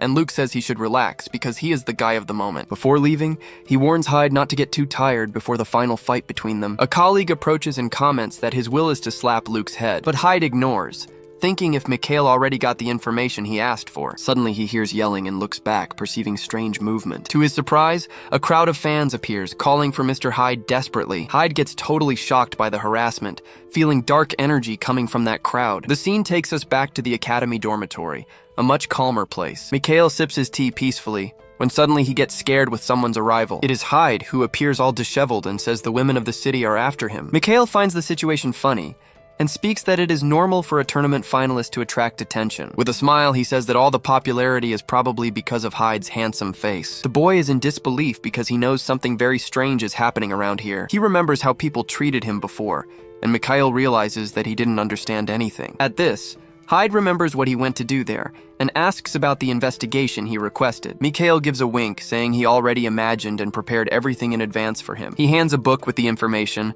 and asks if this will guarantee a little of his trust. Hyde begins to read, but ignores the boring details about the night system. He continues focused, looking only for information that is really important to him. And then he finds it, discovering that Ludus Cicero actually supports the first prince. The record says the prince is devoted to another religion, and wants to bring the temple to the kingdom. Hyde begins to connect the dots, understanding that Ludus's support for the prince is the key to everything. He continues reading the report, looking for any detail about the knight's missions. At this, he asks about a desert monster, and Mikhail explains that the creature is well known. The noble says the Knights of Palma do an annual hunt to control the beast's offspring. Hyde gets tense upon discovering that this year's mission will be right after the end of the tournament. Turning the page, he finds a detailed profile on Luke Yeager himself in the report. It is then that he realizes Ludus didn't accept Luke into the order to protect him, but to use him. The commander wanted to keep a possible obstacle close, where he could watch him better. The plan was to use the monster hunt to get rid of Luke and create a heroic story. He closes the book, perceiving the luck he had to arrive in Basor just in time to discover this. With a determined look, he decides he needs to stop Ludus's plan at all costs. But a problem arises, for he knows the commander is so strong that maybe he can't win. Hyde then considers that, as a last resort, he will have to tell the truth and ask for Luke's help. During the whole time, Mikhail just observes in silence, sipping his tea calmly. The noble gives a subtle smile as if he already knew everything that was to come. In the arena, the first semi-final of the tournament begins with Hyde facing his opponent. The judge then announces the start of combat, and Hyde remains totally focused on the fight. The opponent, an experienced mercenary, wishes him a good fight with a smile. From the stands, Robert explains to Mikhail that the opponent is a first-class mercenary. Mikhail says he shouldn't be a match for Hyde, who has already won against people much stronger. But Robert warns that one never knows, because what matters is that he won to get there. The young noble falls silent, reflecting for a moment on the servant's words. Back in the arena, Hyde unsheathes his sword, preparing for the combat that will begin. With a sharp look, he analyzes every movement of the mercenary who is in front of him. In the box, important figures like the princes and Ludus Cicero observe the fight. Hyde perceives their presence, thinking that now in the semifinals, everyone decided to show up. At this, the mercenary calls him young, trying to take a little of his concentration away. He warns him not to get distracted by the audience because overconfidence can be dangerous. Hyde apologizes but positions himself to fight, showing he didn't fall for the provocation. In his mind, he wonders if a first-class mercenary would be on the same level as Pasno. The mercenary releases his energy, but Hyde thinks it doesn't seem that strong, so he decides to test the opponent first, just to see how he moves in the arena. Hyde advances with speed, and the exchange of blows between them begins intensely. Suddenly, the mercenary blocks an attack, surprising Hyde with his quick reflexes. At this, he takes the chance to counterattack, shortening the distance between the two. The mercenary stares at him with a serious look, showing he wasn't there to play. With this, the swords collide with force, creating sparks in the middle of combat. The force of the impact is so great that it throws the mercenary far away violently. Without wasting time, Hyde advances again, not giving a chance for the opponent to recover. But the mercenary uses a wind ability, creating a powerful spinning attack. The blow hits Hyde's armor squarely, which begins to crack with the impact. Suddenly, the opponent appears behind his back, preparing for the final blow. The fight gets more and more fierce, with the two exchanging blows at high speed. In the end, Hyde finds a gap and manages to land the blow that decides the match. The audience and Mikhail are left with mouths open, shocked by the intensity of that combat. Hyde thinks to himself that that guy was more problematic than he imagined. He perceives that the opponent delays his attacks, and attacks precisely in that gap. The mercenary breathes deeply, admitting that the boy doesn't fight only counting on luck. He praises Hyde's reflexes, saying that not even he could replicate that. But then, he releases his aura and says he cannot afford to lose. In a quick movement, he advances, but Hyde perceives it was just a bluff to distract him. The mercenary activates a secret mechanism, which extends the reach of his sword a little. He believes Hyde won't react in time if he simply speeds up the attack. At this, he launches his sword like a projectile, catching Hyde totally by surprise. But the boy reacts with a blow of dark energy,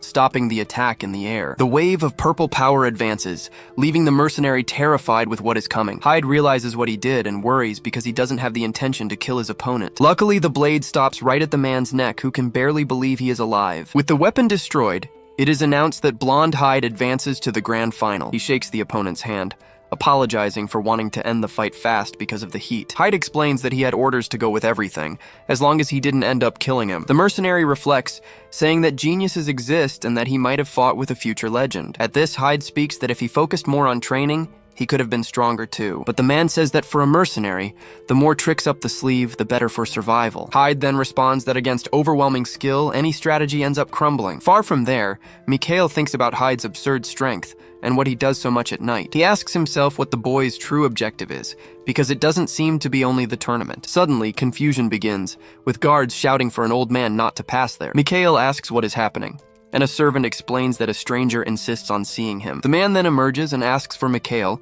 saying he has an urgent matter to treat. The servants complain about the lack of manners, but Mikhail says it's fine and asks who he is. He introduces himself as the blacksmith of Baysor, responsible for forging the swords of the Knights of Palma. The man says he heard that a boy named Hyde was close to someone named Mikhail. He asks to speak with Hyde because he needs to confirm a suspicion he has about the boy. The blacksmith reveals that the suspicion is about the origin of the sword Hyde is using. With an interested look, Mikhail asks him to tell the story in more detail. In the second round, the swords cross and Luke Yeager wins his fight easily. With this, the finalists are finally defined, and the great fight will be between Hyde and Luke. Back in the room, Hyde is chilling, when suddenly Luke appears peeking through the curtain. The boy approaches Hyde with a worried face, leaving the finalists confused. Luke then warns that the second prince of the kingdom is coming to visit them right now. He explains that the visit is to encourage the finalists, but mainly to talk to him. It turns out that the prince knows he is from the Sword Saint's lineage and wants his support. Hyde understands the move, because if the prince recruits him, the commander's position weakens. Luke freaks out asking how he knows everything,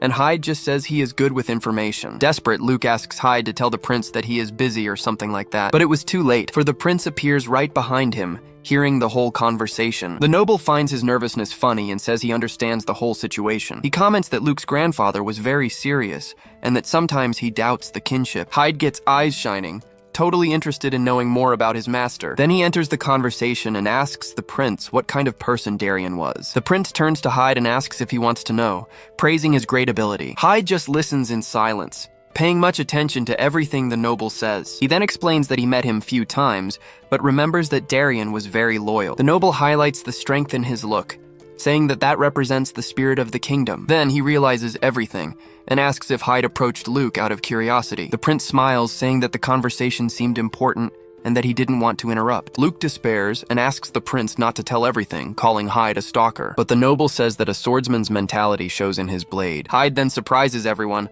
speaking that the prince is much better than Luke. With this, the noble invites him to work with him, but Hyde refuses the offer immediately. He shakes Hyde's hand, wishing luck in the final and that he learns more about the Sword Saint. Following that, he calls Luke and warns that he will look for him after the final to talk. Luke gets nervous because he doesn't want to cause problems for him or for the commander, but the prince cuts him off, saying with a serious look that the subject is about his safety. The revelation leaves Luke and Hyde in shock, not understanding what that meant. The prince warns for him to know this for now, and that he will send someone to call him discreetly. With this, the noble says goodbye to the two and goes away, leaving a tense atmosphere behind. Luke stays there all sweaty and worried, while Hyde just observes the situation in silence. Hyde then comments that for someone who was nervous, the two seemed very friendly at the end. Luke responds that the prince is a good person, but sometimes you can't act with the heart. But Hyde advises him to heed the prince's call, leaving Luke surprised by the advice. He warns him that no one else will take responsibility for his life, so he needs to act. At this, he alerts that if he continues letting the situation take him,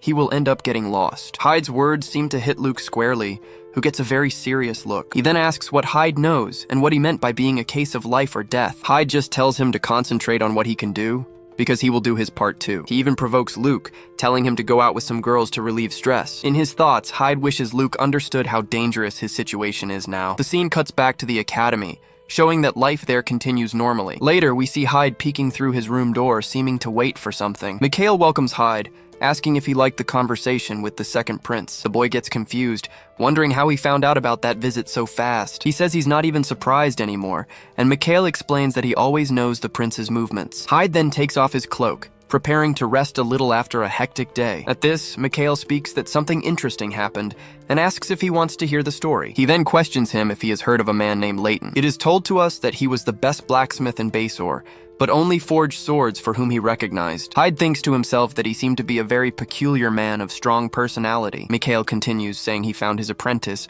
who spoke about his 3 masterpieces. The 3 swords were given to the royal family, but only one was gifted to someone forever. With a serious look, he reveals that Hyde's sword is incredibly similar to the masterpiece. The boy stays silent, listening attentively to every word that came out of the noble's mouth. He explains that the only one of the 3 that didn't stay with royalty was a specific sword, and with a somber look, he reveals that it was the sword that belonged to Darian Differt. Suddenly, a vision of a man being attacked violently with a sword appears in his mind. The scene returns, and Helmut, in his original form, warns him to think very well about what he is going to say next. The scene returns, and we see Helmut about to attack Mikhail, who has fallen on the floor defenseless. With a furious look, he warns him to be very careful with his next words. But Mikhail gives a nervous smile, perceiving that his provocation hit a sensitive spot. He then asks Helmut to let him go, saying that way it gets difficult to breathe. Helmut lets him go, and the noble says he won't spread the secret, even without understanding the desperation. He guarantees that the blacksmith will be silenced and that the secret will die there between the 2 of them. Hyde then asks if he is trying to create a debt, but Mikhail denies immediately. The noble explains that is a sign of goodwill, a promise that the secret is safe. But Hyde continues distrustful, still not knowing if he can really believe that promise. He warns that it better not be a lie, and Mikhail celebrates, saying his pressure is on another level. The noble then asks what his relationship with the sword saint is, and Hyde reveals he is his apprentice. Mikhail freaks out with excitement, thinking it incredible to share the room with a legend's apprentice. He begins to ask a bunch of questions, but Hyde interrupts him, calling his name. At this, he turns and warns him to start thinking about how he will pretend not to know him. The warning leaves Mikhail with a serious look, understanding the gravity of their situation. Hyde takes his sword, feeling that something big is about to happen. He decides to pack his things because if he needs to run, he won't have breath. The boy then looks at the sword, now understanding the true value of that blade. He admits he had no idea the sword was so famous in the kingdom. Mikhail explains that since it belonged to royalty, only a specialist would recognize it. With this, Hyde understands it is better not to show the weapon in front of the king or princes. Mikhail then asks about the final, but Hyde denies having been worried about Luke. He thinks about the combat and hopes the final fight won't be disappointing. The scene changes suddenly, and now we are in a hot and endless desert. We see someone's feet walking with difficulty through the place's soft sand. A hooded figure walks alone, facing that desert's strong sun. The mysterious being stops for a moment and lets the sand run through his fingers. Suddenly, the ground starts to shake and cracks form around the figure. An explosion of sand happens, raising a dark and very dense dust. In the middle of the smoke, the silhouette of another shadowy figure appears slowly. From the sands of the desert, a giant scorpion emerges, staring at the hooded figure in front of it. The mysterious being then withdraws a shining orb from his vestments, revealing a magic item. With this, he touches the object to the creature's head, who accepts it without any resistance. He calls it a good boy, saying it is smart for remembering its true master. With a sinister smile, the hooded figure warns that now is the time to finally awaken. The scene then takes us back to the Great Colosseum, with the city of Basor in the background. In the stands, the crowd goes crazy, shouting and cheering for the great event. Then the glorious grand final is announced, a confrontation no one could imagine. On one side, the young genius of the knights, and on the other, the mysterious genius of unknown origin. Luke comments that he feels like the villain of the story, but Hyde calms him, saying it's just theater. Hyde then asks if it's not a burden, because if he loses, the public reaction won't be small. But Luke retorts and warns him not to come begging for the prize money after the fight. With the 2 finalists ready, the judge prepares to give the signal to start the combat. Luke releases his golden aura, with Darian's image appearing right behind him. With a smile, Hyde thinks that facing that sword technique brings him many memories. The grand final is about to begin, with a beautiful bird flying through the blue sky. From the stands, Mikhail looks up, finding the presence of those birds there strange. Suddenly, one of the birds drops something, which begins to fall at high speed into the arena. Down below, Hyde and Luke face each other, with their auras ready for the start of combat. But the mysterious object falls right in the middle of the 2, interrupting the beginning of the fight. The 2 finalists turn at the same time, totally shocked by the unexpected scene. The thing hits the ground with a dull thud, spreading blood and dirt everywhere. The audience and the nobles enter a panic, wondering what on earth had fallen from the sky. Upon approaching, Hyde sees that it is a shadow creature, agonizing on the arena floor. He then looks up, perceiving that more and more birds are flying over the Colosseum. A man in the stands points to the sky, stammering with so much fear at what he sees. And then it is revealed. A giant flying monster appears, leaving everyone terrified in the arena. The knight Luke gets scared, wondering why a monster would appear in a place like this. At this, a desperate scream calls for Luke, leaving the knight even more tense with the situation. He then turns and faces Hyde, who advances rapidly in his direction. Luke is left understanding nothing, questioning what he thinks he is doing in the middle of the arena. Without time to think, he lifts his sword, preparing for imminent combat. But Hyde, with incredible agility, steps on his blade and throws him back. Suddenly, a winged monster appears, and Hyde jumps to face it in the air. Wrapped in a purple aura, he goes after the creature with a determined look. In the blink of an eye, he cuts the monster into several pieces, which screams in pain. Hyde then lands peacefully on the ground, showing all his skill in combat. Luke is shocked by what he just saw, while Hyde stares back at him. The scene shows the creature's body and a corpse that it had brought, leaving a mystery. Hyde warns that the identification is of a resident and questions why the monster brought a body. Another noble present comments that all that seems almost like a declaration of war. Luke continues in silence, processing the absurd strength he just witnessed. Luke stares at the defeated monster, thinking that it is against that he will fight from now on. He then turns to Hyde and asks if he ever fought a monster before to judge so quickly. Hyde responds that he fought more than him, leaving Luke irritated with the boy's audacity. Curious, Hyde asks if all monsters are like that, and Luke questions if he never saw one. He explains that he was just a civilian until recently, and that normal people don't encounter monsters. Hyde tries to calm him, saying they are just brutes without brains. But Luke denies that he is afraid. But he completes that if the monster is intelligent, then the story is other, very different. An announcement suspends the final match and asks all participants to go to the waiting room. Luke gets confused, wondering why they are being sent there now. The scene changes, showing the great Colosseum from outside, with the sky well lit. Already in the waiting room, Luke adjusts his hair while Hyde observes him from the corner. Commander Ludus Cicero arrives, advising that it seems everyone is already gathered there. Surprised, Luke stammers upon seeing the captain, who asks to go straight to the point. He explains that the body was of a resident of the south, indicating a monster attack in the region. Finally, the commander orders that Luke, as a knight, participate in the subjugation expedition. The commander then turns to Hyde, lamenting the incident and asking him to wait. Hyde understands it is a negotiation, and questions what happens if he refuses the proposal. Ludus explains that the other option is a tie, with the prize being divided between the two. Faced with the choice, Hyde stays silent for an instant, thinking about what he is going to do. But then he has an idea and offers another solution for the commander and the knight. He offers himself to go on the subjugation, and whoever kills more monsters will be the grand winner. Luke is totally shocked by the proposal, shouting without believing what he just heard. He warns that the hunt is not a stroll, but Hyde says he already proved his value before. Commander Ludus seems to consider the proposal with a serious and thoughtful expression on his face. At this, he recognizes Hyde's strength as a finalist and apologizes for the rudeness from before. Then he accepts the agreement and orders the two to prepare for the expedition in the square. The scene changes to a city in the desert, and Luke asks if Hyde is really going on the mission. Luke accuses him of manipulating the bet, but Hyde says finding monsters is pure luck. He reveals he is doing this because he is worried about his opponent's safety. Luke gets all embarrassed, and Hyde just tells him to let it go and accept. Luke says he was joking and asks if this has to do with what the second prince said. He then asks Hyde to say soon who exactly is trying to take his life. Hyde gets thoughtful, with a fixed gaze, processing his companion's delicate question. He thinks he cannot reveal his suspicions, and just warns Luke not to trust the knights. To make the warning clearer, he reinforces that it is not to trust even the captain himself. The knight becomes visibly tense with the information, sweating cold without understanding the reason. Suddenly, a voice calls for Hyde, and the two turn at the same time to see who it is. The young noble Mikhail approaches, accompanied by his servant Robert, who holds a parasol. Mikhail greets them, commenting that it is the first time they meet outside. Luke asks if that is his brother, but Hyde responds he is just an acquaintance. The noble then asks permission to borrow Hyde, and he tells Luke not to mind. Luke warns him to go to the square with the equipment, and Hyde agrees before leaving. Alone with Hyde, Mikhail comments that he seems to have gotten very close to the knight, Hyde ignores and asks what he meant, and Mikhail reveals he is leaving tonight, but he corrects himself with a smile, saying they will see each other again, so it isn't a goodbye. Mikhail comments that Hyde is going with Luke on the subjugation, since he was paying much attention to him. He even provokes, asking if the reason for coming to Bazor was Luke, but Hyde isn't shaken. The scene then changes, focusing on the noble's eye, showing the conversation got more serious. He reveals to Hyde that a supposed priest of Lumen was seen in the desert 2 days ago. With an intense look,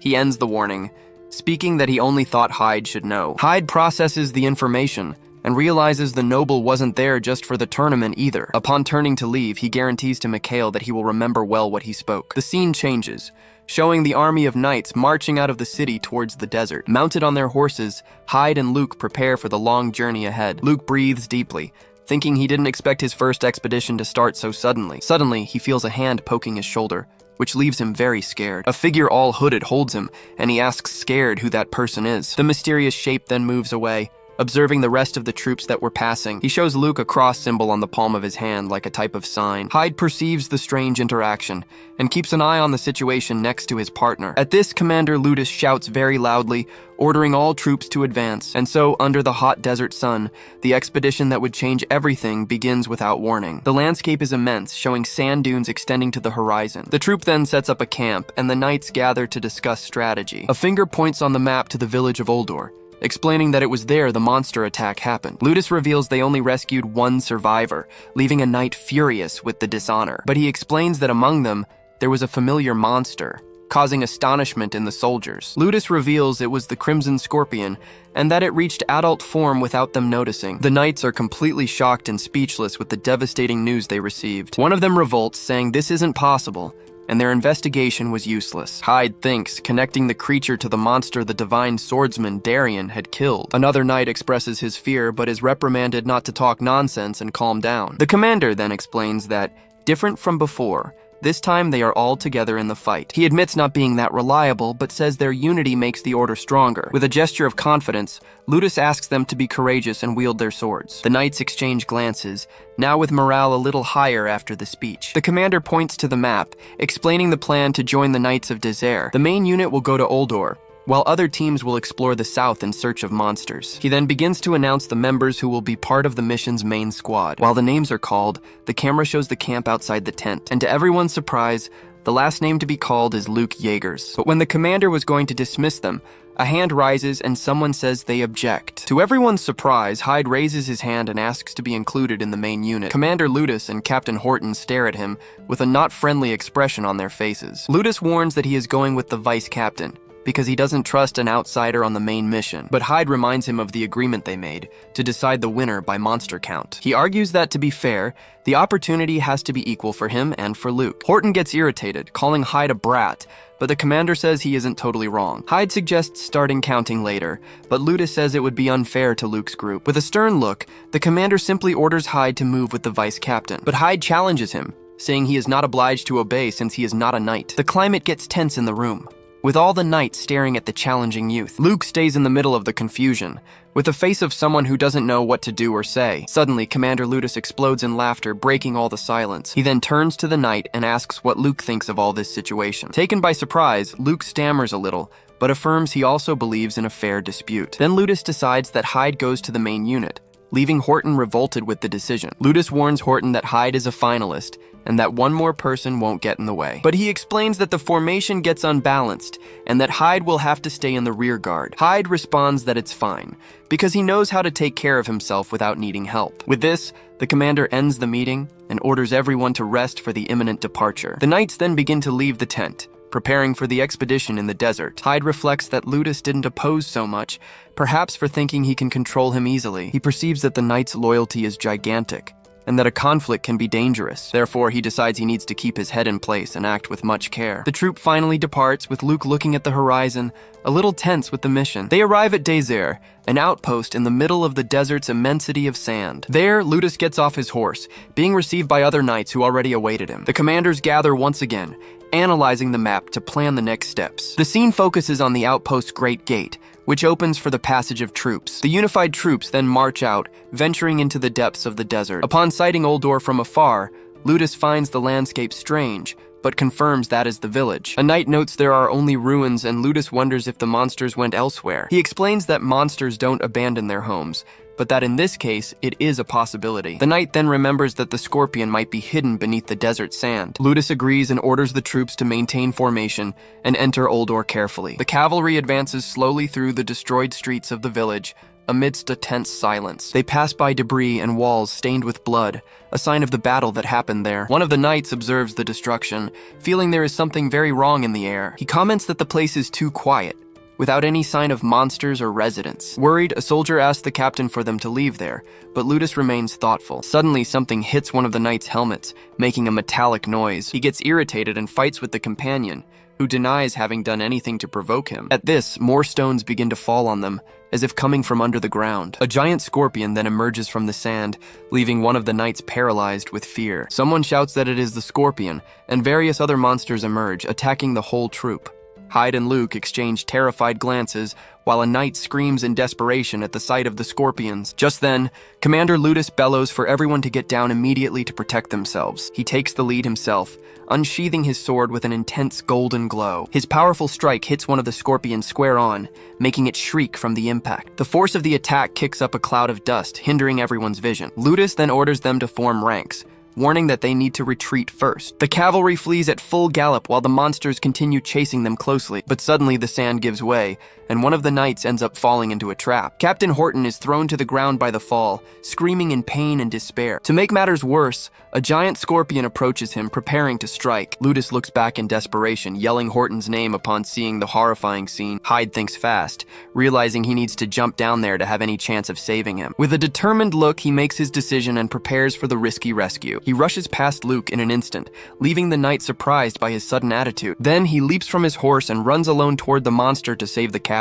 Luke screams desperately for the captain to get down while his own sword shines brightly. With a precise blow, he hits the scorpion full on, and it screams in pain from the attack. But the beast doesn't die, and Luke wonders why it's so resilient. He then yells for the captain to mount the horse so they can follow the vanguard. Horton manages to escape on the back of another knight's horse, narrowly avoiding certain death. Hyde observes the scene from afar, noting the courage and determination of his rival. Someone then announces that all units managed to exit Uldor safely, but Commander Ludus orders the entire battalion to turn around and form ranks. He leads the troop back toward the battle, ready to face the monsters head-on. With a war cry, he announces that they will purge every creature from the area. Hyde thinks about how he hesitated to help since Horton is one of Ludus's men and a future enemy, but he realizes that Luke didn't hesitate, even knowing there's a traitor among them. Hyde then wonders if the knight is just too naive or if he's genuinely good. The scene cuts to the sky, showing that the intense, bloody battle is finally over. In the end, the battlefield is full of monster corpses with the knights victorious. Ludus comments that the situation is resolved,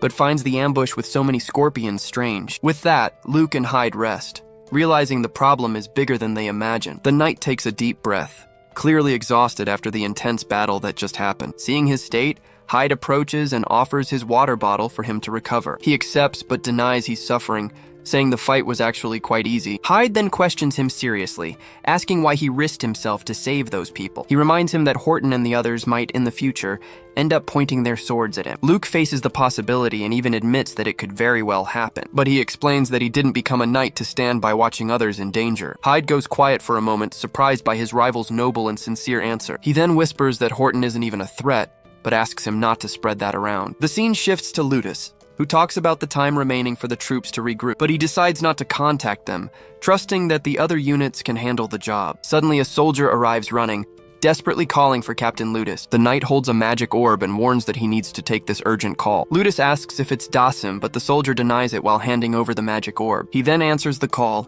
introducing himself as the captain of the knights, Ludus Cicero. The voice identifies itself as Heinz of Dezera and asks if everything is okay over there. The knight on the wall wants to know if any problem occurred with the captain's unit, but he soon reveals that, in fact, monsters are gathering beneath the walls of Dezera. Ludus is shocked, realizing that the monsters that attacked them weren't the only ones. Heinz explains that most of his forces are out, which makes defense quite difficult. Then, Ludus asks a crucial question, wanting to know if there are red scorpions among them. The knight replies that no, they don't seem to be present there at the moment. Ludus understands the situation and states he will send reinforcements to help with the defense. A soldier comments that this could be a plan to divide their forces in the desert. Ludus agrees that since they staged an ambush, a distraction tactic is possible. He then decides to leave a small force behind and send the rest back as reinforcements. Hyde immediately realizes what is about to happen, with a look of surprise on his face. He thinks that if Ludus sends everyone back, he and Luke will be totally isolated. Hyde wonders if Ludus planned everything but warns himself that he won't be an easy target. Then, Ludus gives the order,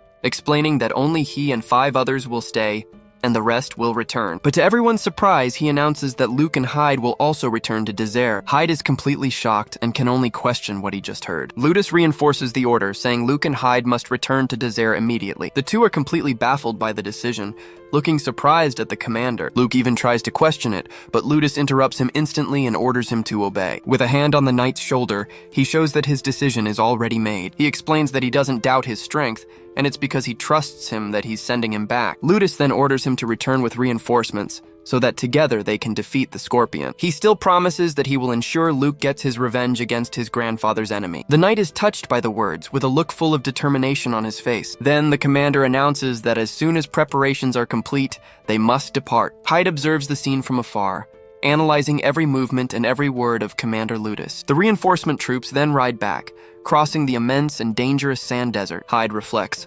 wondering why Ludus sent them away at such a perfect opportunity. He suspects Ludus is the traitor, but admits it's just speculation for now, right? He even wonders if it was an order from the prince, but decides not to lower his guard at all. After all, he knows very well that tragedy always arrives without any kind of warning. Halfway there, Luke calls out to Hyde, wanting to talk a little more privately. He asks if Hyde also wants to destroy the Scorpion to avenge the Divine Swordsman. Hyde stares at him in silence, processing his teammate's unexpected question. But Luke reveals he doesn't feel that obligation for vengeance, even having the hero's blood. He explains that he never spoke to his grandfather, and was even disappointed by the captain's talk. Hyde comments that it seems someone had advised him to prove his own strength in the past. The knight then asks if that sounds strange, wanting his rival's sincere opinion. Hyde replies that actually, it sounds a bit spoiled since he inherited everything from his grandfather. Luke gets a bit embarrassed by the answer, averting his gaze in shame. Hyde says talking to him is good, and that the focus now should be on how to survive. Just then, he remembers a detail and asks if they didn't hand something to Luke upon departure. He confirms they did,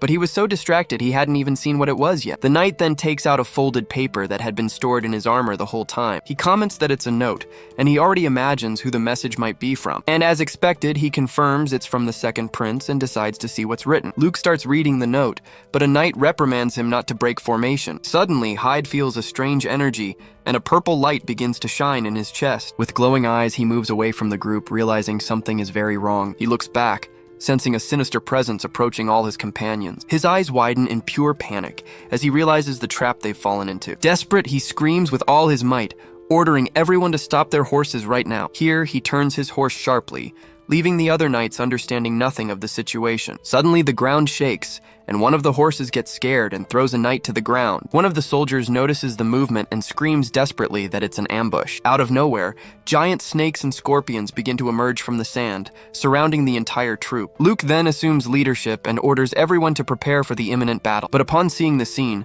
the knight is terrified by the sheer size of the danger surrounding them. And to make matters worse, the gigantic red scorpion appears, emerging from the sand with fury. Luke is in total shock, recognizing the creature as the dreaded red scorpion. Now they were surrounded on all sides with terrible monsters ready to attack. A knight screams in pain while another orders contact with the captain, but the signal doesn't work. Just then, Hyde and Luke jump into action, leaving one of the soldiers surprised by their attitude. Hyde attacks with his purple aura, while Luke's sword shines with a golden light. He then announces he landed the first blow, so the point is his, much to Luke's irritation. But Hyde says he's counting it for himself too, while a giant snake prepares to strike. Suddenly, the snake advances and barely misses swallowing Hyde with its enormous, terrifying mouth. A knight manages to deflect the creature's strike, saving the boy's life at the last second. Seeing the scene, Luke screams Hyde's name desperately, fearing the worst has happened. But the snake's head becomes trapped by a net of purple energy, totally immobilized in the air. And suddenly, Hyde explodes the monster's head from the inside out with great power. Covered in blood, he faces the battle with a cold and very determined look on his face. Luke comments that he is very reckless, but another knight says he can't talk. The battle continues intensely, with the knights fighting with everything they have against the monsters in the desert. After the fight, Hyde walks alone through the battlefield, surrounded by blood and destruction. He notices that the red scorpion only observed the fight, and that the monsters were acting strangely. Hyde thinks it's as if the monsters were looking for something specific. He then faces the red scorpion, which stands still in front of him as if analyzing him. Suddenly, a shiny object on the creature's head catches his attention amidst the dust. Upon seeing what it is, he is shocked, eyes wide with surprise and astonishment. He remembers Mikhail's warning about a priest of Lumen who passed through the desert, and in that moment, He realizes the object shining on the monster's forehead is the priest's pendant. Gorderick approaches and asks the captain if he hasn't forgotten something. With a serious expression, Ludus replies no, leaving the knight a little confused. He then explains he was just thinking that it was time for them to arrive at their destination. The scene changes and we see knights fighting against gigantic monsters in a chaotic desert. Amidst the battle, Helmut looks up, covered in blood and with a determined gaze. Suddenly, Luke Yeager screams in despair, seeing something terrifying approaching rapidly. A colossal serpent emerges from the sand, rising imposingly right in front of him. Without time to react, Luke can only watch the monster descending to strike. But at the last second, Helmut shoots forward at an absurd speed to try and save his companion. He arrives in time, throwing himself in front of the attack to intercept the giant creature. With a powerful blow, he deflects the serpent, creating an impact crater in the ground. Fallen, Helmut faces the situation with fury, ready to continue the fight at any cost. Far away, a mysterious man announces that the target has been caught and orders the rest killed. With that, the giant scorpion's eyes glow, preparing for a new attack. But Helmut gets up, wielding his sword against two serpents, ready for combat. Night falls under a blood-red sky with the full moon watching everything. Just then, a hooded man appears and asks mockingly if only our hero is left. He calls Helmut an unlucky little lamb who somehow managed to survive the massacre. The young warrior faces the enemy, his face dirty with blood and a look of hatred. Then, Helmut comes face to face with the mysterious man and his giant scorpion. He feels a strange energy, thinking it was demonic power reacting to him. But the crystal on the monster's forehead and the man's aura were different from everything. Suddenly, the hooded man releases his pressure, revealing that it was divine power. The villain praises Helmut's strength, noting that even young, he wiped out almost all the monsters. He questions what the boy is, for he senses a sinister energy coming from him too. Helmut ignores the provocation and asks furiously where they took Luke Yeager. The man gives a little smile, advising that conversation between them is totally useless. He reveals that the reinforcements from Dronzer are going to suffer an accident, all being eliminated there. Rage takes over Helmut, making his eyes shine with murderous fury. He then accuses the man of sacrificing everyone just to get Luke, surprising the villain. The mysterious man realizes Helmut isn't just anyone, but someone important. With his bloodied sword, Helmut warns he will force him to talk to find Luke. The villain then lets out a chuckle, finding the boy's threat quite amusing. He begins to laugh loudly, asking if the hero is sure he can do all that. Just then, he reveals that Ludus is just a piece on the board, following orders from above. The order to eliminate the divine swordsman's grandson came from High Priest Nardolos. Helmut is shocked, understanding that saving Luke means becoming an enemy of the temple. It is explained to us that the temple wanted to expand its influence, and for that, it eliminated the hero. After hearing everything, Helmut grips his sword tight and speaks, saying he changed his mind about something. He then releases his aura, charging at the priest with a devastating attack. Glowing, he yells that he will find Luke, but first he's going to finish off the priest. Nardolos just calls him a reckless bastard, mocking the young warrior's courage. The scene then returns to the distance, showing the chaotic battlefield in the desert. Suddenly, a giant sandworm appears, attacking one of the knights by surprise. Knight Gorderick is thrown far by the impact, screaming in pain in the process. Fallen on the ground, Gorderick coughs with difficulty, feeling the pain of the blow he took. Meanwhile, Luke Yeager takes a deep breath, exhausted but still standing on his feet. He then kneels in front of his captain, who appears suddenly in front of him. Ludus Cicero welcomes the young knight with a serious and enigmatic look. Understanding nothing, Luke can only call out for his captain, totally confused by the situation. He then asks where the other knights are, worried about the rest of the troop. Ludus orders him to get up and walk a bit, completely ignoring his question. The scene changes to them walking through a rocky canyon under the evening sky. The two walk in silence side by side with a very heavy atmosphere in the air. Ludus then breaks the silence, starting to talk about Luke Yeager's grandfather. He recounts that he respected him greatly and trained for 10 years just to gain his recognition. Here, the captain reminds Luke that he already sent him to gain recognition in Basore alone, but he completes this by saying that only brats believe they can achieve everything through their own effort. Luke is shocked by the captain's words, unable to believe what he is hearing. He then asks for forgiveness, but says he needs to ask just one question to his superior. Luke remembers receiving a warning, but didn't want to believe it was true. The letter told him never to be alone in a room with the captain of the knights. Desperate, he asks if the trust Ludus placed in him was all a lie. The captain just calls Luke's name with a calmness that's terrifying. He then reveals that this place was the last place Luke's grandfather was seen. Luke is completely paralyzed by the revelation, starting to sweat cold with despair. Ludus confesses that he lured Darian into a trap and buried him right there. With a cold look, he warns that the young knight will meet the same fate. Just then, mysterious smoke begins to rise from the ground right next to the two of them. The scene returns to Helmut, who imbues his sword with dark purple energy. Then, he fires a devastating cut toward the priest and his pet monster. Our hero becomes covered by this aura of power,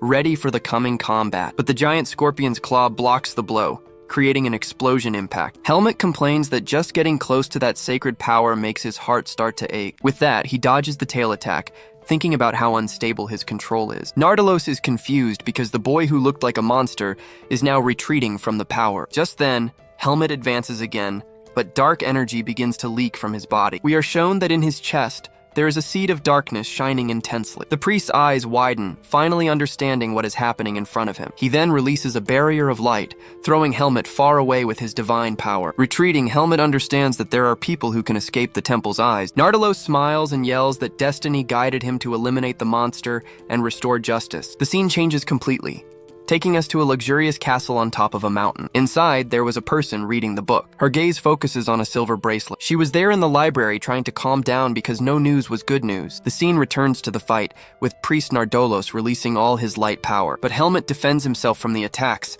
deflecting the golden rays with his dark energy. Nardalos then shouts irritably, saying the boy is very good at running away from the fight. Our hero faces the enemy with a cold look, analyzing every detail of the combat. He realizes something is strange because the scorpion that was attacking ceaselessly is now quiet. Here, he understands the monster is controlled by the crystal, but that the control isn't perfect. Helmet also notes that the priest has no experience and his attacks are very predictable. He grips the sword handle because he finally found a way to attack the enemy. Now, the only thing he needed at that moment was his determination. With that, he shoots full tilt at the priest, totally ignoring his defense. Nardalos calls him a fool, yelling that he has zero chance attacking like that. But Helmet advances while the priest yells for him to return to the side of light at once. With a dirty face, Helmet faces the enemy with a look full of determination. The scene returns to the desert, where the dust slowly settles after the event. With a somber aura, Ludus unsheathes his sword, preparing to fight seriously. The two face each other at a distance in a scenario of pure destruction around them. Ludus then praises Luke, saying his skill is truly impressive. But Luke says to stop the games because the captain could have killed him earlier. Ludus just stares at him with an empty look as if he didn't care about anything. Disappointed, Luke says he can no longer recognize the man in front of him. Without saying anything, the captain jumps toward Luke,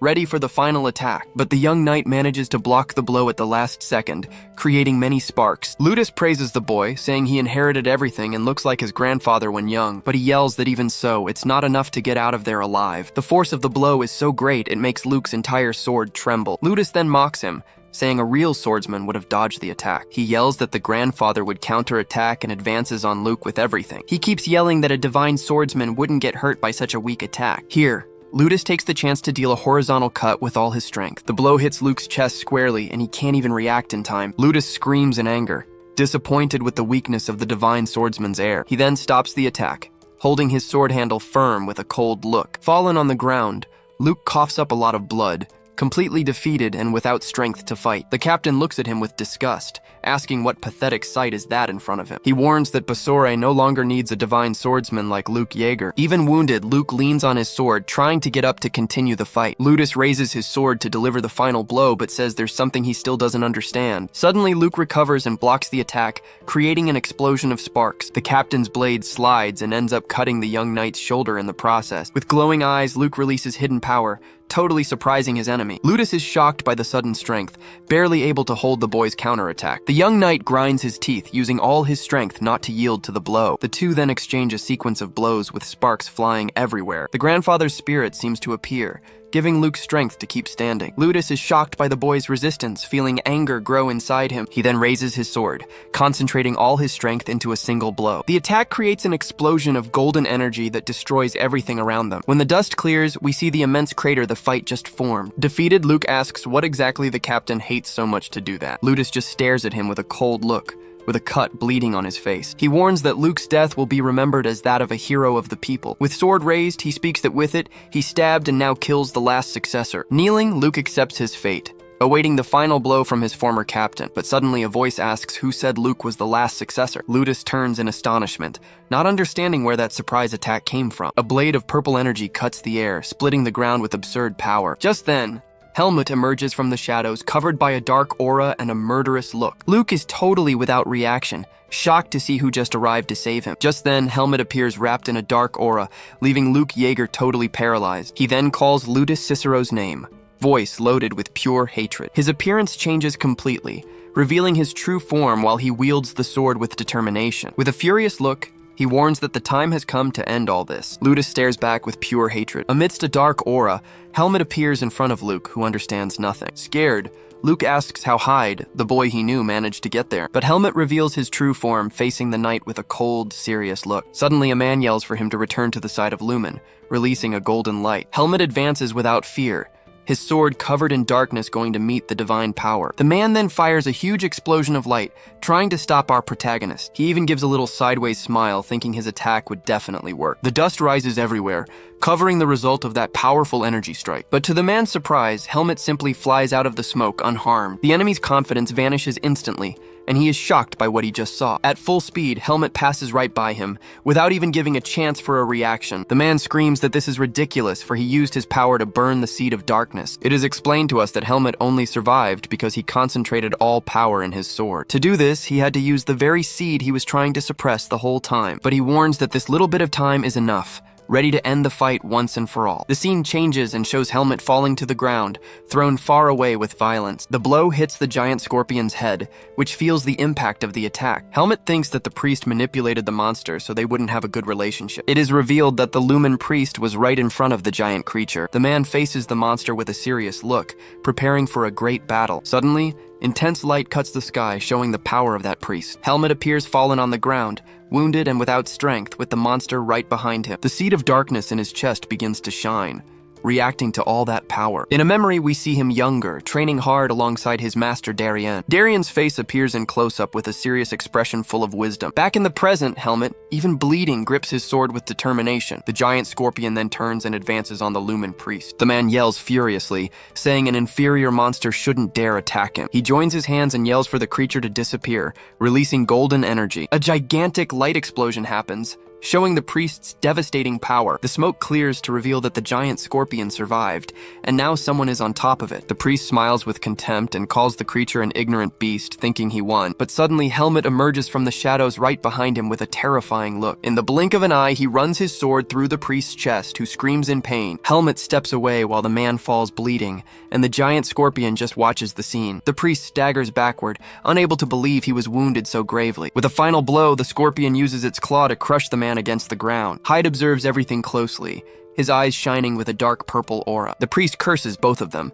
spitting blood and calling them inferior beings. Then Hyde approaches the man and asks coldly, wanting to know where Luke is. The priest refuses to answer and yells not to be underestimated by a cursed one. Without patience, Hyde stomps on the man's mouth, silencing him with a very strong blow. He explains he's used to stabbing and cutting until he gets the answers he wants. With a dark face, he threatens to start cutting the parts that bleed least. The priest's eye widens in pure terror upon understanding what was going to happen to him. The scene changes to a dark cave where Helmet faces a new and powerful enemy. With his long hair back, he holds the sword and his dark aura gets stronger. It is explained to us that in the last lesson, the seed of darkness grew along with his power. And now the situation is similar, only his power has regenerated so much that it's hard to contain. He knows this is a temporary effect, but in this state he can finally face the man. And that man is Ludus Cicero, who appears imposingly with his armor and golden aura. Ludus is shocked and asks how the boy managed to survive that infernal place. Helmet then replies that Ludus didn't expect to lose to someone like him at that moment. The commander gets a furious look,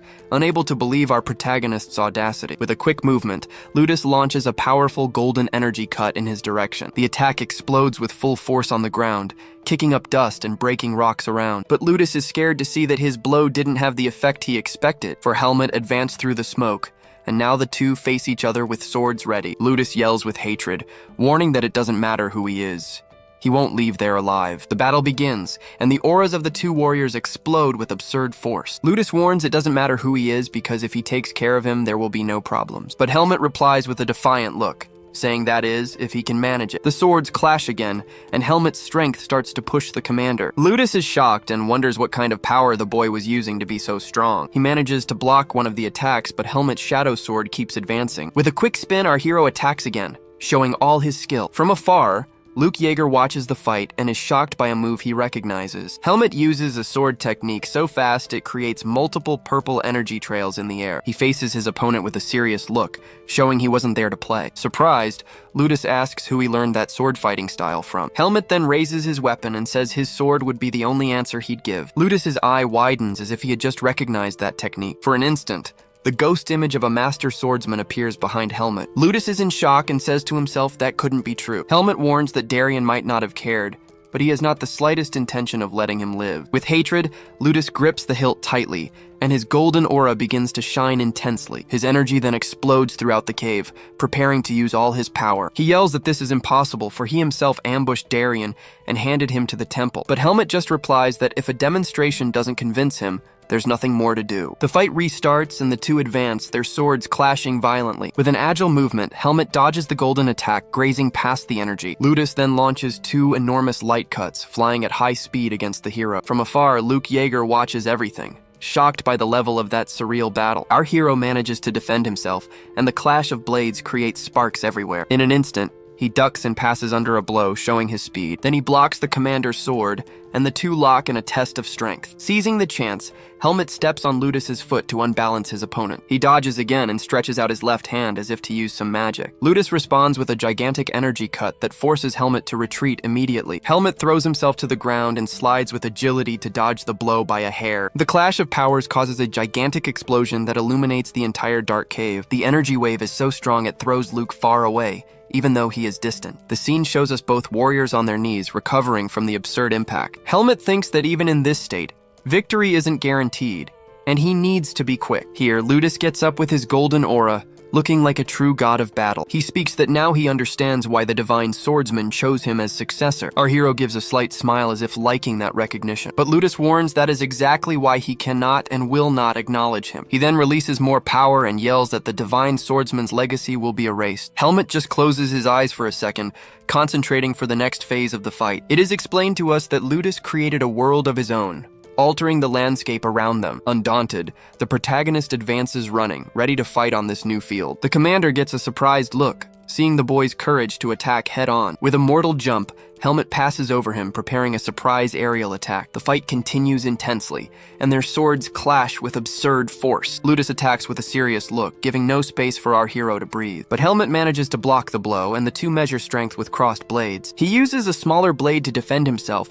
surprising the commander with his technique. With a quick movement, the hero pushes Ludus back, showing a new fighting style. The commander tries a side blow, but Helmet dodges with impressive agility. Ludus seems a bit breathless, feeling the pressure of that unpredictable battle. Confused, he asks what the boy is doing, for that is not Darien's style. Helmet explains that since he knew the style, he mixed in techniques he never saw. Revolted, Ludus yells that he inherited the best technique, but is using pathetic blows. Our hero just replies calmly, unmoved by the enemy's anger. He then says the owners of those styles were swordsmen far more worthy than him. Ludus gets thoughtful with the provocation and asks if he really believes that. Then, he calls him a fake and says unfortunately Hyde is a fraud too. And he yells that a true divine swordsman would never depend on the power of another coward. Our hero's purple aura explodes as he prepares to show his power. With a cold look, he regrets disappointing him, but warns that he is not Darien. Then he advances in the air, creating multiple images of himself to confuse his opponent. Ludus yells furiously, saying trying to fool him with illusions won't work. The commander stands still,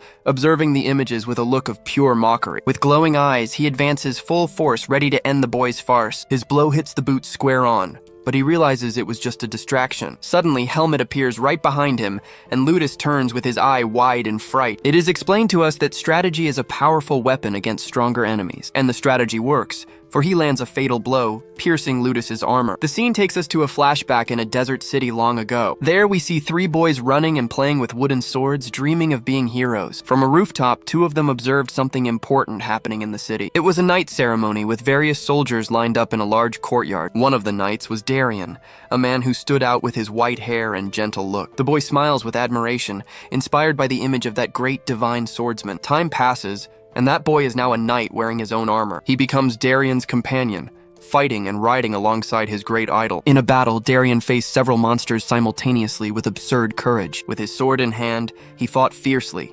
protecting everyone with his power. The younger knight looked on shocked, unable to believe the intensity of that combat. In another scene, a person receives a mysterious black sword from a noble. We see Darien and Heinz at a ceremony, receiving recognition for their great deeds. The knight Heinz, with his beard and serious look, showed all his determination, and it is revealed that the young man was Ludus, asking for the honor to learn from the great Darien. We see Knight Heinz with a determined look, ready to make an oath. Darien questions him, saying it's not like him to act in such a strange way. But Heinz insists and begs for Darien's permission for very rigorous training. The divine swordsman looks at him sideways with a cold and very suspicious expression. With a resounding no, he refuses the request, leaving Heinz shocked by the direct answer. Darien explains that Ludus has qualities, but his technique would only be passed to his son. Indignant, Ludus yells that his own son couldn't handle the training and simply quit. Darien shoots a death glare and warns him to be careful not to cross the line. Embarrassed, Ludus apologizes and hears that he should focus only on his normal tasks. He hangs his head,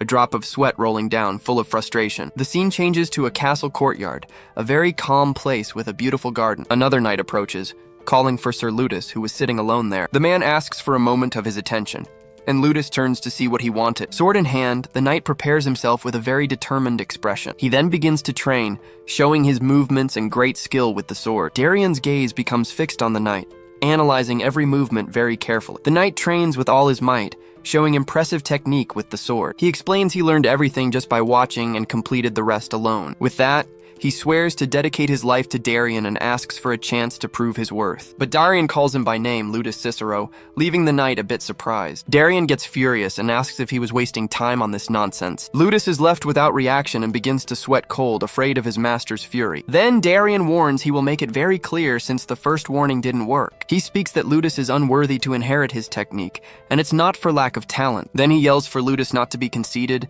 and that he should look at himself first. And to finish, he orders Ludus never to touch on that subject again. But Ludus whispers that it's not that, a tear running down his face. He just wanted to become a swordsman like him and prove his own worth. Back in the present, Ludus falls to the ground bleeding, remembering that painful day. Under the moonlight, Helmet faces Ludus, who is now on his knees, defeated and bleeding. With a bloodied mouth, Ludus confesses that Lord Darien was an arrogant and selfish man. Our hero thinks a bit and agrees he can't exactly deny that fact. Ludus explains he betrayed him out of resentment because Darien rejected him completely. Alone in the night, Helmet begins to understand what made his master change his mind. He then looks sideways at the commander and asks if he never regretted the betrayal. With a weak laugh, Ludus says he became obsessed with erasing all traces of Darien. But in the end, he admits with a bloodied hand that he couldn't overcome his attachment. He deduces that Darien is no longer in this world, and the boy confirms his suspicion. Almost without strength, Ludus asks if his master ever felt resentment towards him. Our hero's purple eye glows as he thinks about what he will answer now. Helmet just repeats that Darien never seemed to care about what happened to him. With a sad look, the commander just whispers that he finally understood the truth. Ludus asks his real name, and he replies that his name is Helmet. To finish,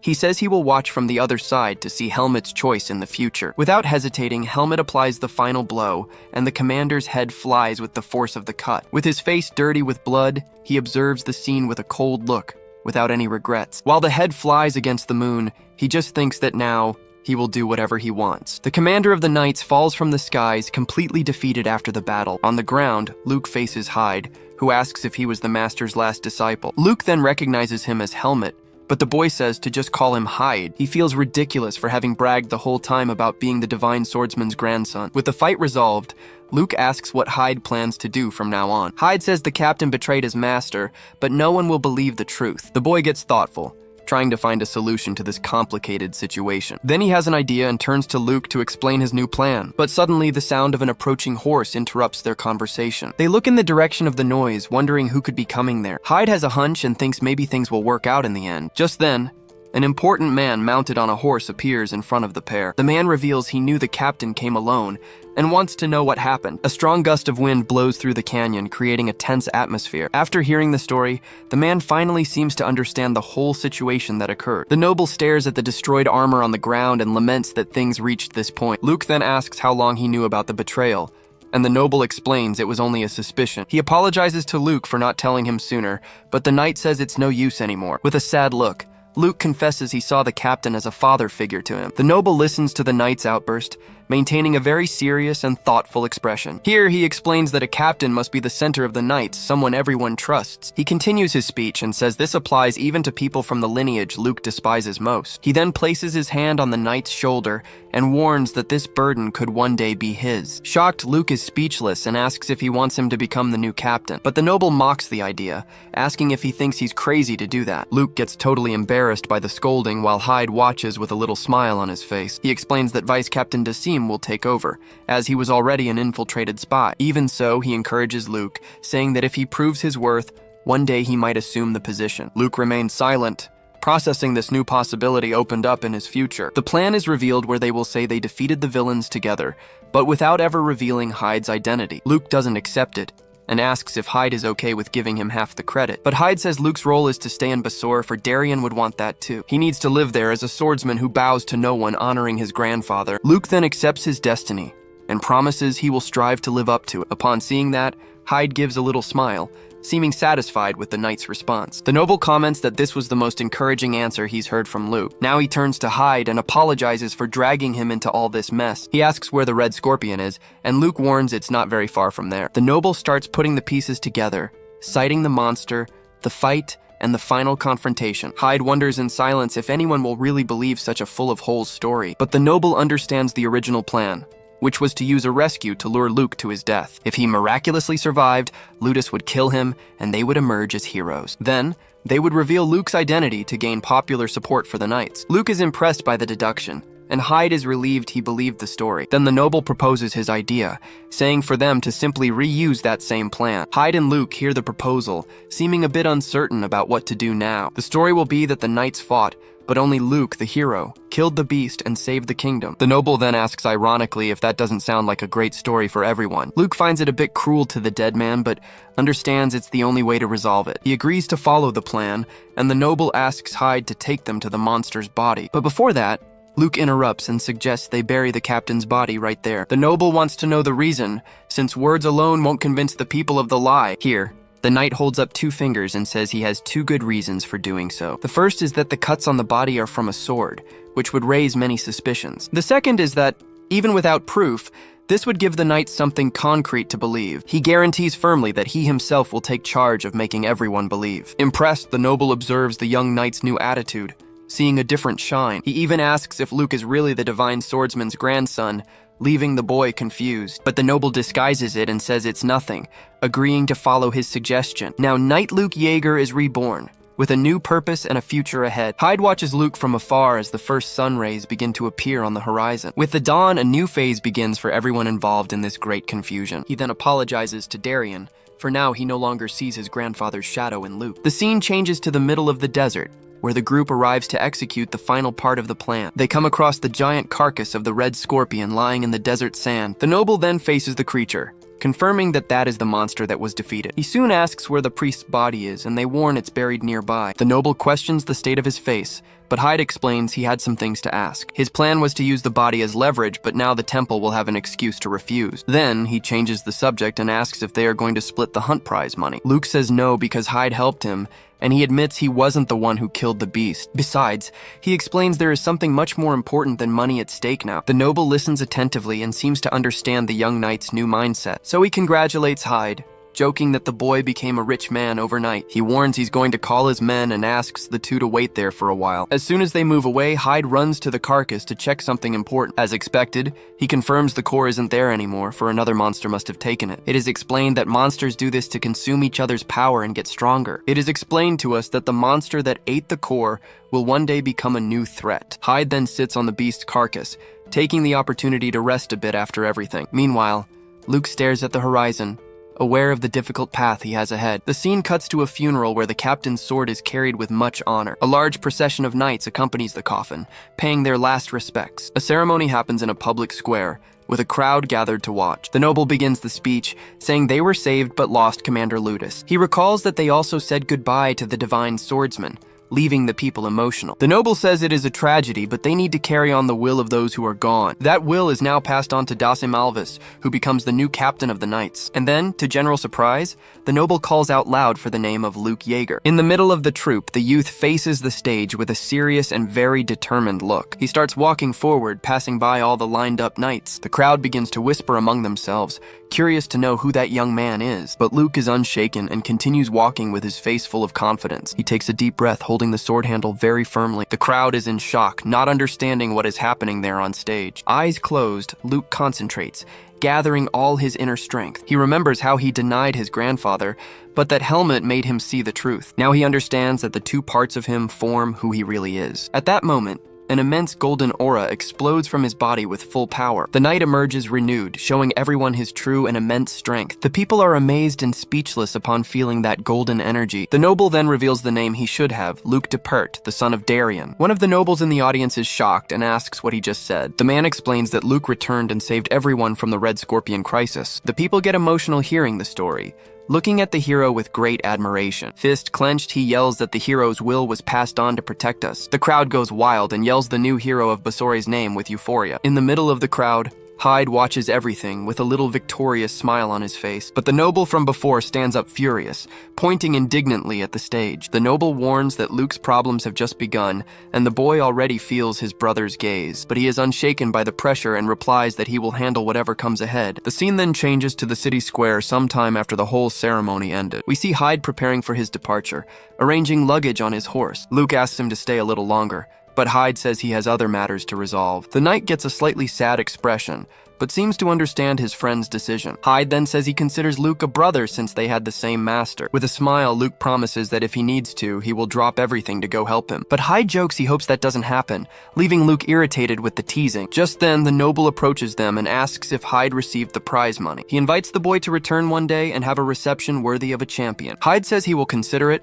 but complains that Basore is too hot and tiring for him, and so the boy departs on his journey, riding alone out of the city gates. Watching him go, the noble comments that Luke will be alone, and he agrees with a heavy heart. Now the young hero faces his future, reflecting on his new role in Basore. Luke is shocked, and the noble laughs, saying his innocent face suits him very well. He reveals he recognized the master's swordsmanship because, unlike his brother, he idolized the hero. The knight is left without reaction, shocked to realize his great secret was discovered. But the noble calms him down and says he won't spread rumors so as not to ruin their friendship. Looking at the horizon, he hopes that next time, Hyde will tell him his real name. The scene changes suddenly, taking us to the buildings of a very luxurious academy. In a quick flashback, Robert is shocked to see Helmet leaving home with a bag. We are shown that the servant gave him only a small gold coin before his departure. The incidents in Basore come to an end, and the day of the academy reopening finally arrives. Inside the place, sunlight illuminates the corridors, creating an atmosphere of expectation. We see young Alea walking through the hall with a slight smile on his face as he walks. Suddenly, he stops upon spotting a purple-haired boy moving away in the corridor. His eyes widen in surprise, for he recognizes that person immediately. It's none other than Helmet walking calmly toward one of the doors. Alia blushes, completely speechless at seeing the guy again after so long. He yells, calling for Helmet, complaining that he should have used the bracelet to notify him. But the person who turns around is a different Helmet, one with tanned skin who calls him by name. Alia is completely paralyzed, not understanding what is happening right in front of him. He screams of surprise, shocked at how tanned the boy got after the trip. Another green-haired colleague approaches, still confused by the boy's new appearance. Helmet faces him with his new tanned skin, with a very calm and serene expression. The boy asks what happened, and Helmet explains it was disguise magic. We are shown how the magic worked, and the colleague says the new visual looked cool. Alea arrives with the bags, and the boy complains that Helmet got even taller. He asks about Asuka, and Helmet warns that he's been training non-stop since returning. Just then, Alea hands over the things and complains that he had to pack everything for him. The colleague gives the good news that Helmet will now have his own room, but Alea tells him to mind his business, and the boy asks if his conscience is heavy. Alia releases a dark aura, and the colleague apologizes, afraid of being attacked. Then he says goodbye to the two and leaves, waving as he exits the corridor. Now alone, the two stay silent, staring at each other for a brief moment. Helmet then breaks the silence and asks how Alia feels about the novelty. He wants to know if Alea is relieved, now that he will have his own room. But Helmet says he never felt relieved, since the new room is right across from his. Helmet finds the question strange, and Alea yells nervously, saying he can ask yes. Here he explains that having his own room has disadvantages, for he won't be able to take advantage of Alea anymore. Helmet gets irritated and leaves, but Alea offers help to clean his room just this once. He then stops halfway and turns to say one more little thing to his colleague. Alea reminds him of the promise he made that he would grant any request he wanted. Helmet confirms he remembers, and Alea warns he will call in that favor very soon. He says Helmet will find out soon and reminds him that his room is right across from his. Before leaving, Helmet calls him by name with a more serious expression on his face. The boy then wishes that they do their best in this new semester starting. Alia Aliyah agrees with a yeah and tells Helmet to also do his best at the academy. As soon as he leaves, Aliyah leans against the door, covering his face, completely embarrassed. He keeps wondering what he is doing, totally lost in his own feelings. The scene then takes us back to the academy building, where classes are about to restart. In his room, Helmet finishes unpacking and thinks about going to train a little, but suddenly he hears a strange noise coming from outside his door. Helmet remembers Asuka and wonders if his friend is still on the training field. He then opens the door, finding it strange not to have seen him since returning to the academy. But suddenly, a staff destroys a training dummy, passing inches from his face. A girl runs in his direction, apologizing profusely for the accident that almost happened. She gets all embarrassed seeing who it is and stammers Helmet's name, surprised by the visit. The boy recognizes her instantly and replies calmly, calling the girl Charlotte. Just then, Asuka yells at her, but the girl complains he is training as if wanting to kill her. The blue-haired guy appears right behind and asks where Helmet has been all this time. He also comments that Helmet is taller and tanned, making the friend a bit embarrassed. Asuka asks if only they are there, and Charlotte says the others came but soon left. She then thinks maybe they didn't leave, but rather couldn't even get in to train. The girl warns she's been at it for 4 hours,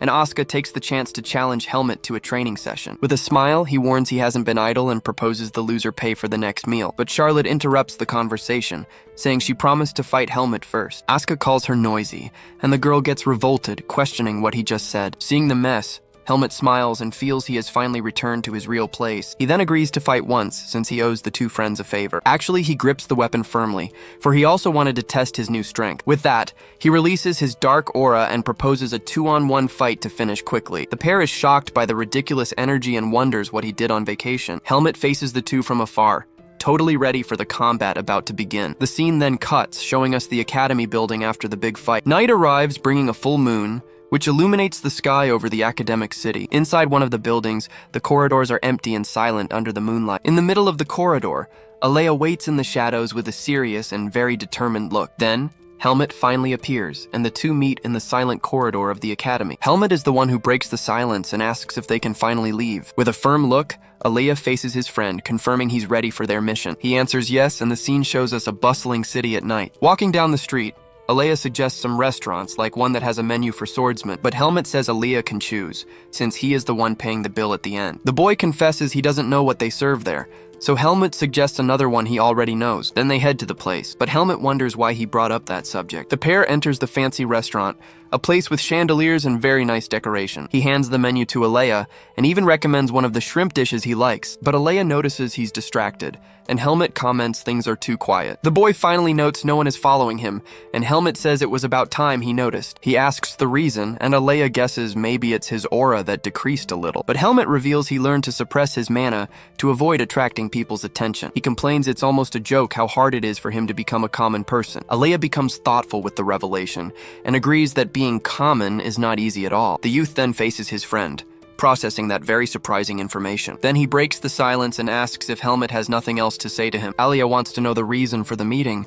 but Helmet says actually there isn't one. He explains he earned some money and wanted to pay for dinner as a way of thanks. The boy stays silent for an instant, just processing the answer he just heard. Then Alea says he isn't surprised, and Helmet asks what he meant by that. He explains people usually want something, but knows Helmet isn't self-interested. If he were that type of person, Alea wouldn't even have agreed to go out with him to begin with. That's why he gets curious and asks why Helmet bothered to accompany him. Helmet finds the question silly, so Alea just tells him to choose a dish quickly because he's hungry. The boy turns his face aside, getting a little embarrassed after that conversation. In his thoughts, Helmet questions if it's strange to do things without having a reason. He thinks he wouldn't do this with others and wonders what is different about Alea, but suddenly a female voice interrupts dinner, saying it's a coincidence. A blonde girl approaches the table and greets Helmet, saying it's been a while since she saw him. With a malicious smile, she says he managed to get even more handsome since last time. Helmet faces the girl, seeming not at all happy with that unexpected interruption at dinner. Helmet asks who the girl is, who is shocked that he doesn't remember her again. Alea asks the senior not to intrude,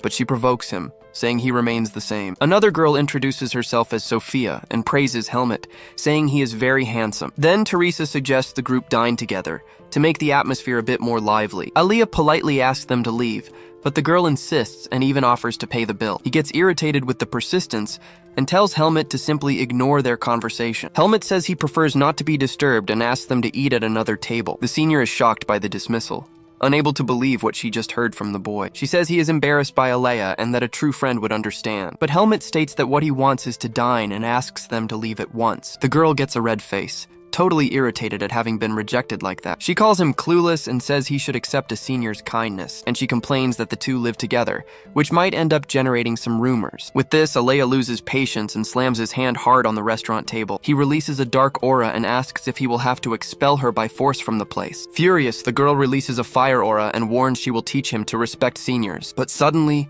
a giant, very serious man appears to interrupt the fight. He approaches the table with crossed arms, leaving the two totally without reaction. The man then asks "excuse me" and warns them to take the fight outside. The pair stays quiet, without the courage to respond after that unexpected scolding. The scene cuts, and a very fancy plate of food is served at their table. While eating, Alea comments the waiter looked like a former fencing student. He then faces Helmet and says the friend changed a bit since returning. Helmet eats a piece of meat and replies that he didn't even notice that change. Alea says it was a compliment and tells him to deal like that with strange people in the future. The boy then continues eating, seeming a bit embarrassed by the compliment. At night, Helmet thinks that for some reason the food was much better than last time. Helmet doesn't understand his feelings, but one of the Academy's biggest events approaches. Just then, a red-haired colleague approaches and says he has a unique favor to ask. He asks for help at his stall during the festival, leaving Helmet not excited about the idea. With a bored face, Helmet just repeats the word festival, already imagining the work. In a festive mood, students raise their mugs and toast with much animation. It is explained to us that the Academy Festival is one of the few interaction events between courses. In the meantime, Helmet is approached by a colleague who adjusts his clothes with a request. The red-haired guy explains their stall needs Helmet as the final piece of the team. He bows and implores, saying the team will only be complete when Helmet joins. The colleague then yells that Helmet's function will be to be the pretty face of the stall, obviously. He continues the chat, saying he heard rumors that Helmet dismissed senior Teresa. It happens that Teresa is the most popular girl, and having rejected her made him a celebrity. With him on the team, their stall will surely be the most popular, attracting many people. But suddenly, Asuka approaches from behind, wanting to know what is happening there. The red-haired guy then apologizes to Asuka for giving his spot to Helmet. Then, Asuka gets a dark look and grabs the colleague, releasing a threatening aura. He throws the boy to the ground and yells, asking if he thinks it's funny to gossip about him. Asuka then turns and asks if Helmet will really help the group of troublemakers. Helmet replies he hasn't decided yet, as his training always comes first. Indignant, the boy yells at Asuka, wanting to know why he acts as his spokesperson. Students argue in the corridor, but one of them tells everyone to shut up because the instructor is coming. In front of the class, the instructor warns that the Academy Festival will begin next week. He also informs that after the event, there will be tests and a special training task. At the end of the semester, a final exam and also a selection tournament will happen, surprising everyone. One student then raises his hand to ask, but the instructor asks him to wait for the end of the explanation. Helmet gets thoughtful, wondering what this combined fencing competition would be. The instructor explains the tournament will be a joint event with 2 other academies from Baden. The selection will choose 4 representatives, and a student comments it's strange the temple permitted it. Helmet asks why the temple would prohibit it, and the colleague says mages don't believe in gods. Another student asks them to speak quieter, as not everyone there is an atheist. The colleague explains that the temple's relationship with other kingdoms is tense. That's why they allowed the event. Hearing all that conversation, Helmet stays silent, just processing the important information. The instructor claps hands to call attention, saying the notices are over and it's time to train. But he remembers something and warns that the High Priest of Lumen might visit the academy. The news catches Helmet totally by surprise, leaving him with a very worried look. Helmet grumbles, wondering what priest would be doing at a cadet festival. It is revealed that High Priest Nardolos's will was to eliminate the Divine Swordsman. He remembers that the priest he faced recognized his seat of darkness instantly. Now he is worried because if found again, he will surely be discovered. With a serious expression, he seems to have found a solution to his problem. Then he turns to the red-haired boy with a new decision in mind. The colleague understands nothing, totally confused by the sudden change in attitude. The scene changes to late afternoon, with the orange sky covering the academy courtyard. Elsewhere, young Alea knocks on the door and calls for the academy rector. The rector invites him in, saying he heard he had something to deliver, but he explains the gift isn't his, but rather from a man named Heike. He then places a little box on the table, saying it's for Alea to enjoy the festival. Alea takes the gift but continues with a flea behind his ear, quite suspicious. He even asks if it has poison, but the rector guarantees he already checked and everything is fine. Even so, the boy continues thoughtful, reflecting on the intentions of that gift. The rector reminds Alea that he came to the academy precisely to escape the temple's gaze. Upon opening the box, he finds a golden bracelet and a note along with the gift. In the note, Heike praises his grades and says he made the item for him to enjoy the festival. The letter explains it's a magic bracelet that gives temporary and undetectable transformation. Alea then sighs relieved, for it seems now he has a chance to survive. He prepares to leave, saying he already got what he needed and goes away. But the rector calls him with a serious expression, asking the boy to be careful. With a firm look, Alea listens to the warning but shows no type of fear. The rector tries to disguise worry, but his face gives away he's quite tense. Just then, the boy turns and affirms with conviction that the temple will never take anything from him again. The rector then agrees in thought, wishing that this never happens again in his life.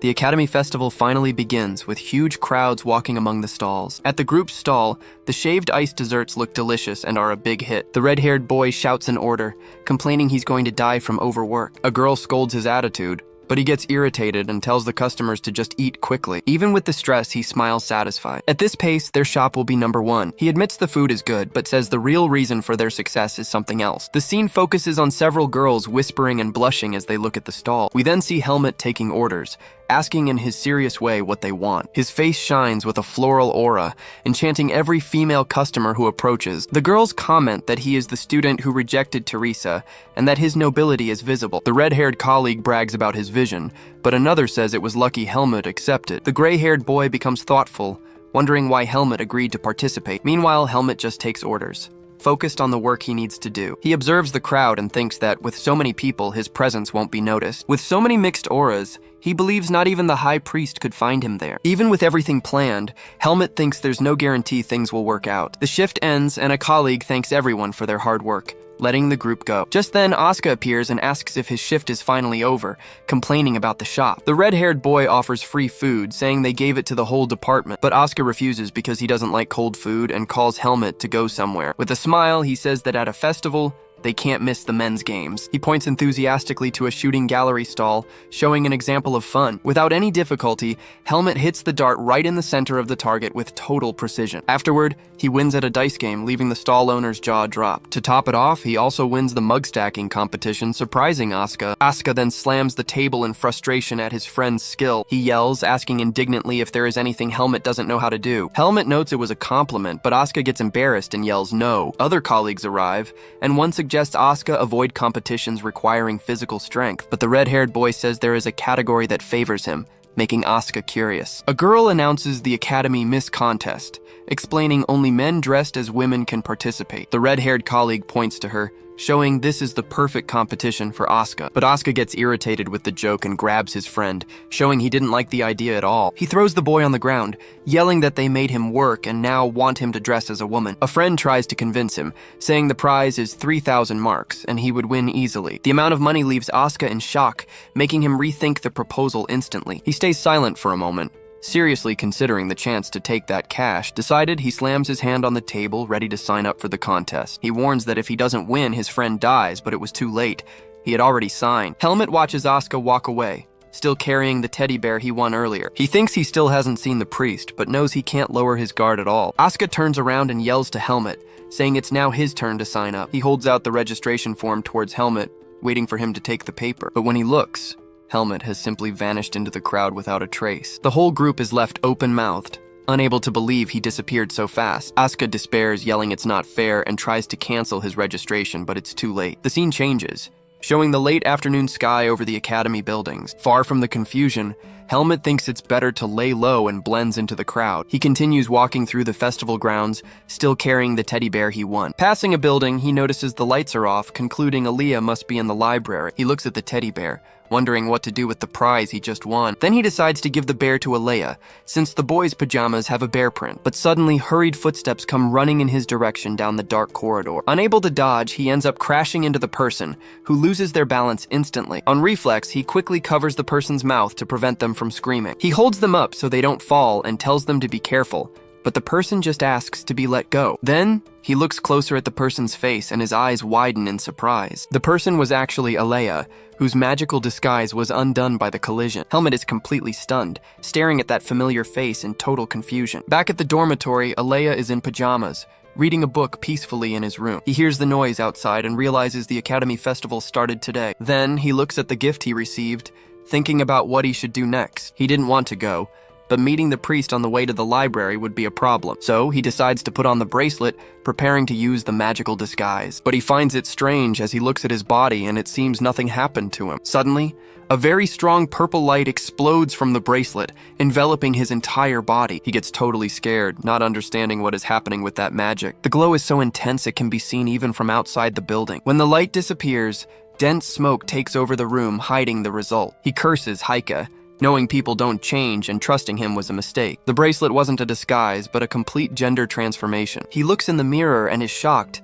seeing he now has the appearance of a girl. With his face entirely red, he screams in his thoughts, calling Heike crazy. To make matters worse, the bracelet breaks and falls to the floor, making the magic permanent. She looks in the mirror, seeing the magic wasn't undone even with the broken bracelet. At least her mana control is normal, but she knows she can't go out like this. Revolted, she wonders when the spell will end and curses Heike for not warning her. A sigh of pure frustration escapes, showing her patience is at its limit. She then decides to go to the library right now to find a way to reverse this. But first, she resolves to change clothes, remembering she grabbed women's clothes by mistake. Now with the disguise, she believes no one will recognize her, provided she doesn't meet him. It turns out fate is very treacherous, and he was right there in front of her. She gets all blushed and desperate, wondering why it had to be him exactly. Helmut remains standing with a confused expression, not understanding the girl's reaction. In a panic, she tries to stay calm and think of a good excuse to leave that situation. Just then, his hand slips unintentionally and ends up touching her body lightly. He then asks if she is going to the festival,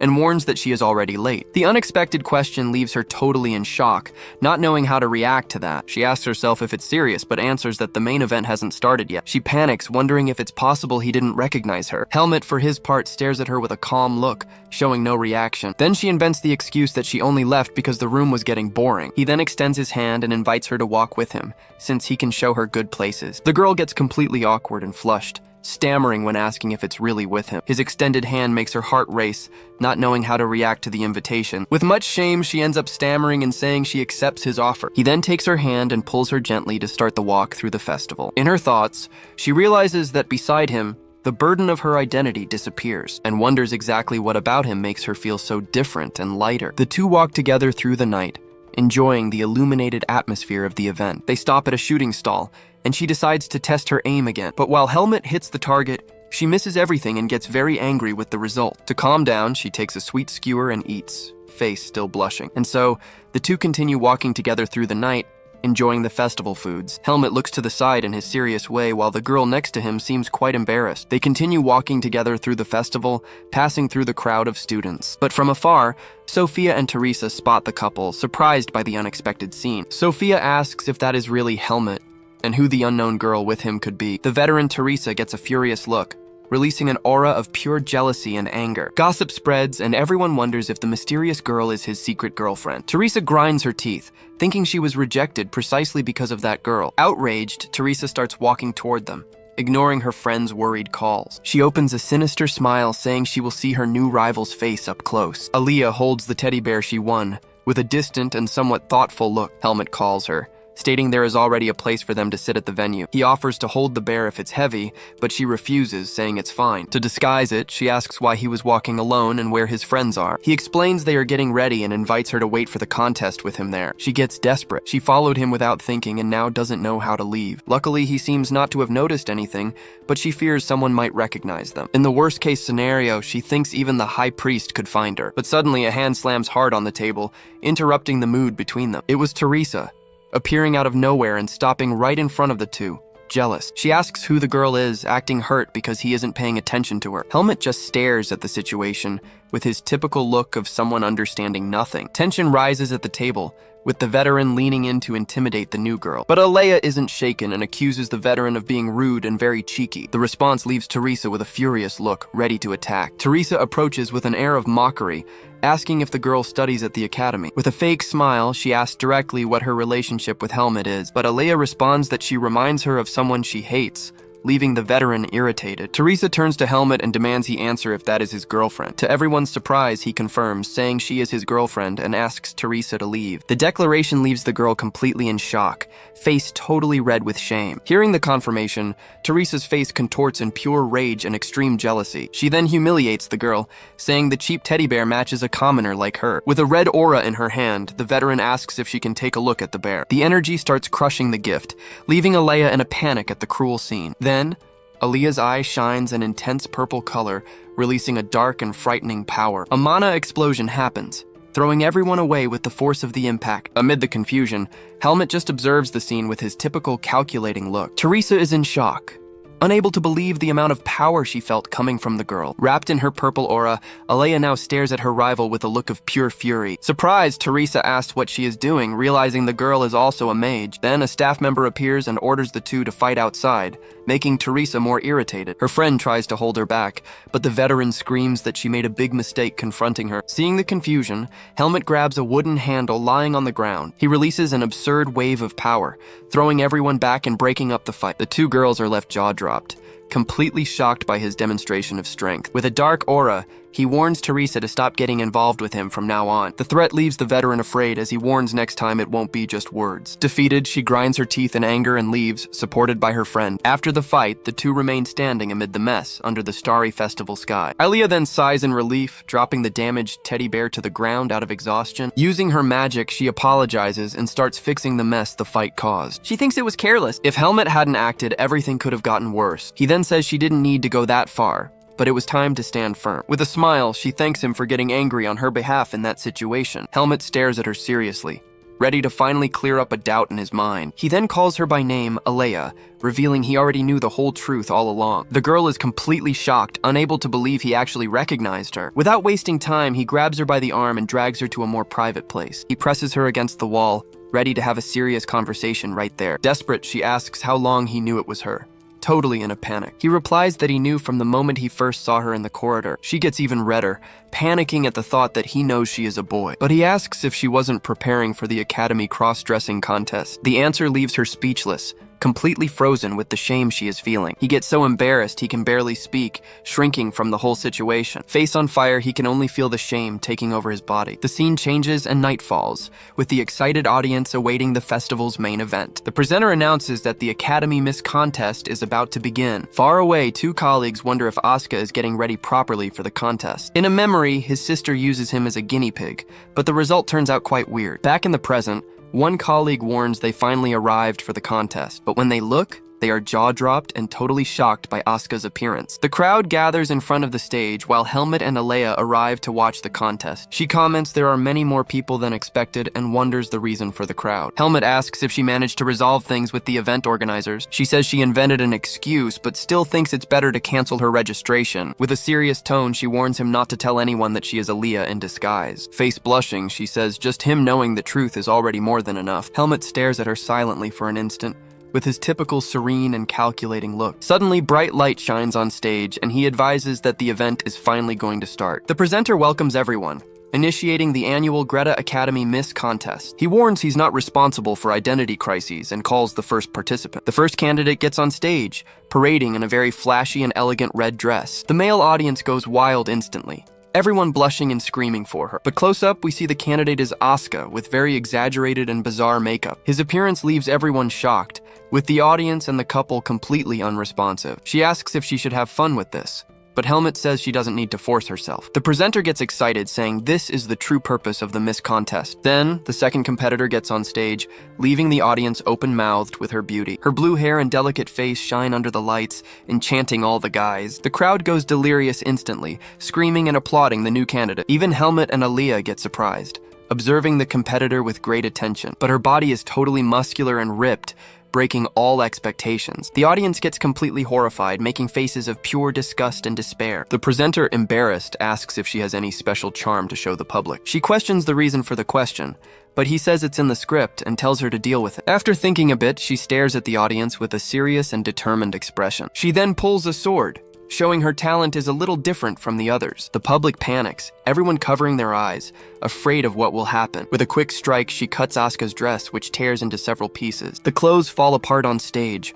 revealing Asuka's muscular body for everyone to see. With a smile, she turns and asks if that was charming enough for them. The audience revolts at the mess and starts throwing things on stage non-stop. Aaliyah gets disgusted with that zone, wondering why people are throwing things. Helmet comments it would have been unfair if she had competed against those guys. The unexpected comment catches her by surprise, leaving the girl a bit embarrassed. She gets all nervous and jumps a little, making him ask what happened. Face red, she complains, saying he speaks things with too much naturalness. But Helmet continues with his calm way, not understanding the reason for so much nervousness. Meanwhile, on stage, the competition turns into a generalized fight between the candidates. It is revealed to us that, in the end, the unexpected winner was Cute Xian. The scene changes to night, showing the festival finally reached its end. After all the confusion, Aaliyah waits alone on a street looking thoughtful. Then, Helmet approaches and asks her how Asuka is now. She responds that he was twisting Dino's head, acting quite normally. He says he enjoyed the festival, and now he's going to the library to study a bit. So, he says goodbye, stating their paths separate right here. She stares at him with a blushing face,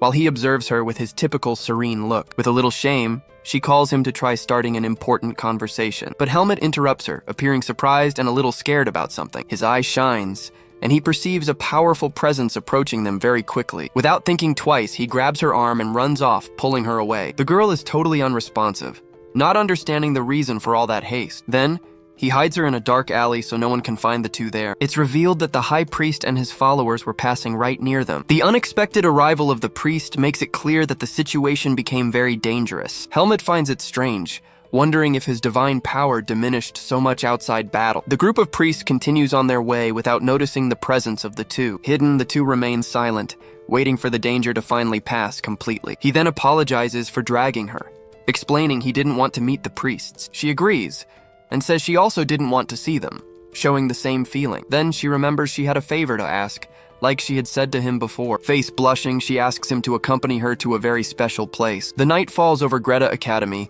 with its lights on and peaceful movement in the courtyard. Firm footsteps echo through the corridor, announcing the arrival of important and unexpected visitors. Then the door opens, and High Priest McKean arrives with his guards, asking permission to enter. The Academy Director receives him and invites the priest to sit down and have tea. Already seated, McKean thanks for the reception, but says he feels like an unwelcome guest. He comments that he walked through the festival streets and noticed there are many individuals of faith there. With that, the director explains that mages study nature and therefore end up becoming theists. The priest gives a subtle smile and comments that he perceives certain things never change. Then, the director speaks that he heard the temple is in a difficult position lately. He gets tense with the conversation and asks directly if the priest is referring to the academy. The priest says the academy is vast, a perfect place to hide a few little things. Irritated by the insinuation, the director demands to know exactly what he means by that. McKean remains calm and advises that he has no intention of snooping on the academy's secrets. The director faces the situation, realizing that is clear blackmail veiled by the priest. He replies with irony, saying that is the temple's way of making friends nowadays. The director gets suspicious and asks what kind of favor he came to ask right now. With a smirk, the priest prepares to reveal his true intentions at the academy. The night follows starring, but a silent tension hangs in the air after that unexpected visit. Already leaving, McKean thinks about how proud mages are, barely knowing what awaits them. He reflects that he didn't leave empty-handed, because he has information he didn't tell the director. Passing through the streets, he felt demonic energy, but decided to keep this card up his sleeve. This is the piece he needed to keep Greta Academy right in the palm of his hand. The scene switches to students training, with the sound of wooden swords hitting in the courtyard. Then, Asuka approaches Helmet and asks again who he was with at the festival. Helmet tries to deflect, answering it was just a person he didn't know very well. But Asuka doesn't swallow the lie and yells for him to just tell who the girl was. We see Aaliyah asked for secrecy, and Helmet thinks this will cause a big misunderstanding. To escape the subject, he asks if Asuka already decided what he will do in field training. Cyan appears and says they are going to collect spirits, and then Asuka asks who Helmet is going with. He answers he is going with Aaliyah, and Asuka complains that the best students always pair up. Helmet says Aaliyah wouldn't do anything reckless, and Asuka responds that the two seem very close. He stays silent, remembering the conversation he had with the girl a while ago. In a flashback, Aaliyah calls him to a corner and says there is a place she would like to go with him. She then asks, face a bit blushing, for his help with the field task. Back in the present, Aaliyah explains that the place they are going is the Great Mage Lawphone's dungeon. Helmet is confused by what she said and asks what exactly a dungeon is. As they walk through the forest, she explains it's a hobby for mages to hide their research. With an ambitious look, she says, Lawphone's research has a value that can't even be measured. Helmet asks if they are going to steal the results, but she says it's a qualification test. He then questions what his role would be since he doesn't understand magic very well. Alia says she will handle the traps, but that these places are made for large groups. Usually dozens or even hundreds of mages gather to manage to conquer a dungeon. She asks if he can handle the work of 100 people, and says each will do for 50. With that, she praises him, saying it's better to count on him than leak the secret. Alia finishes by saying she prefers to end all this discreetly,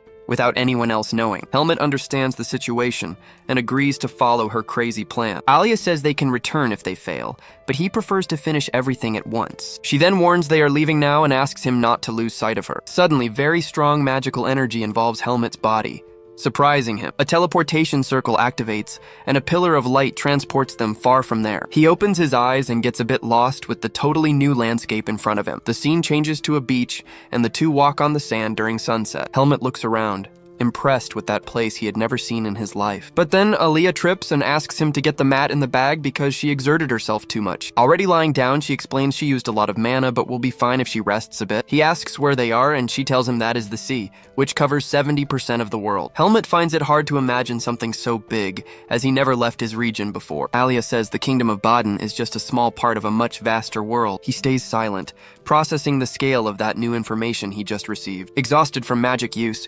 Alia ends up falling asleep right there on the sand. Then Helmet stays beside him, watching while she rests and recovers her strength. The scene changes and now it's night, with Alia finally waking up after a long rest. He sits on the beach sand and observes the starry sky and full moon. Still a bit sleepy, he thinks he slept until sunset, which was expected, but then he looks to the side and wonders where Helmet went. Then Helmet approaches and Alia warns his mana recovered, and they need to eat. He then gets surprised seeing Helmet shirtless, holding a giant creature he fished from the sea. The swordsman explains he brought a stone to break the shell, leaving Alia a bit embarrassed. He gets red, remembering he only put sandwiches in the bag for them to eat. Helmet apologizes for having touched his things, but Alia says it's no problem. But the warrior speaks that plants don't give strength, and Alia asks how he was going to eat the animal. Helmet responds he was going to eat it raw, and Alia, shocked at the idea, asks him to hand it over immediately. A while later, the two are already roasting the catch and some skewers over an improvised bonfire. Seeing a paper in Alia's hand, Helmet asks if that is Mage Lawphone's testament. Alia explains it's a hint to the dungeon location,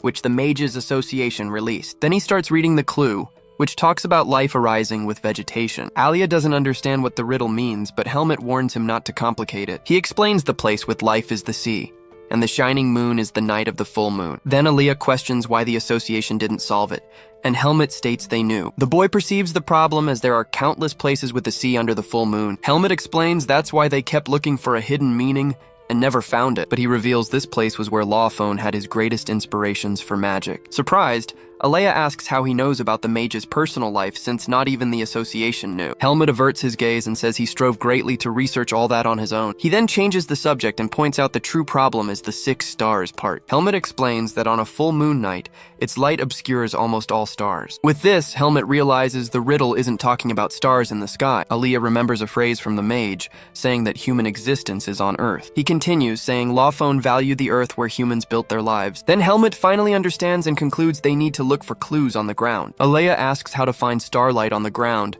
and Helmet says they need to wait for the moon. The full moon reaches the highest point in the sky, indicating the time finally arrived. Alia says it's the moment and asks Helmet to hold his hand to see with their own eyes. Suddenly, purple energy envelops them, and the two start floating in the air. They fly over the landscape, which now shines with mysterious light coming from the ground. From up high, Alia points to a specific place and asks Helmet to look attentively. Then, he sees 6 points of light shining on the mountain, like stars on Earth. Helmet is impressed with the view and finally understands what the riddle meant. Alia explains it is the reflection of crystals that only appears for an instant under the full moon. Helmet feels a bit useless, but Alia says he already found the entrance when he came here alone. He gets confused by the boy's excitement, who then asks if they are ready. The two walk through the forest, approaching the location Alia discovered previously. Arriving there, he places his hand over a magical circle hidden on the ground. With that, a secret passage opens, revealing a staircase leading down. Facing the entrance, Alia turns to his friend and asks if they can begin. They go down the stairs and find a giant stone door with an orb of light. Alia warns that from there on it's unknown space because he never entered the dungeon. Alia explains it would be a waste if the dungeon only allowed 1 entry per person. Suddenly, the orb on the door starts shining with intense and very strong light. Then the great door opens, revealing a portal of golden energy right behind it. The portal spins like a whirlpool, inviting the two for a totally unknown challenge. Aaliyah comments that the mage doesn't seem like the type who creates enigmas and calls Helmet to enter. With that, the two get ready to cross the portal and begin the dungeon exploration. They take the first step, entering the portal together without knowing what awaits them on the other side. Crossing over, they notice the environment changed, now with a very greenish tone. Suddenly, a strange symbol appears in front of them, floating in the air with green light. The light flies toward them and marks both wrists with the same hourglass symbol. It looks like a timer, and Aaliyah confirms they have about 2 hours. He warns the first problem seems easy, but asks Helmet to keep an eye on the right side. The two walk down a narrow passage, water hitting their knees. At the end of the corridor, they spot 2 glowing silhouettes resembling warrior statues. But then they notice something strange and are left not understanding what is happening. Aaliyah gets confused by the silhouettes and asks what on earth that is in front of them. Then Helmet points up and warns there is something written right there on the panel. They look and encounter a mathematical equation using Roman numerals to confuse them. The boy realizes this is the first question, but finds the hole underneath very strange. Suddenly, the walls start moving, indicating they don't have much time to think. The room starts shrinking rapidly, forcing the two to make an immediate decision. Helmet understands the logic and says they need to enter the hole with the right answer. Then Aaliyah yells that the answer is the one on the right, but the hole's shape is very bizarre. Helmet notices the silhouette seems made for 2 people to fit together in a weird way. Without time to argue, he picks Aaliyah up, leaving the boy totally surprised. Carrying Aaliyah in his arms, Helmet runs desperately toward the passage of light. They manage to cross in the last second, and the door closes right behind them. Aaliyah gets all embarrassed and complains that Mage Lawphone prepared a ridiculous test. He thinks that was a joke, and how lucky the humiliating position was the one on the right. Now recovered from the scare, the two face the next challenge the dungeon prepared. Helmet looks around the new room and comments there doesn't seem to be anything there. Aaliyah says it must be a puzzle and warns him to be sharp for what may come. Then Helmet points to a different colored brick, and Aaliyah praises his eagle eyes. The boy explains its secret writing and thinks the mage has a very childish side. He uses a magic light and reveals the message about how the next test will appear. The light illuminates the wall, and the secret inscription glows with the challenge instructions. The drawing shows they need to replicate the pose of someone carrying another. Aaliyah is shocked, unable to believe what the mage was asking them to do now. The scene repeats and Helmet needs to carry Aaliyah again, much to the boy's embarrassment. With his face totally red, he yells that he will never forgive Lawphone for this humiliation. They continue, passing through 5 more gates with challenges forcing them to cooperate. Helmet comments they took half an hour and asks if Aaliyah thinks they will manage. But Aaliyah is furious and swears he will kill Lawphone for all the shameful poses. Suddenly he stops and realizes all the challenges required exactly 2 people. He despairs at the thought that the poses might have come from his own mind. Aaliyah gets completely red and wonders if those poses came from his imagination. Desperate, he tries to convince himself it's Helmet's fault since he's not alone there. Helmet notices his friend's strange face and asks what happened to him. With no way to explain the situation, Aaliyah continues frozen and with his face very blushed. He disguises it, saying it's nothing, and rushes Helmet so they can continue quickly. The scene changes, and they enter an area with grass, and Aaliyah's eye shines with the change. Suddenly, they are no longer in the dungeon, but in a sunny and very beautiful forest. Aaliyah looks around and realizes Helmet disappeared,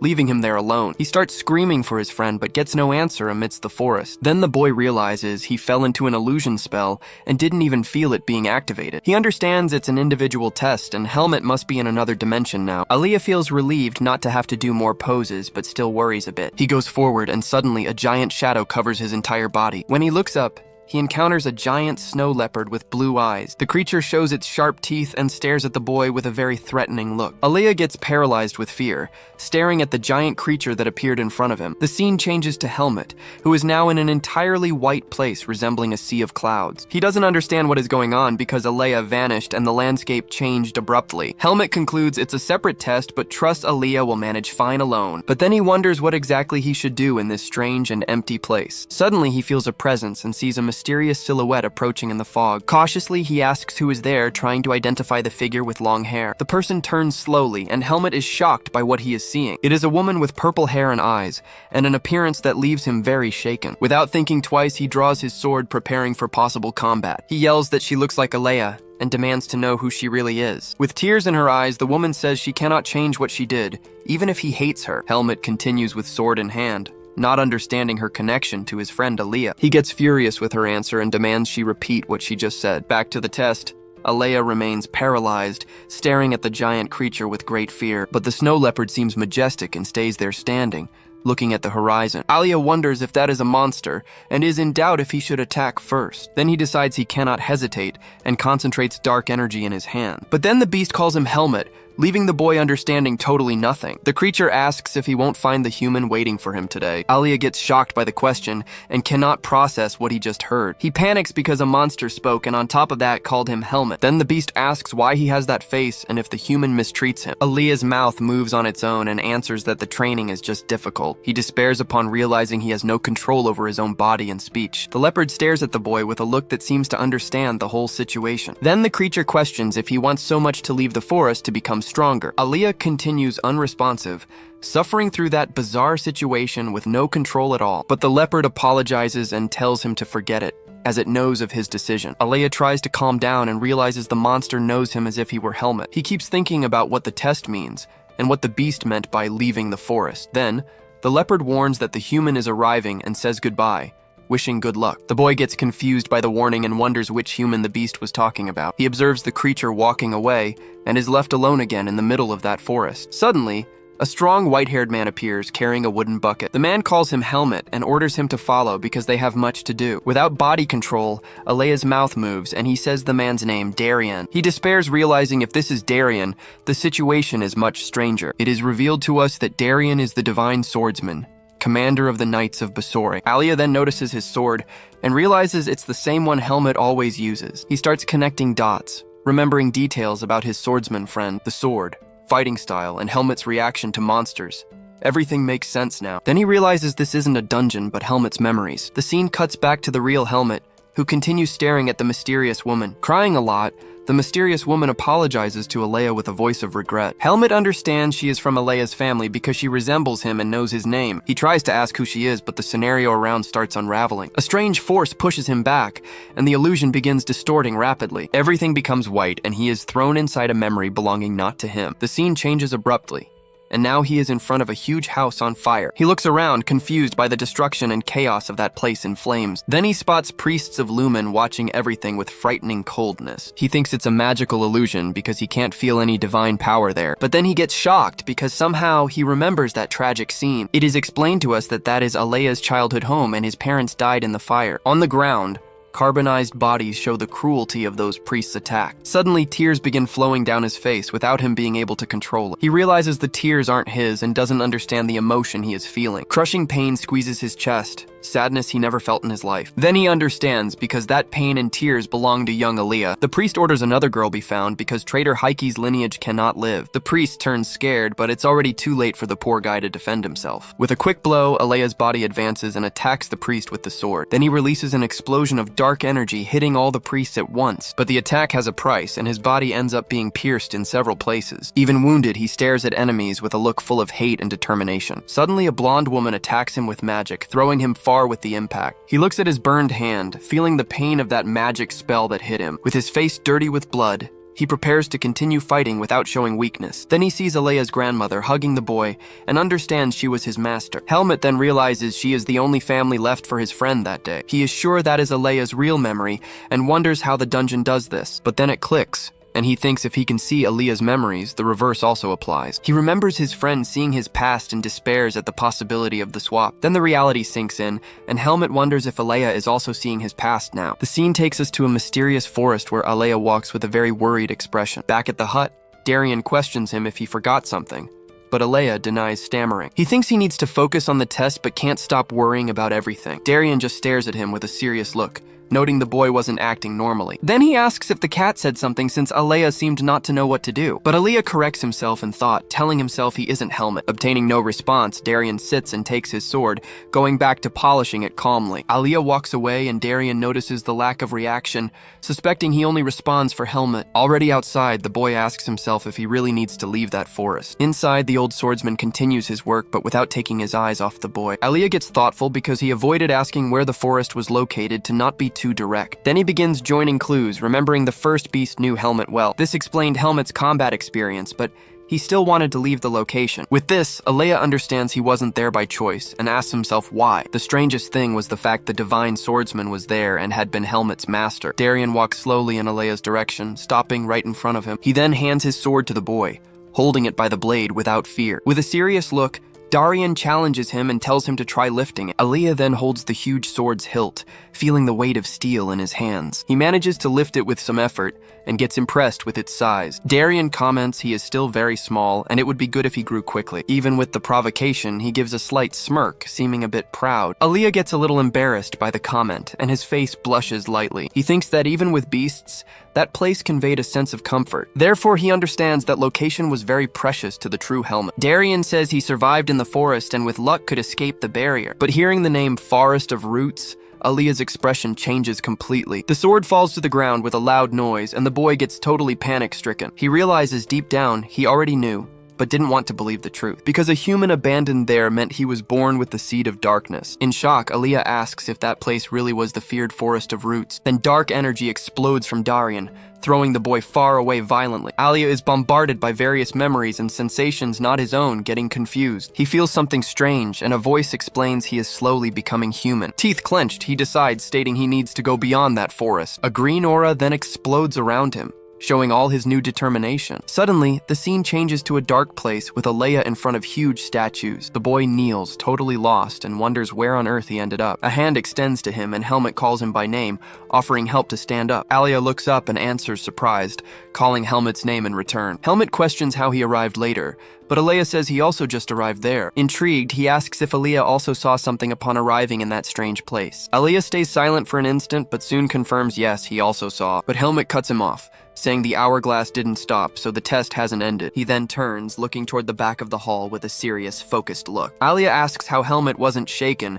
even after seeing each other's past. They look around the chamber, noting there were only 2 huge statues and nothing more. The pair then finds a kind of altar, and Helmet says it must be for offerings. Aaliyah finds that strange since he expected a coffin as it was Lamphione's tomb. Without thinking, he touches the altar surface, which suddenly starts shining intensely. The two get scared by the strong light, not understanding what was happening there. A huge wave of energy explodes from the altar, throwing the two back forcefully. From amidst the light, the spirit of an old bearded man appears with a tired look. The ghost then asks if Aaliyah is the mage who managed to pass his test. He comments he lived long, but is still surprised such a beautiful mage passed. Aaliyah is left unresponsive and asks, stammering, if he was really legendary Lamphione. The spirit confirms and advises he came personally to guide him in his final test. Helmet complains about being ignored, making the mood even stranger. Lamphione apologizes, but explains only the most exceptional mage can proceed. Having said that, he snaps his fingers, and a mysterious force pushes Aaliyah backward. Aaliyah is sucked inside the altar, while Helmet and the spirit just observe the scene. Lamphione then advises the young swordsman he doesn't need to go further. Desperate, Helmet yells Aaliyah's name, seeing the portal close right in front of him. His expression changes to pure fury, and he draws his dagger with hate in his look. But out of nowhere, a shadow appears from the statues and attacks him, starting an intense fight. Without choice, he releases a dark purple aura showing his true power. With a serious look, he realizes something is very wrong as his intuition screamed danger. The scene changes to a surreal place with Aaliyah and Lamphione inside a book portal. The portal then stabilizes, revealing an infinite library with books everywhere. Aaliyah looks at it all shocked and wonders what place that was, totally lost. But Lamphione explains with pride that was his library, guarding all his research. He still says the boy should feel honored because only he could enter that place. Aaliyah then complains, asking if he really needed to be kidnapped like that for the test. Lamphione notices how much he trusts his friend, leaving the boy totally embarrassed. The old mage smiles and says now he understood it wasn't just luck that made him pass. Curious, Aaliyah asks what the final test evaluated since it only showed their pasts. Then he understands the test showed secrets to see if trust between them ended. And it is explained to us that the mage's role is precisely to unite all, even in difficulties. It was by touching the altar without losing trust in his friend that he could enter. Lampione then smiles and admits the result was a little different than he expected. Aaliyah confirms if the objective was not losing faith, and the old mage says that was exactly it. With a smile of relief, the boy says he finally understood the purpose of everything. Lampione's look changes completely, becoming more serious and even a little dark. He says his idea wasn't in vain because he could meet a beautiful mage like Aaliyah. The boy then asks if he will win something, but Lampione tells him not to rush. Then he reveals the two will become one single body to continue research together. Aaliyah's expression freezes for a second, and the phrase, "one single body," echoes in his mind. But initial shock passes, and his look becomes cold, understanding the trap instantly. He then questions the old mage, asking what the hell he meant by that. Lampione just stares from afar with a posture much more sinister than before. Without hesitation, Alea tries using his magic, but the spirit blocks it with a simple gesture. Chains of light appear from the ground, trapping the boy's body with much strength. He panics upon realizing he can no longer activate any of his magic. The mage explains he always regretted that human life is short for learning. Therefore, he needed a young body so as not to die before finishing his research. Alea gets horrified and accuses him of wanting to steal his body using black magic, but Lampione denies, saying it is a soul transfer technique created by himself. He approaches and says it will be an honor for Alea, as he won't feel any pain. Suddenly, a light barrier explodes from Alea, throwing the old mage far away forcefully. Lampione is left unable to believe the scene, and asks how the boy managed to do that. Even with a bit of effort, Alea remains standing with energy protecting him. With a smirk, he says it's a pity things didn't go as planned. The mage then questions, wanting to know how he managed to repel his powerful magic. But Alea responds he did nothing, and maybe his magic wasn't complete. Lampione gets furious at the boy's audacity and calls him an insolent brat. He tries attacking again, but the light barrier throws him back once more. The old man gets confused because his spell was perfect and he didn't understand the failure. Suddenly he clicks and asks if by chance Alea wasn't a man. Alea just stares with a look of disdain without bothering to answer. He then mocks, saying the mage didn't know that even after seeing his memories. Then he explains soul transfer cannot ignore body biology. Revolted, the old man advances and grabs Alea's face with much anger and violence. He yells that in that space he would have plenty of time to make all necessary adjustments. Alea smiles mockingly and says the mage doesn't have all that time he thinks. The old man tells him to stop talking nonsense, already completely lacking patience. But looking at the altar, he sees the portal opening again, leaving him in shock. Back in the hall, the stone golem is destroyed by a dark, powerful attack. Purple energy crosses the portal, going straight toward the mage's power core. It was Helmet who advances with full force, using dark energy to destroy enemy defense. Lampione gets terrified because it was impossible for a golem with magic core to be destroyed like that. His expression fills with fear as he couldn't understand what was happening. It is explained to us that Alea used tracking magic on Helmet before being taken. With this, Helmet manages to find the core and attacks without thinking twice. The blow is so strong that it begins breaking the entire library dimension inside. The whole space shatters like glass, and the mage's spell is finally broken. Alea then screams desperately, ordering Helmet to cut the old mage right now. Without time to think, Lampione tries using his magic to defend himself from attack. But it was too late, and Helmet's attack crosses him, hitting the spirit squarely. In despair, Lampione yells that it couldn't be because everything he did was in vain. Amid chaos, Helmet remains firm with his dark energy sword in hand. The library dimension vanishes, and Alea falls to the ground completely exhausted by situation. Helmet approaches, asking if he is okay, and Alea says yes, but hurries him. He warns without the master the entire dungeon will start collapsing any moment. Without wasting time, Helmet runs towards Alea to flee there as fast as possible. The ground starts crumbling, and the two run desperately to not be swallowed. Helmet asks what will happen, and Alea warns they will be erased together with everything. He then gathers remaining mana, doubting that would be enough. But without other choice, he slams hand on ground, activating huge magic circle. Purple energy explodes powerfully, and space around them starts breaking. Entire dimension splits into 1,000 pieces as if it were giant mirror. Alea's magic then reaches peak, releasing very intense bright flash. Gradually, dungeon shards start reconnecting, stopping crumbling. Spell works, and Alea falls to ground while Helmet observes everything around. Seeing collapse stopped, he asks if Alea is okay, and if can stand up. But Boy uses remaining strength, creating small energy sphere. The sphere then floats, going towards Helmet, showing it hasn't ended yet. Alea explains that was an exit, but had no idea where it led. Almost fainting, he begs Helmet to take him, because his mana was at end. With that, Alea's body yields completely, and he faints, leaving Helmet panicked. Desperate, Helmet yells Alea's name, seeing friend faint right in front. He gets panicked for a second, not knowing what to do with unconscious Boy. Scene then takes us to dense forest with mountains and much fog around. It is revealed Helmet carried Alea out of cave, finally seeing sunlight. He thinks not even Alea knew where they would exit and didn't recognize that forest. With the boy still on his back, Helmet adjusts him, appearing quite worried about him. Then he decides to wait for Alea to wake up and starts looking for safe place to stay. Carefully, he lays friend on ground, adjusting head for comfort. Helmet stands watch, observing Alea sleep, who still seemed quite exhausted. He remembers in dungeon saw Alea's past, and surely Alea saw his. Therefore, he knew it was no use trying to ignore that because Alea wouldn't fall for it. Then dark thought arises, and he wonders if he should eliminate problem now. Alea continued sleeping peacefully, having no idea of danger running there. But looking at friend's face, Helmet's expression changes and he seems to hesitate. Suddenly, Alea's belly growls very loud, breaking moment, serious mood. Hearing friend's belly growl, Helmet realizes he ate before coming and decides to hunt, but rethinks, concluding it wouldn't be right to leave Alea alone in mountains. He stands there thinking, but suddenly feels strange presence and his face changes. Without hesitating, Boy grabs sword, standing in alert position for what comes. Out of nowhere, darkness seed in chest reacts and he feels suffocating energy. The cause were knights in shining armor, emanating strong divine power. Knights notice him there, and one asks who he was and what doing in middle of nowhere. Helmet just observes them silently analyzing situation well before answering anything. One introduces himself as Holy Knight of Lumen, and realized they are just children there. He thinks he had heard of them, but was first time seeing them personally. Darkness Seed reacts, but he concludes they can't feel it not being priests. Then introduces himself as student of Greta Academy, resting from training with friend. Knight asks about Alea, and Helmet explains he is mage who exhausted mana. He concludes in thought didn't need to cause trouble if they just left him alone. But Knights get shocked by Alea's beauty, doubting he really was a man. One Knight comments if Alea were woman would be his type, which irritates Helmet. His look fills with pure contempt, already losing patience with that talk. Suddenly Voice interrupts, questioning if they really were students of Greta. It was High Priest McKeen, observing with sympathetic but very suspicious smile. Knight suggests taking them to temple to receive blessing and rest. Priest agrees with idea and says we'll take look at two youths. He approaches Helmet and smile disappears instantly, giving place to serious feature. Staring at him, Priest seems to feel dark evil aura coming from boy. His expression changes to pure shock and dread, as if seeing demon in front. In despair, he screams for all knights to move away from Helmet immediately. Knight gets confused, asking why order without understanding danger. But without warning, Helmet runs sword through Knight's chest, who doesn't react. His face fills with shadows and his look becomes that of relentless predator. Scene changes to office, where Academy director watches everything by window. He seems very thoughtful, with look mixing weariness and much worry. In flashback, see him talking to McKeen, who asks simple permission. Priest explains just wanted to look at forest belonging to Academy. Back in present, director continues seated with strong light beating on face. He thinks he gave permission but has bad feeling about all this. And feeling was right, because in forest situation had already turned chaotic. It is explained to us McKeen outside was saint,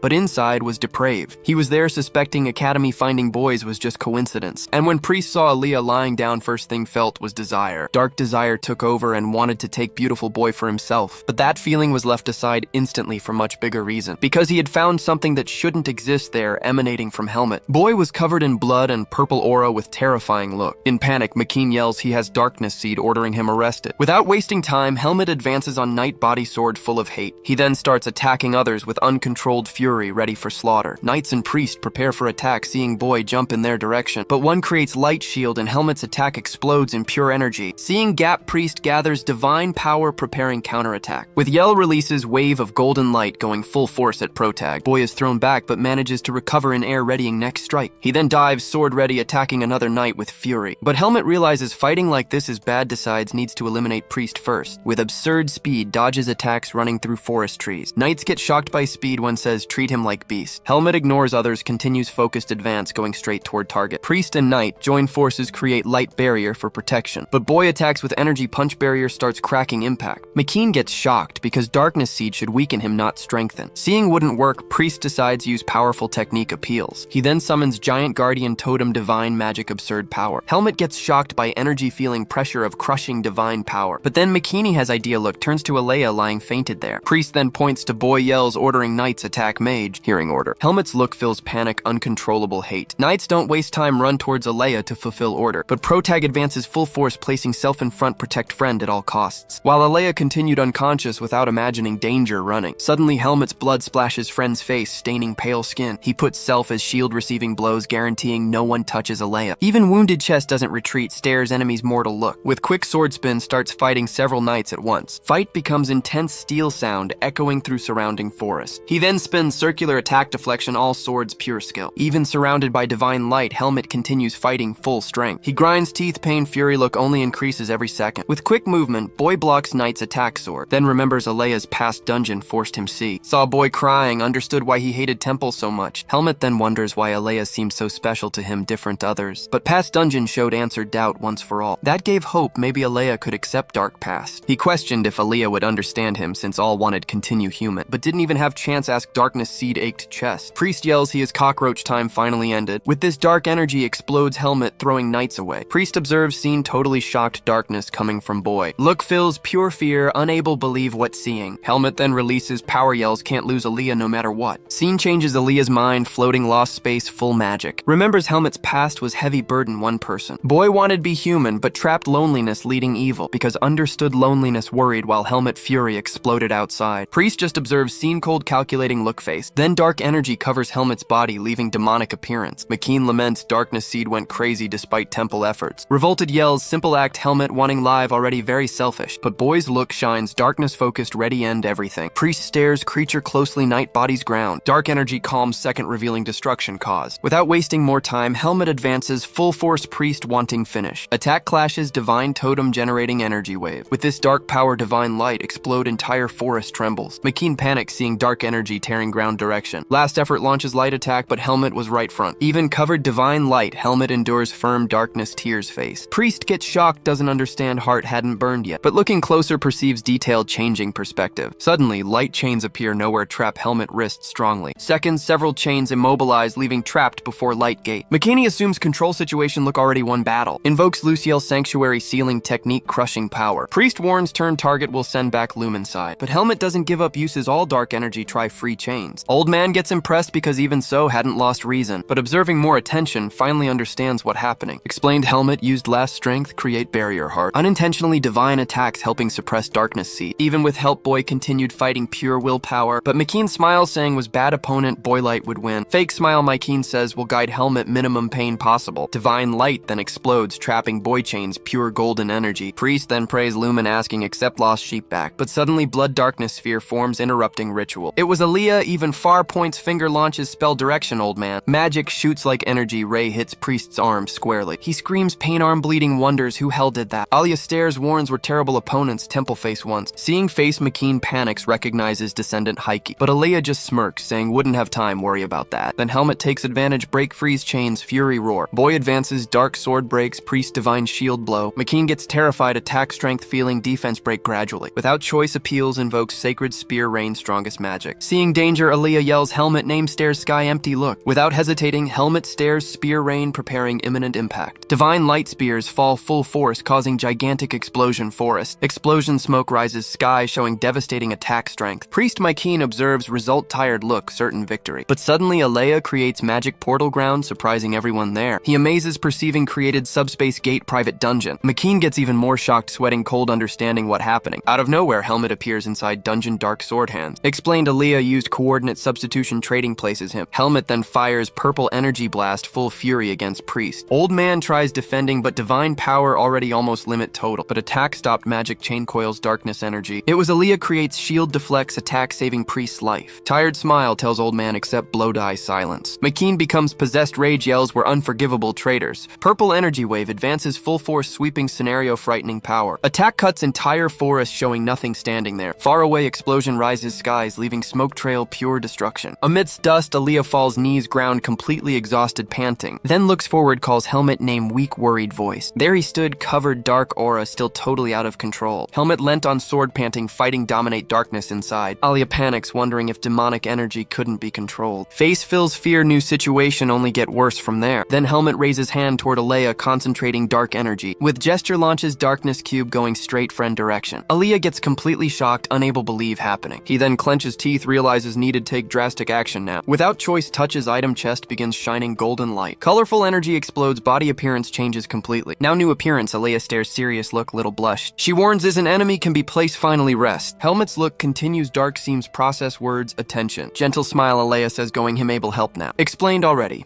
Thought about this long time preparing worst. She wondered what to have committed same mistake ancestor Heike. Energy dagger hand questions who stop lost control. But extends hand understanding promise also served herself. Without hesitating, Alia approaches hugs behind much strength affection. Then whispers this debt one day have repay. Helmet's expression changes darkness, face begins disappearing gradually. Eyes return normal, finally seems recovered consciousness. Now calmer, holds arms, look relief, weariness. Told doesn't matter what happens was promised between two. The scene then changes, and a hand delivers documents, advising everything has been finalized. The scene changes to a blonde boy, who warns that 3 academies will participate in the tournament. His mother calms him, saying he's more nervous than usual and will do well. She then offers chamomile tea, explaining it's good to calm his mind. The boy drinks the tea, while his parents continue discussing details of the sword tournament. The woman smiles with excitement, eager to see the swordsman coming to the event. But the scene cuts to a massacre, with various bodies scattered across cold, dark snow. In a shadowy place, 2 figures observe everything, emanating a very sinister energy in the air. Back to Helmet, who bleeds, and his heart beats strong inside his chest. The darkness seed pulses with more strength, seeming like it would explode any moment. Suddenly, the seed begins cracking, and white light leaks from inside. A voice screams Helmet's name, while the power core breaks completely.